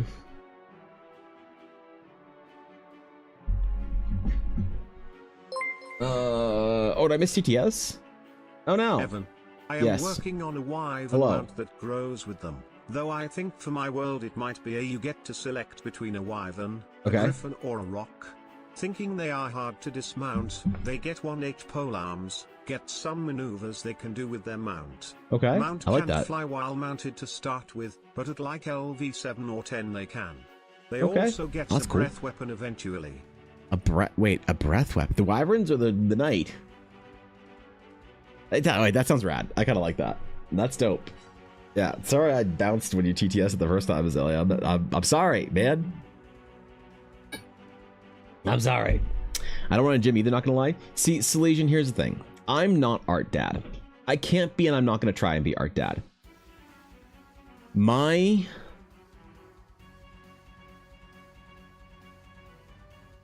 Adam Duff is our Art Dad. I can't be Adam Duff. I am not experienced and wise enough to be Art Dad.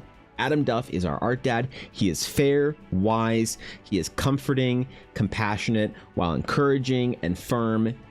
At the same time, he wants you to be the best you can be, and he's going to help you in whatever way that you need.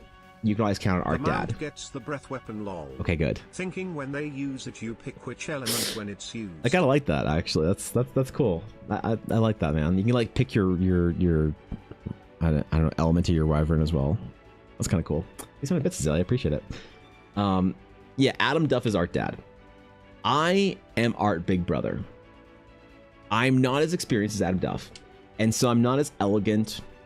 I'm not as wise. I'm not as experienced and all that and stuff. So I can't articulate things the way that Art Dad, that Adam Duff can.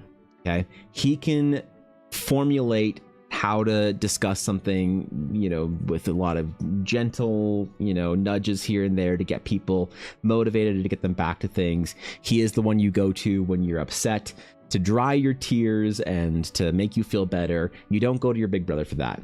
Your big brother gives you slightly more aggressive, very raw, to the point, but still loving advice that is awkward and clumsy sometimes and doesn't always click, and definitely it's harsher than it needs to be sometimes, but it's always said with love, and you can always count on Art Big Brother to be real and to the point. And so that is kind of where I try and be a little bit more, because I'll never be, not never, but I'm not as elegant as Art Dad. I can't be Art Dad. So I will tell you in the encouragingly Big Brother way to do your fundamentals and go to the gym, and then I'll insult you lightly until you do it, but in that way that you love your big brother for that. So I feel like I can be a symbiotic member of the Art family that complements Art Dad, where maybe I can add something to that conversation so that I'm not gonna try and replace Mr. Duff as Art Dad, but maybe I can be Art Big Brother and help a little bit in my own way. The New England method of giving advice. Got it, smile lol. Is that it? All right. Well, hey, thanks for the bits, Bell. Guess I'm trying. You call him Daddy? I would not, unfortunately. That guy already has a sub to my channel. So, which art affiliation I am?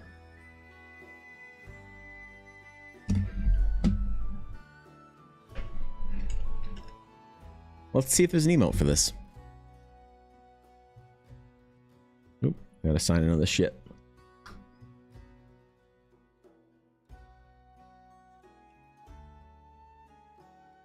Oh, we're good.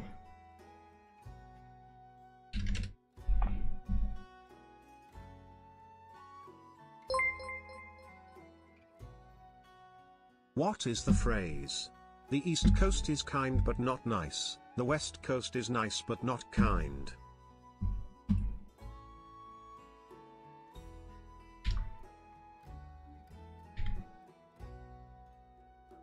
There you go. There you go.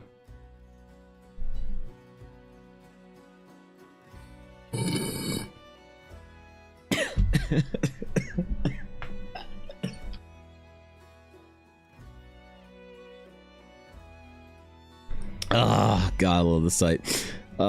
Take care, Legion. I will do my best. All right. Thank you very much. I will hopefully have good stories and things to report back to you on Ren Fair. So have a wonderful, wonderful rest of your day. Yeah. I think I've heard that before, Mel. The East Coast is kind but not nice, but the West Coast is nice but not kind. The problem is what I've heard is that there's now I don't know if this is true. This is a joke, okay? This is a joke. I've just heard this is a joke, okay? That the phrase "the East Coast is kind but nice, the West Coast is nice but not kind" was invented by someone from the East Coast. And the reality of it is the West Coast is nice but not kind. Okay, like you said, but the East Coast is neither nice nor kind. That's a joke. It's a joke. That's what I heard. That's what I heard from somebody who grew up in Boston.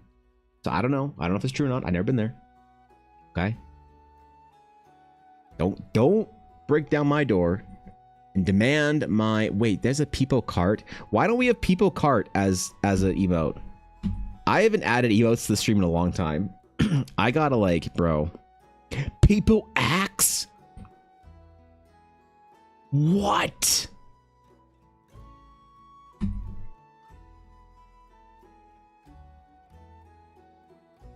People artists lowercase? People arg? I'm guessing that's Argentina. People Arab? That's funny. People army? People arrive, nope. I can definitely see it. People For attack? the East Coast, people will rip you a new one for locking your keys in your car. Right? But they will call a tow company to help while they Sure. give you shit for it. A lot of people aren't nice here, but there are some good folks here, less than 3. Well, sure, yeah, of course, man.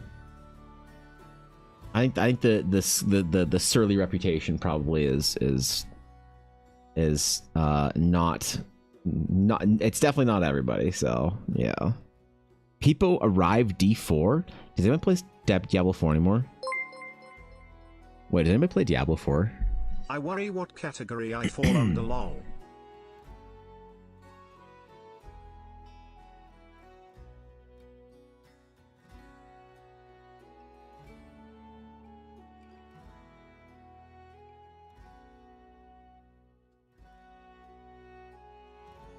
Oof. Ouch. Maybe, I don't know, Mel. I think you're probably doing fine. I think you're probably nice but kind. You're the one balancing the graph out, so I wouldn't worry about it. I wouldn't worry about it. All right, we have new emotes. Congratulations, we got in there. Excellent. Now we can actually make art in peace today. Now we can do the thing. Okay. Were we drawing an altar? Oh, right, to summon the Great Elder One. Could have made so many jokes about so many people in our guild just there. But they all have too high of bits badges, so can't make jokes with people with a good bits badge in the guild. God damn it. Unless they're not here. Can someone check to see if Cobalt's here? I'm kidding. I'm kidding. I'm not gonna make old people jokes about Cobalt. Considering I'm pretty sure he's younger than me, actually, so.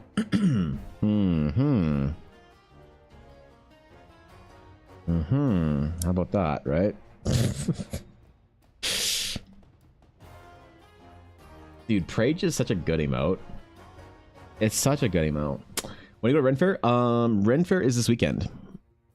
So likely, I'm not entirely sure. There may be a stream tomorrow and there might not. It'll depend on whether or not Ella and I decide to, one, go early to set up and get things going, or if we decide to, if I decide that my arm and wrist and hand and whatnot is just not, you know?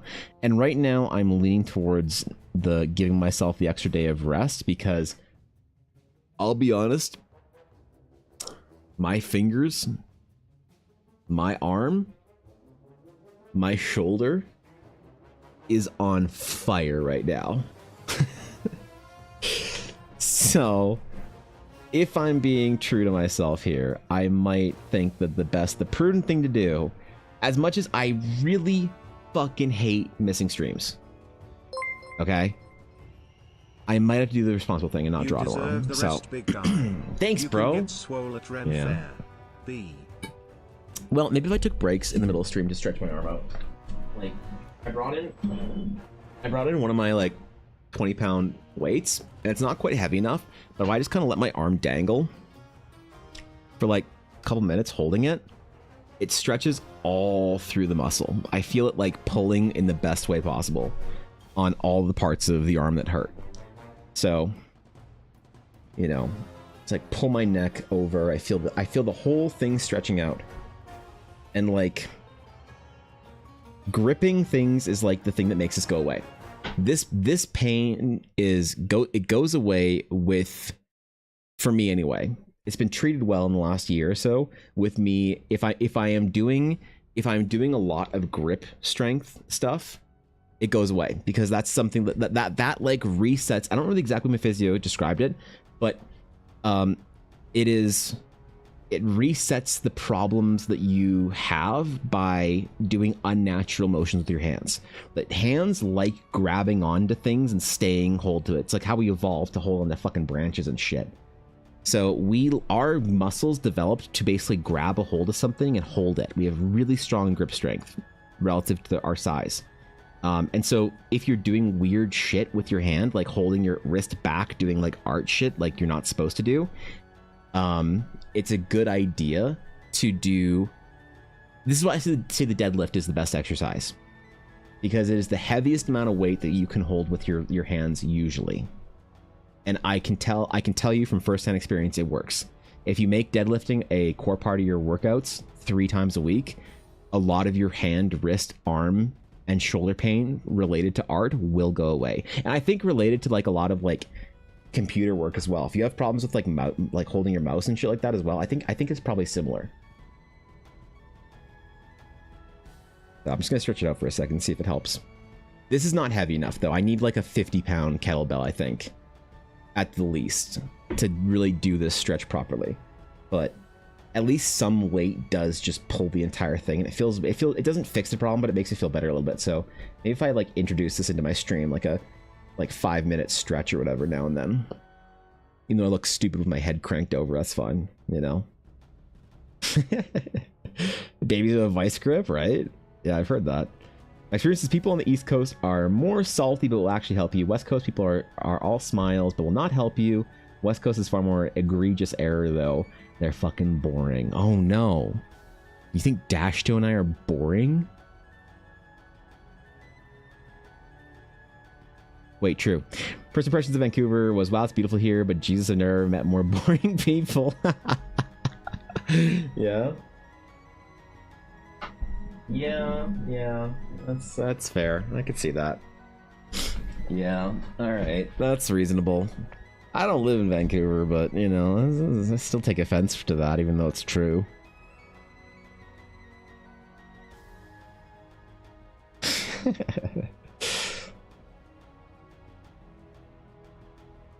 They'll call you an asshole, but they won't tell you you're wrong. It's very white in a derogatory way, yeah. Is that true for like Pacific Northwest, like Seattle and the whole thing? Is it just very like Vancouver-y in the US side of the Pacific Northwest?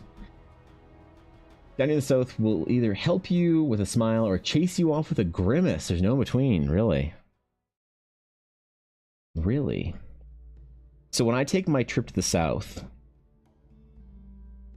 and I stop to see galaxy goldfish, and I see my friends in the South, and I go get beignets and barbecue and all sorts of food that I can't eat right now, and I go see the cool things in the South, and I go to the Kentucky Derby and put on my silly hat, am I gonna leave with an impression that people were nice? Dal's barely even nice. Really? No way, dude. Chat, we should troll donate more bits and subs so that Evan takes drawing breaks. Oh no, Sabine, I'm gonna miss 2 streams this week and 1 stream tomorrow. Oh my god, so that means that we are gonna have to cheer enough bits to make up for it. Shit, considering our goal is 10,000 bits a day, man, how are we gonna make up for the 30,000 bits that are not gonna get cheered in the next 3 days, Sabine? What are we going to do for our stream? Oh no, man. Gosh, wow, that's crazy. I don't know if our stream will be okay, guys. Yeah, you're right, Sabine. Pacific Northwest people are 50-50 if they're on if they're gonna help you or not. I see. Didn't see that You're one such a coming, fucking did troll. you? Can you relax? Okay. Okay. Yeah. Okay. All right. Yeah. Thanks. Okay. I think Mel did it there. Mel one shot. Congratulations, guys. Did I say 10,000? Oh man, that's crazy. We haven't at 1,000. Mel finished the game. She beat the game, guys. Cool. See you later. Okay. Bye. Wait. Thanks to the 1,000 bits, Mel. Even if you're just trolling hard, I appreciate it. Thank you for that. The Kentucky Derby might have an Uma Musume booth. Oh.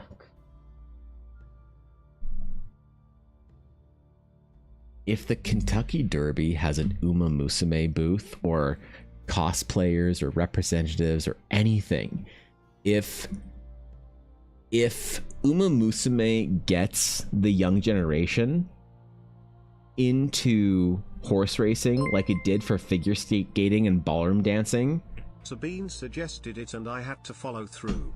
I'm not a quitter, D.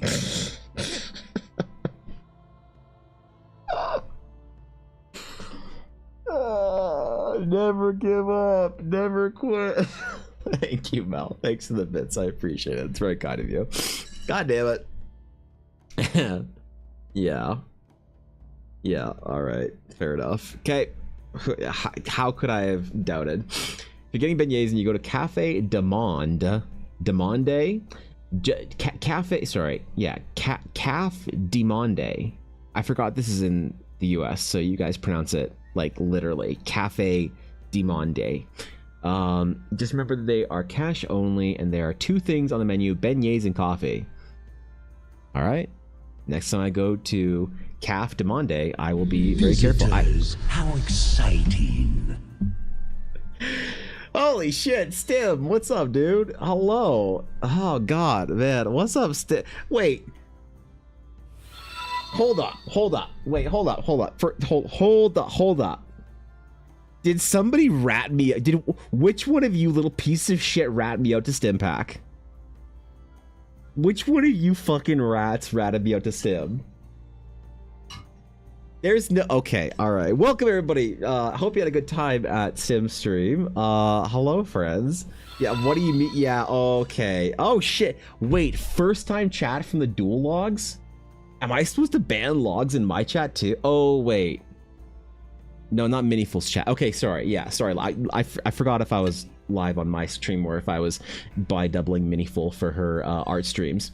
No, I would never. Listen, I fucking stick up for you in Minnie's chat logs. I don't want to. All right, come on, bro. Welcome, guys. Good to have you. Hi, Stim. I don't know who fucking ratted me out, but whoever they were, I won't forgive them.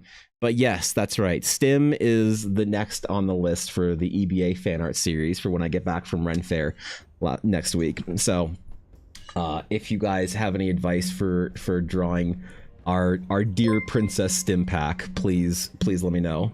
Good afternoon, Raiders. I swear to God, Welcome to the Dragon's it's not a Plane. cult. Here we follow It's not our a leader, cult. Crumb. Evan Blair It's not a asks, cult. Okay, all right. Fucking goddamn it! Make the tail thick, really? Make you? What do you mean? I was gonna draw you modestly in Miwa Bell's sweater that she lost a year ago. Yeah, I was gonna headcanon that you found it. The tail as big as I can? Jeez, man. Well, welcome, guys. It's an honor to have you.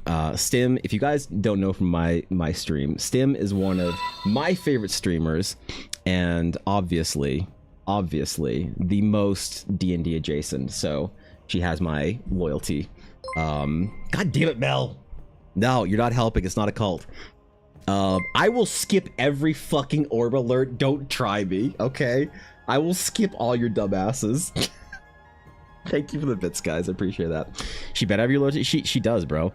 My last Glitch Stars fan art was Miwa, and my next one I'm going through Gen 1 in order, all right, or through the gens in order. So Stim's next on the list, and I officially committed to doing it next week. So I will ensure that the tail is up to standards. Maybe, God fucking damn it. I have an idea. Yes, Ella. Can you make dice for Stim Pack? Stim Pack doesn't want your fucking dice, Ella. No, she doesn't.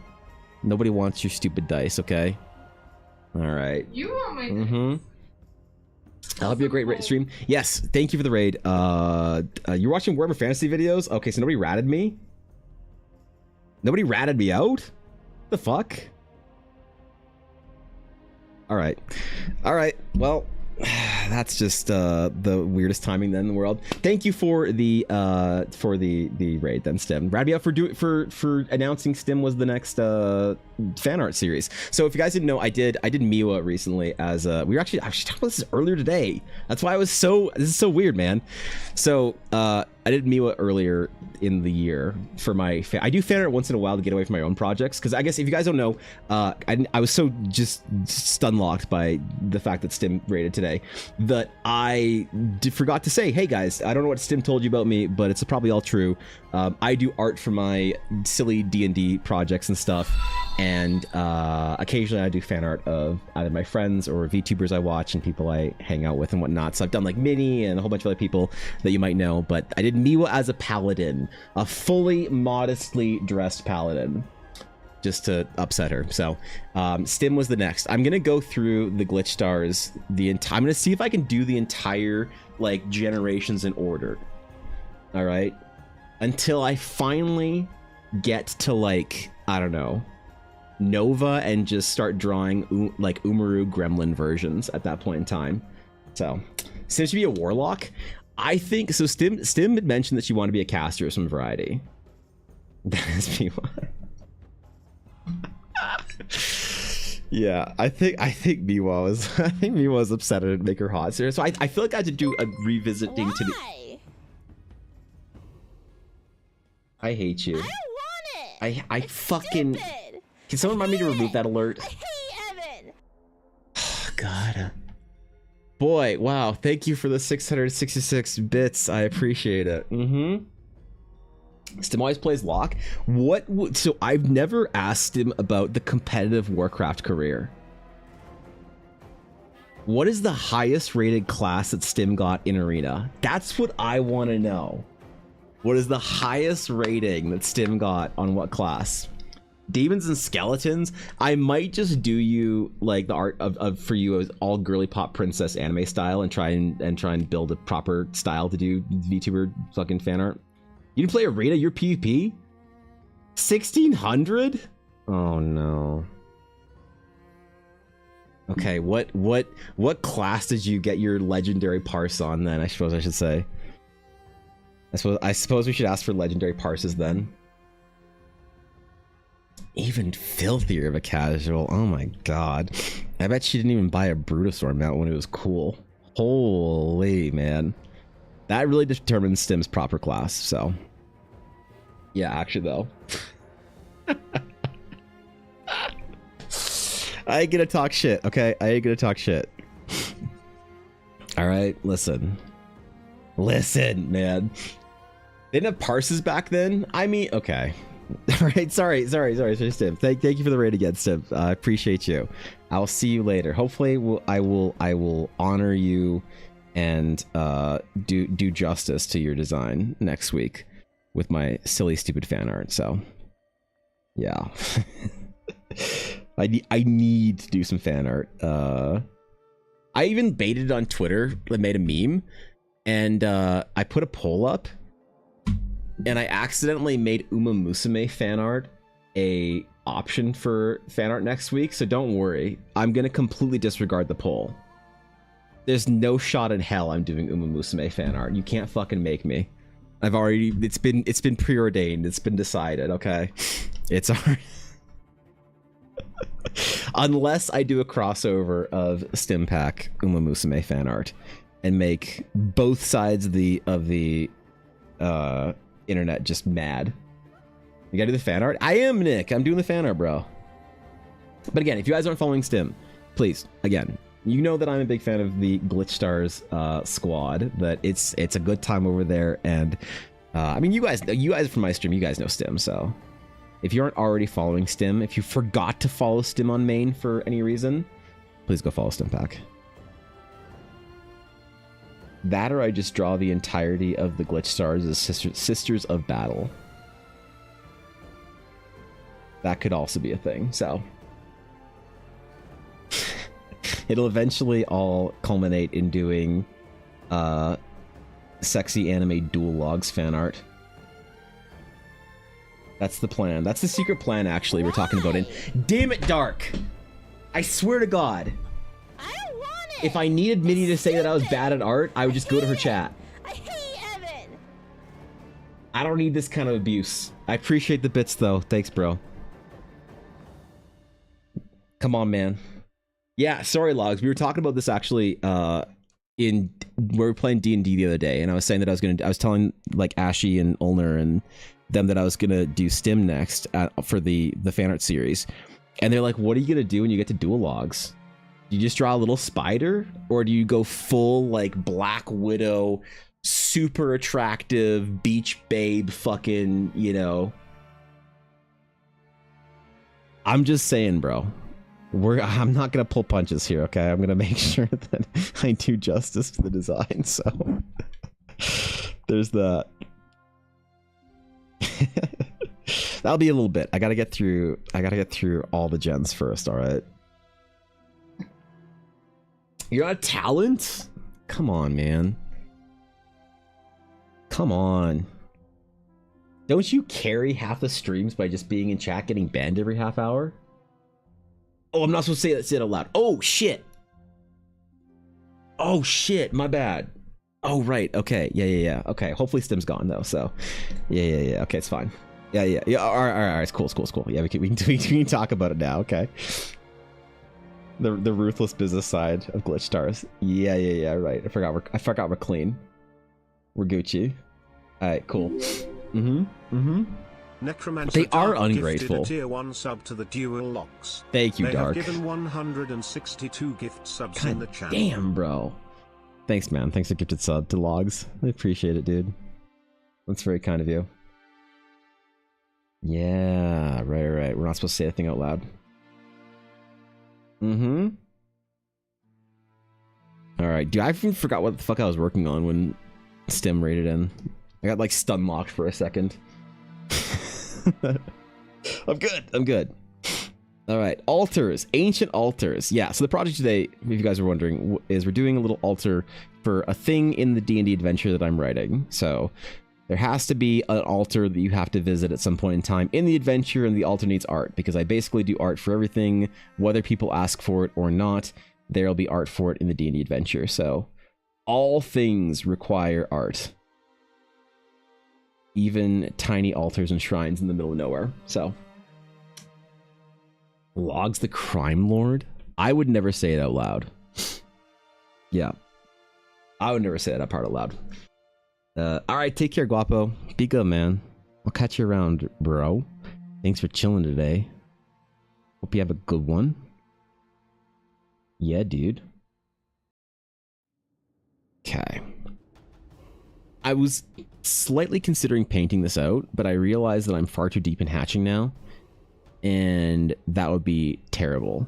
We need some other things that could be on the altar. I think coins and flower petals were mentioned. I don't want this to be too like Monka sacrifice shit.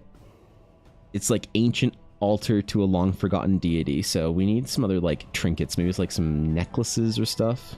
No cursed relics this time, okay? Yeah. Sorry, this time. I'm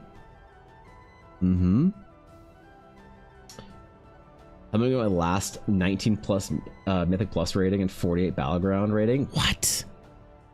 You didn't finish your Mythic Plus this season, bro? What do you mean? You get free gear now. We're at full catch-up mechanic mode. The season's so chill. You can fully craft your entire max item level cartel chip, all your best in slots. 19 out from 3K. Been having computer issues, and so I've had to pug a lot. Oh, okay, that's fair. Yep, never mind. Honestly, dude, pugs have been actually really good this season. I haven't gone really hard, but like I have never had such a easy season pugging ever. So I'm not at 3K right now either. I like kind of checked out at a certain point in time and got too busy with shit. But they made I hadn't Mythic Plus in like maybe a year and a half. And I came back to this shit. Oh my god. They made it easy and chill. Maybe I just got lucky. Or maybe the tank experience is really easy, but holy, there's so much less to do. So much less to each affix. It's pretty fucking chill. Where exactly is this altar? High Crest Cavern or Jungle Island? This is on the way to Manar. So, you say it was tank? Yeah, okay, fair enough.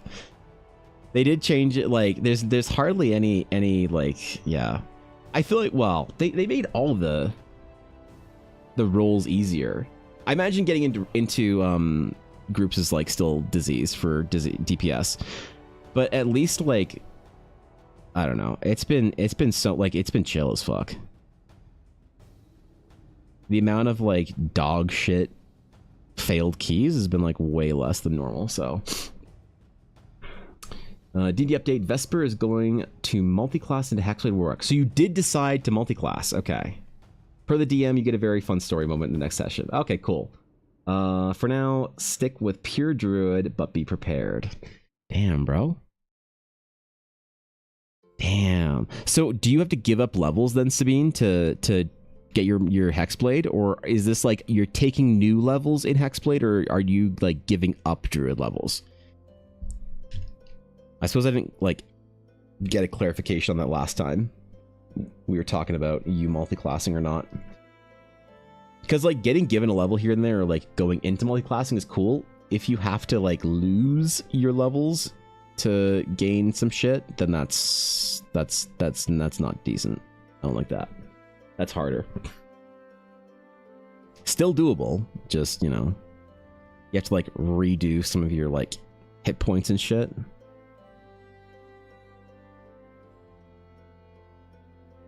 Okay.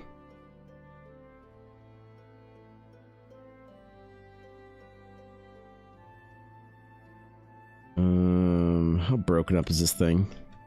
It's probably ancient as hell. What am I doing? Always err on the side of it being more broke ass. Giving up Druid 6 and 7 people like 2. Goodbye polymorph. Oh, okay. That is a much more substantial like decision then to make. Is if you're giving up any kind of like class abilities. Well, that's fine. You know, warlocks are decent. Why a Hexblade though? I thought it was just general warlock for weird, creepy voices in your character's head.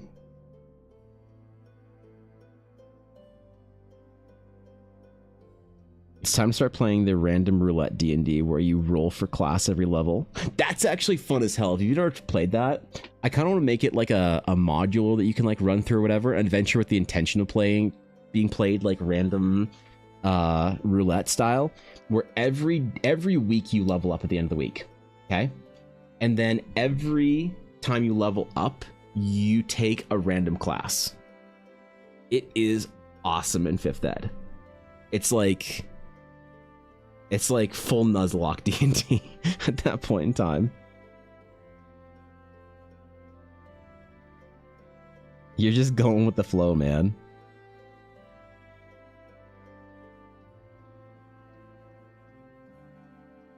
I need more like religious symbols on here for the ancient sage orders.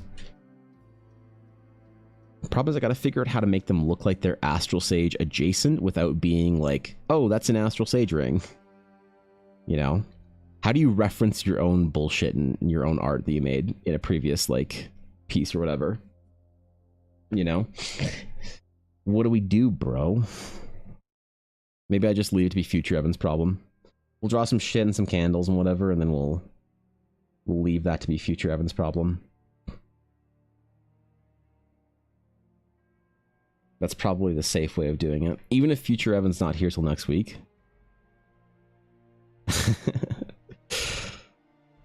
I'm sure he'll figure it out. He always gets in there, man.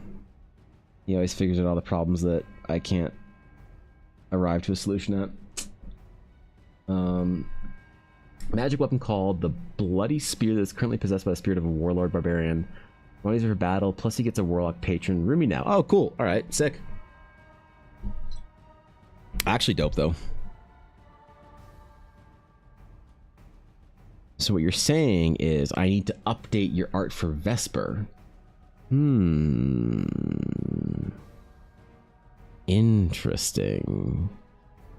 I need to change Vesper's art now and send you an updated version to be more warlocky. Got it. Cool. Almost, Mel. You almost had a green dragon check for the day.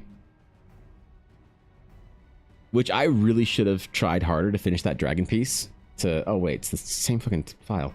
I should have tried way harder to finish the dragon piece for Ren Fair this weekend. Because I realized not having another dragon is basically me throwing at this point. Ren Fair versus convention. The dragon appreciation. That's what I do for my fan art for Stim. I just draw a giant dragon. Just draw a massive fucking dragon, dude. Call it the what is it, the biblically accurate Stim pack. Looking like Smaug. Yeah, okay. All right. Coins. What else? Gems. Well, it's like an offering in the jungle, right? Can I get the extra thick tail on point? Why did 4 people mention making sure her tail is extra thick? Hold on. Where's Stim's ref sheet? That's what I need. I see so much of like. Wait. Does she have it like posted or like pinned anywhere? Got to head out to get ready for my live stream. I guess yes, all right. Today. Take care, Mel. I will catch you all tomorrow as this week is absolutely. I will see you later. Too, Evan. I'll do my best, all right? Catch you later, Mel. Thanks for chilling, bro.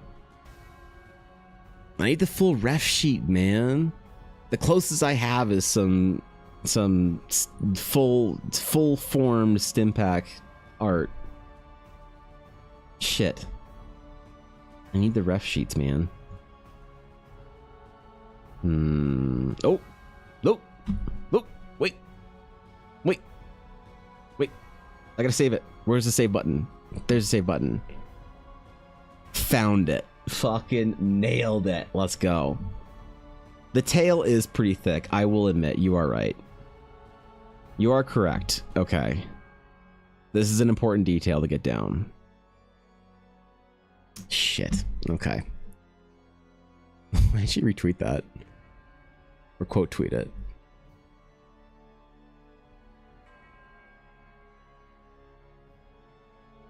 Oh, no reason. Just chilling. Okay, cool. Yep. She's farmer in a BRB screen. What does your BRB screen look like? Oh, is that the art that the... Oh, okay, yeah. Yeah, right. Yeah, it's just all tail at that point in time. Well, I asked him a while ago if she'd prefer something more in the sort of the style that I did like Miwa's piece in, or if she wants something that she could use more for like art for the channel. It's more in the style of like obviously her model and stuff. And so I'm gonna go out a bit and try to stretch my art wings a little bit and do something that's a little bit more in the style that would be more representational of Stim's character. you know, design as opposed to my interpretation of it in my style. So hopefully I'll be able to do something that looks worthy of. I mean, she has a lot of really good art, so I feel I feel intimidated. Obviously not that a small fan art piece needs to live up to the standard, but still. But still, man. One that she's stuck like a turtle. Yeah, okay. Yeah. Right. Okay.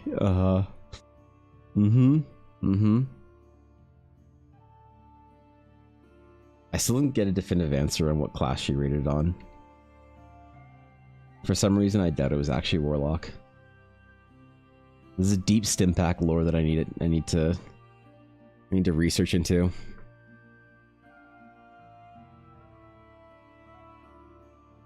Okay. Maybe we'll just like add some weapons and shit around that people would have left, because this is like a midway point for people on their travel to Manar.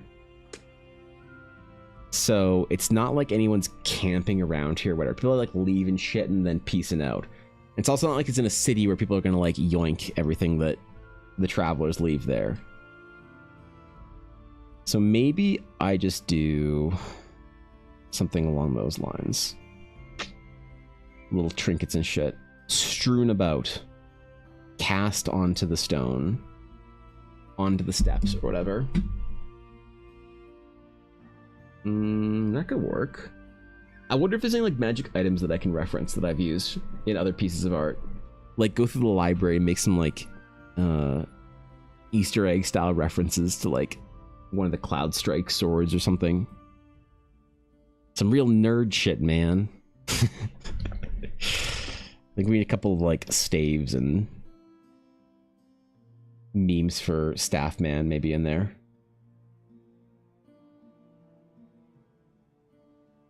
Let's try. We have one or two references. Line work, delete. All right. Yo, and Felplague, thanks for the follow. I appreciate it. Seriously. It really means a lot, dude. The dragon hammer you made for me? What was the dragon hammer I made for you? Oh, yeah. It's like had the dragon's head, right? Or was it the wing? Was it the double-sided hammer with the wings, or was it the one that looks like a dragon's head? That was like, how did I just do what? That brought back a core memory. That was like 2 years ago, wasn't it? One of those midway points where people leave items and messages, I was here kind of stuff. Yeah, exactly, right? Kind of like to bless their journey to the city through the not particularly treacherous terrain, but it's definitely a midway point. Yeah, I like that. Like you're on your way in the loading screen of Diablo 2 between the Rogue encampment and Loot Ghislaine. That's exactly the vibe we're going for. But Evan, that wasn't in the game. Shut up. I know. Let me have my Diablo 2 headcanon fanfic art, okay? Leave me alone about it. Allow me my peace. Stream topics? Okay, hold up. You could have just, dude, bro, you don't have to TTS that, man. You can just say it's in stream topic. You don't have to fucking TTS it. Throw me 20 bits, bro. Okay. Well, hold on. Why is there so much Uma Musume shit in stream topic? You guys are ridiculous. Oh, yeah, that was so cool, bro. Dude, that was a good one. 2023. That's when that sketch was. 2023. Man, dude. Oh, I like that though. That is a good sketch, I will say.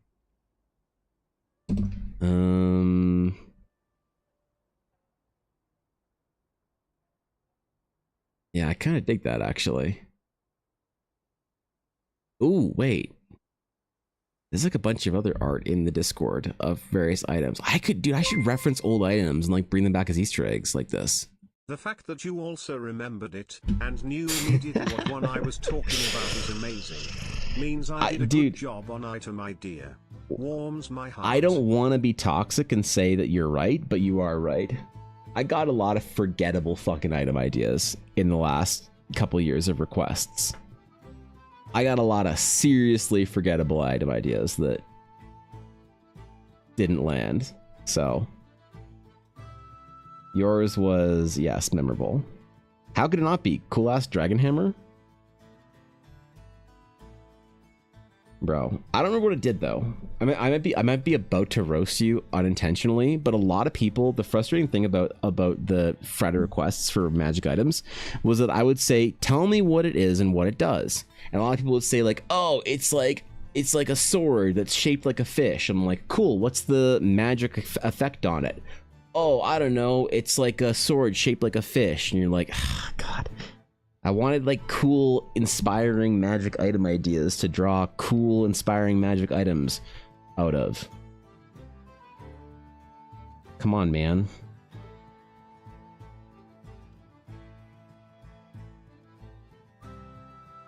You know? Not sure if you said dragon-shaped hammer or not. I'm just roasting you without knowing it. But I got a lot of ideas in that time that were really hard to work with. So I'd always have to try and do some like just kind of generically look cool looking for magic items. Pull the guild sword or put the guild sword. The guild sword was didn't that go with another item? The Sword of Dragon's Claim, and like there was another thing or a pendant or a shield or something as well? Wasn't there multiple like things like that? That campaign ended, and that character There was. shattered a city wall. That Yes, was beating the army dude. she served out. That was a good Turned the one. tide of battle. IT did extra damage, and Fuck gave yeah, her a dude. breath weapon. Yes. And it let her fully transform into an adult solar dragon. Why did I cite it like that? What the fuck? What the hell? What are we doing? Okay, whatever. That looks cool. Yeah, I like that it has the crest on it and everything. Yeah, man. Great sword of the dragons, the Dagron's claim. Sorry, I forgot the D in Dagrond. Great sword of the Dagron's claim. Yeah, ooh, that's an early one. 2022. Was this one more vintage? No. Around the same time. You know, the Friday requests were really fun. Also, thank you for the bits, Azalea. I appreciate it. The Friday requests were good. I don't know if they're going to come back anytime soon. I think that they are probably... I'm good on them for another couple months at the very least, but I do want to restart the Friday requests at a certain point. The problem is I want to redo them with characters, if I can. And try and build a base of... I want to build a pack of NPC...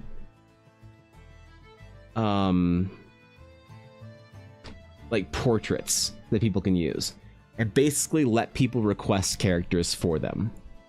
Why does that was a great sword? We need more good sword reps? I know, dude. Look, I wasn't the one that requested it. I would have done a just okay sword if I could, but you know, someone else requested it. Zillion, thanks for the follow. Appreciate it. Welcome in, my friend. Good to have you. Honored, even. Yeah, true though, right? What about the swords that are just doing enough to get by? You know? Put the guild sword description in there. I see it. I see a wall of text, and there's no fucking shot I'm reading all that right now. But I will happily read it when I'm not in streamer brain mode. And then laugh. Not a full laugh, but I will exhale in amusement swiftly out of my nose. I'll give it a quick in amusement. That's what I'll promise. But I did just see a fucking giant brick of text appear. And I don't remember it having that long of a description, but now I'm a little nervous. I'm nervous it did things I forgot about, but I remember reading it on stream. No, I got the fucking TTS voice to read it on stream. I got Davis to read it. Shit, why is this all coming back to me? Oh my god, I missed doing Friday sketches apparently. Dude, those were fun streams, man. Those are cool little events. Maybe I'll do it as an event that like a end of summer like request sketch stream type thing, and I'll do a big marathon like sketchathon type thing, whatever.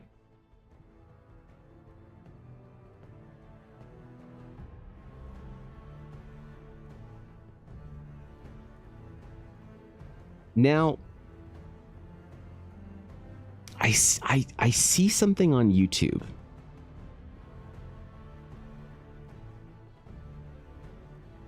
That I'm not sure what the fuck it was. But I think maybe Vixie rated me on YouTube. Now, I'm really glad I have an actual YouTube screwed up. Because that did not appear on my YouTube chat.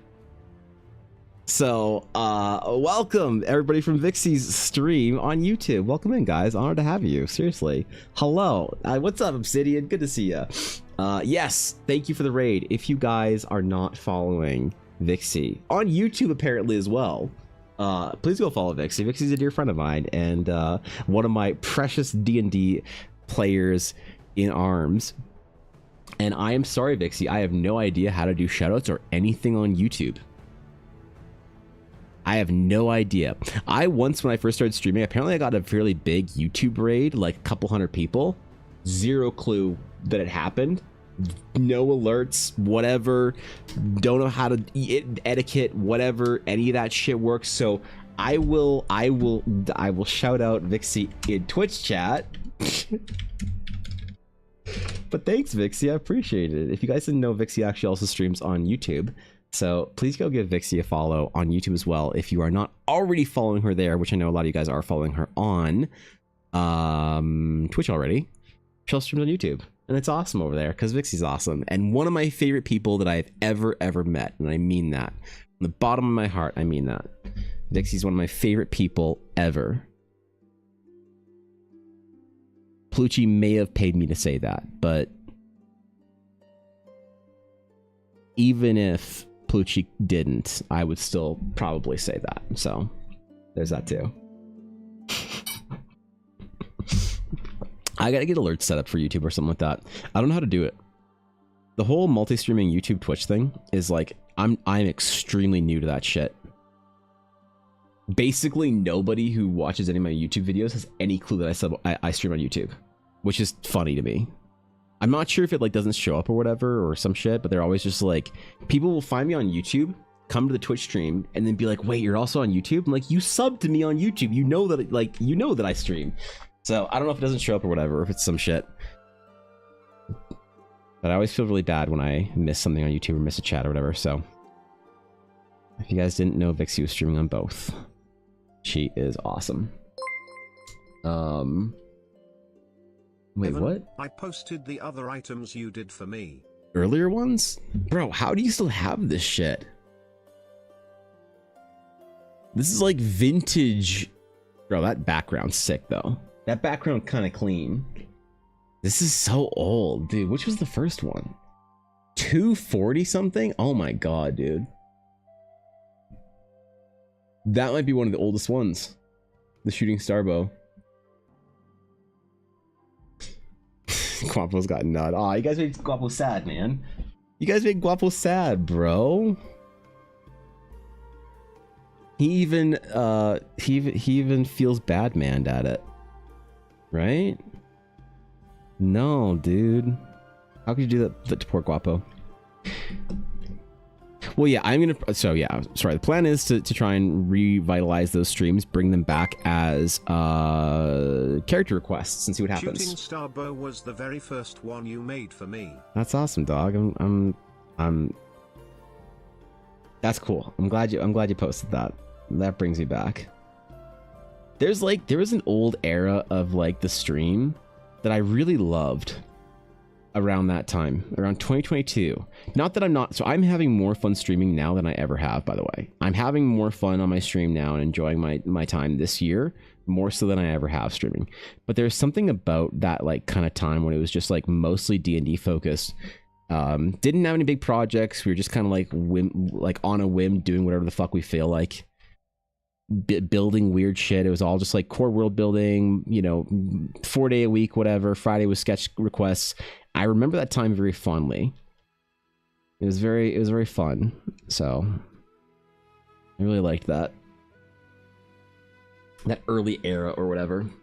Dropped all mine in there. First one you did was 245. What do you mean all yours? That's like 9 items, Steel. I seriously done like 9 items for you. Holy shit, bro. Dude, I gotta... Goddamn, man.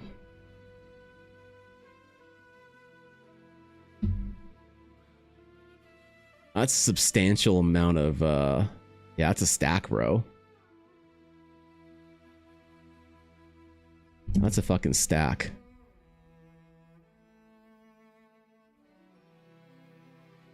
Dude, wait, some of these are so cool, bro. I remember loosely. It's so weird seeing a piece of art that I don't like remember necessarily like doing or whatever, but I'm like, that's obviously my art. And then I like see it and I'm like, wait, I kind of remember like making those decisions or whatever. You know? These are so old, man. I loved anytime anybody asked me to draw jewelry for them, like any kind of like diadems or whatever. These were always so sick, dude.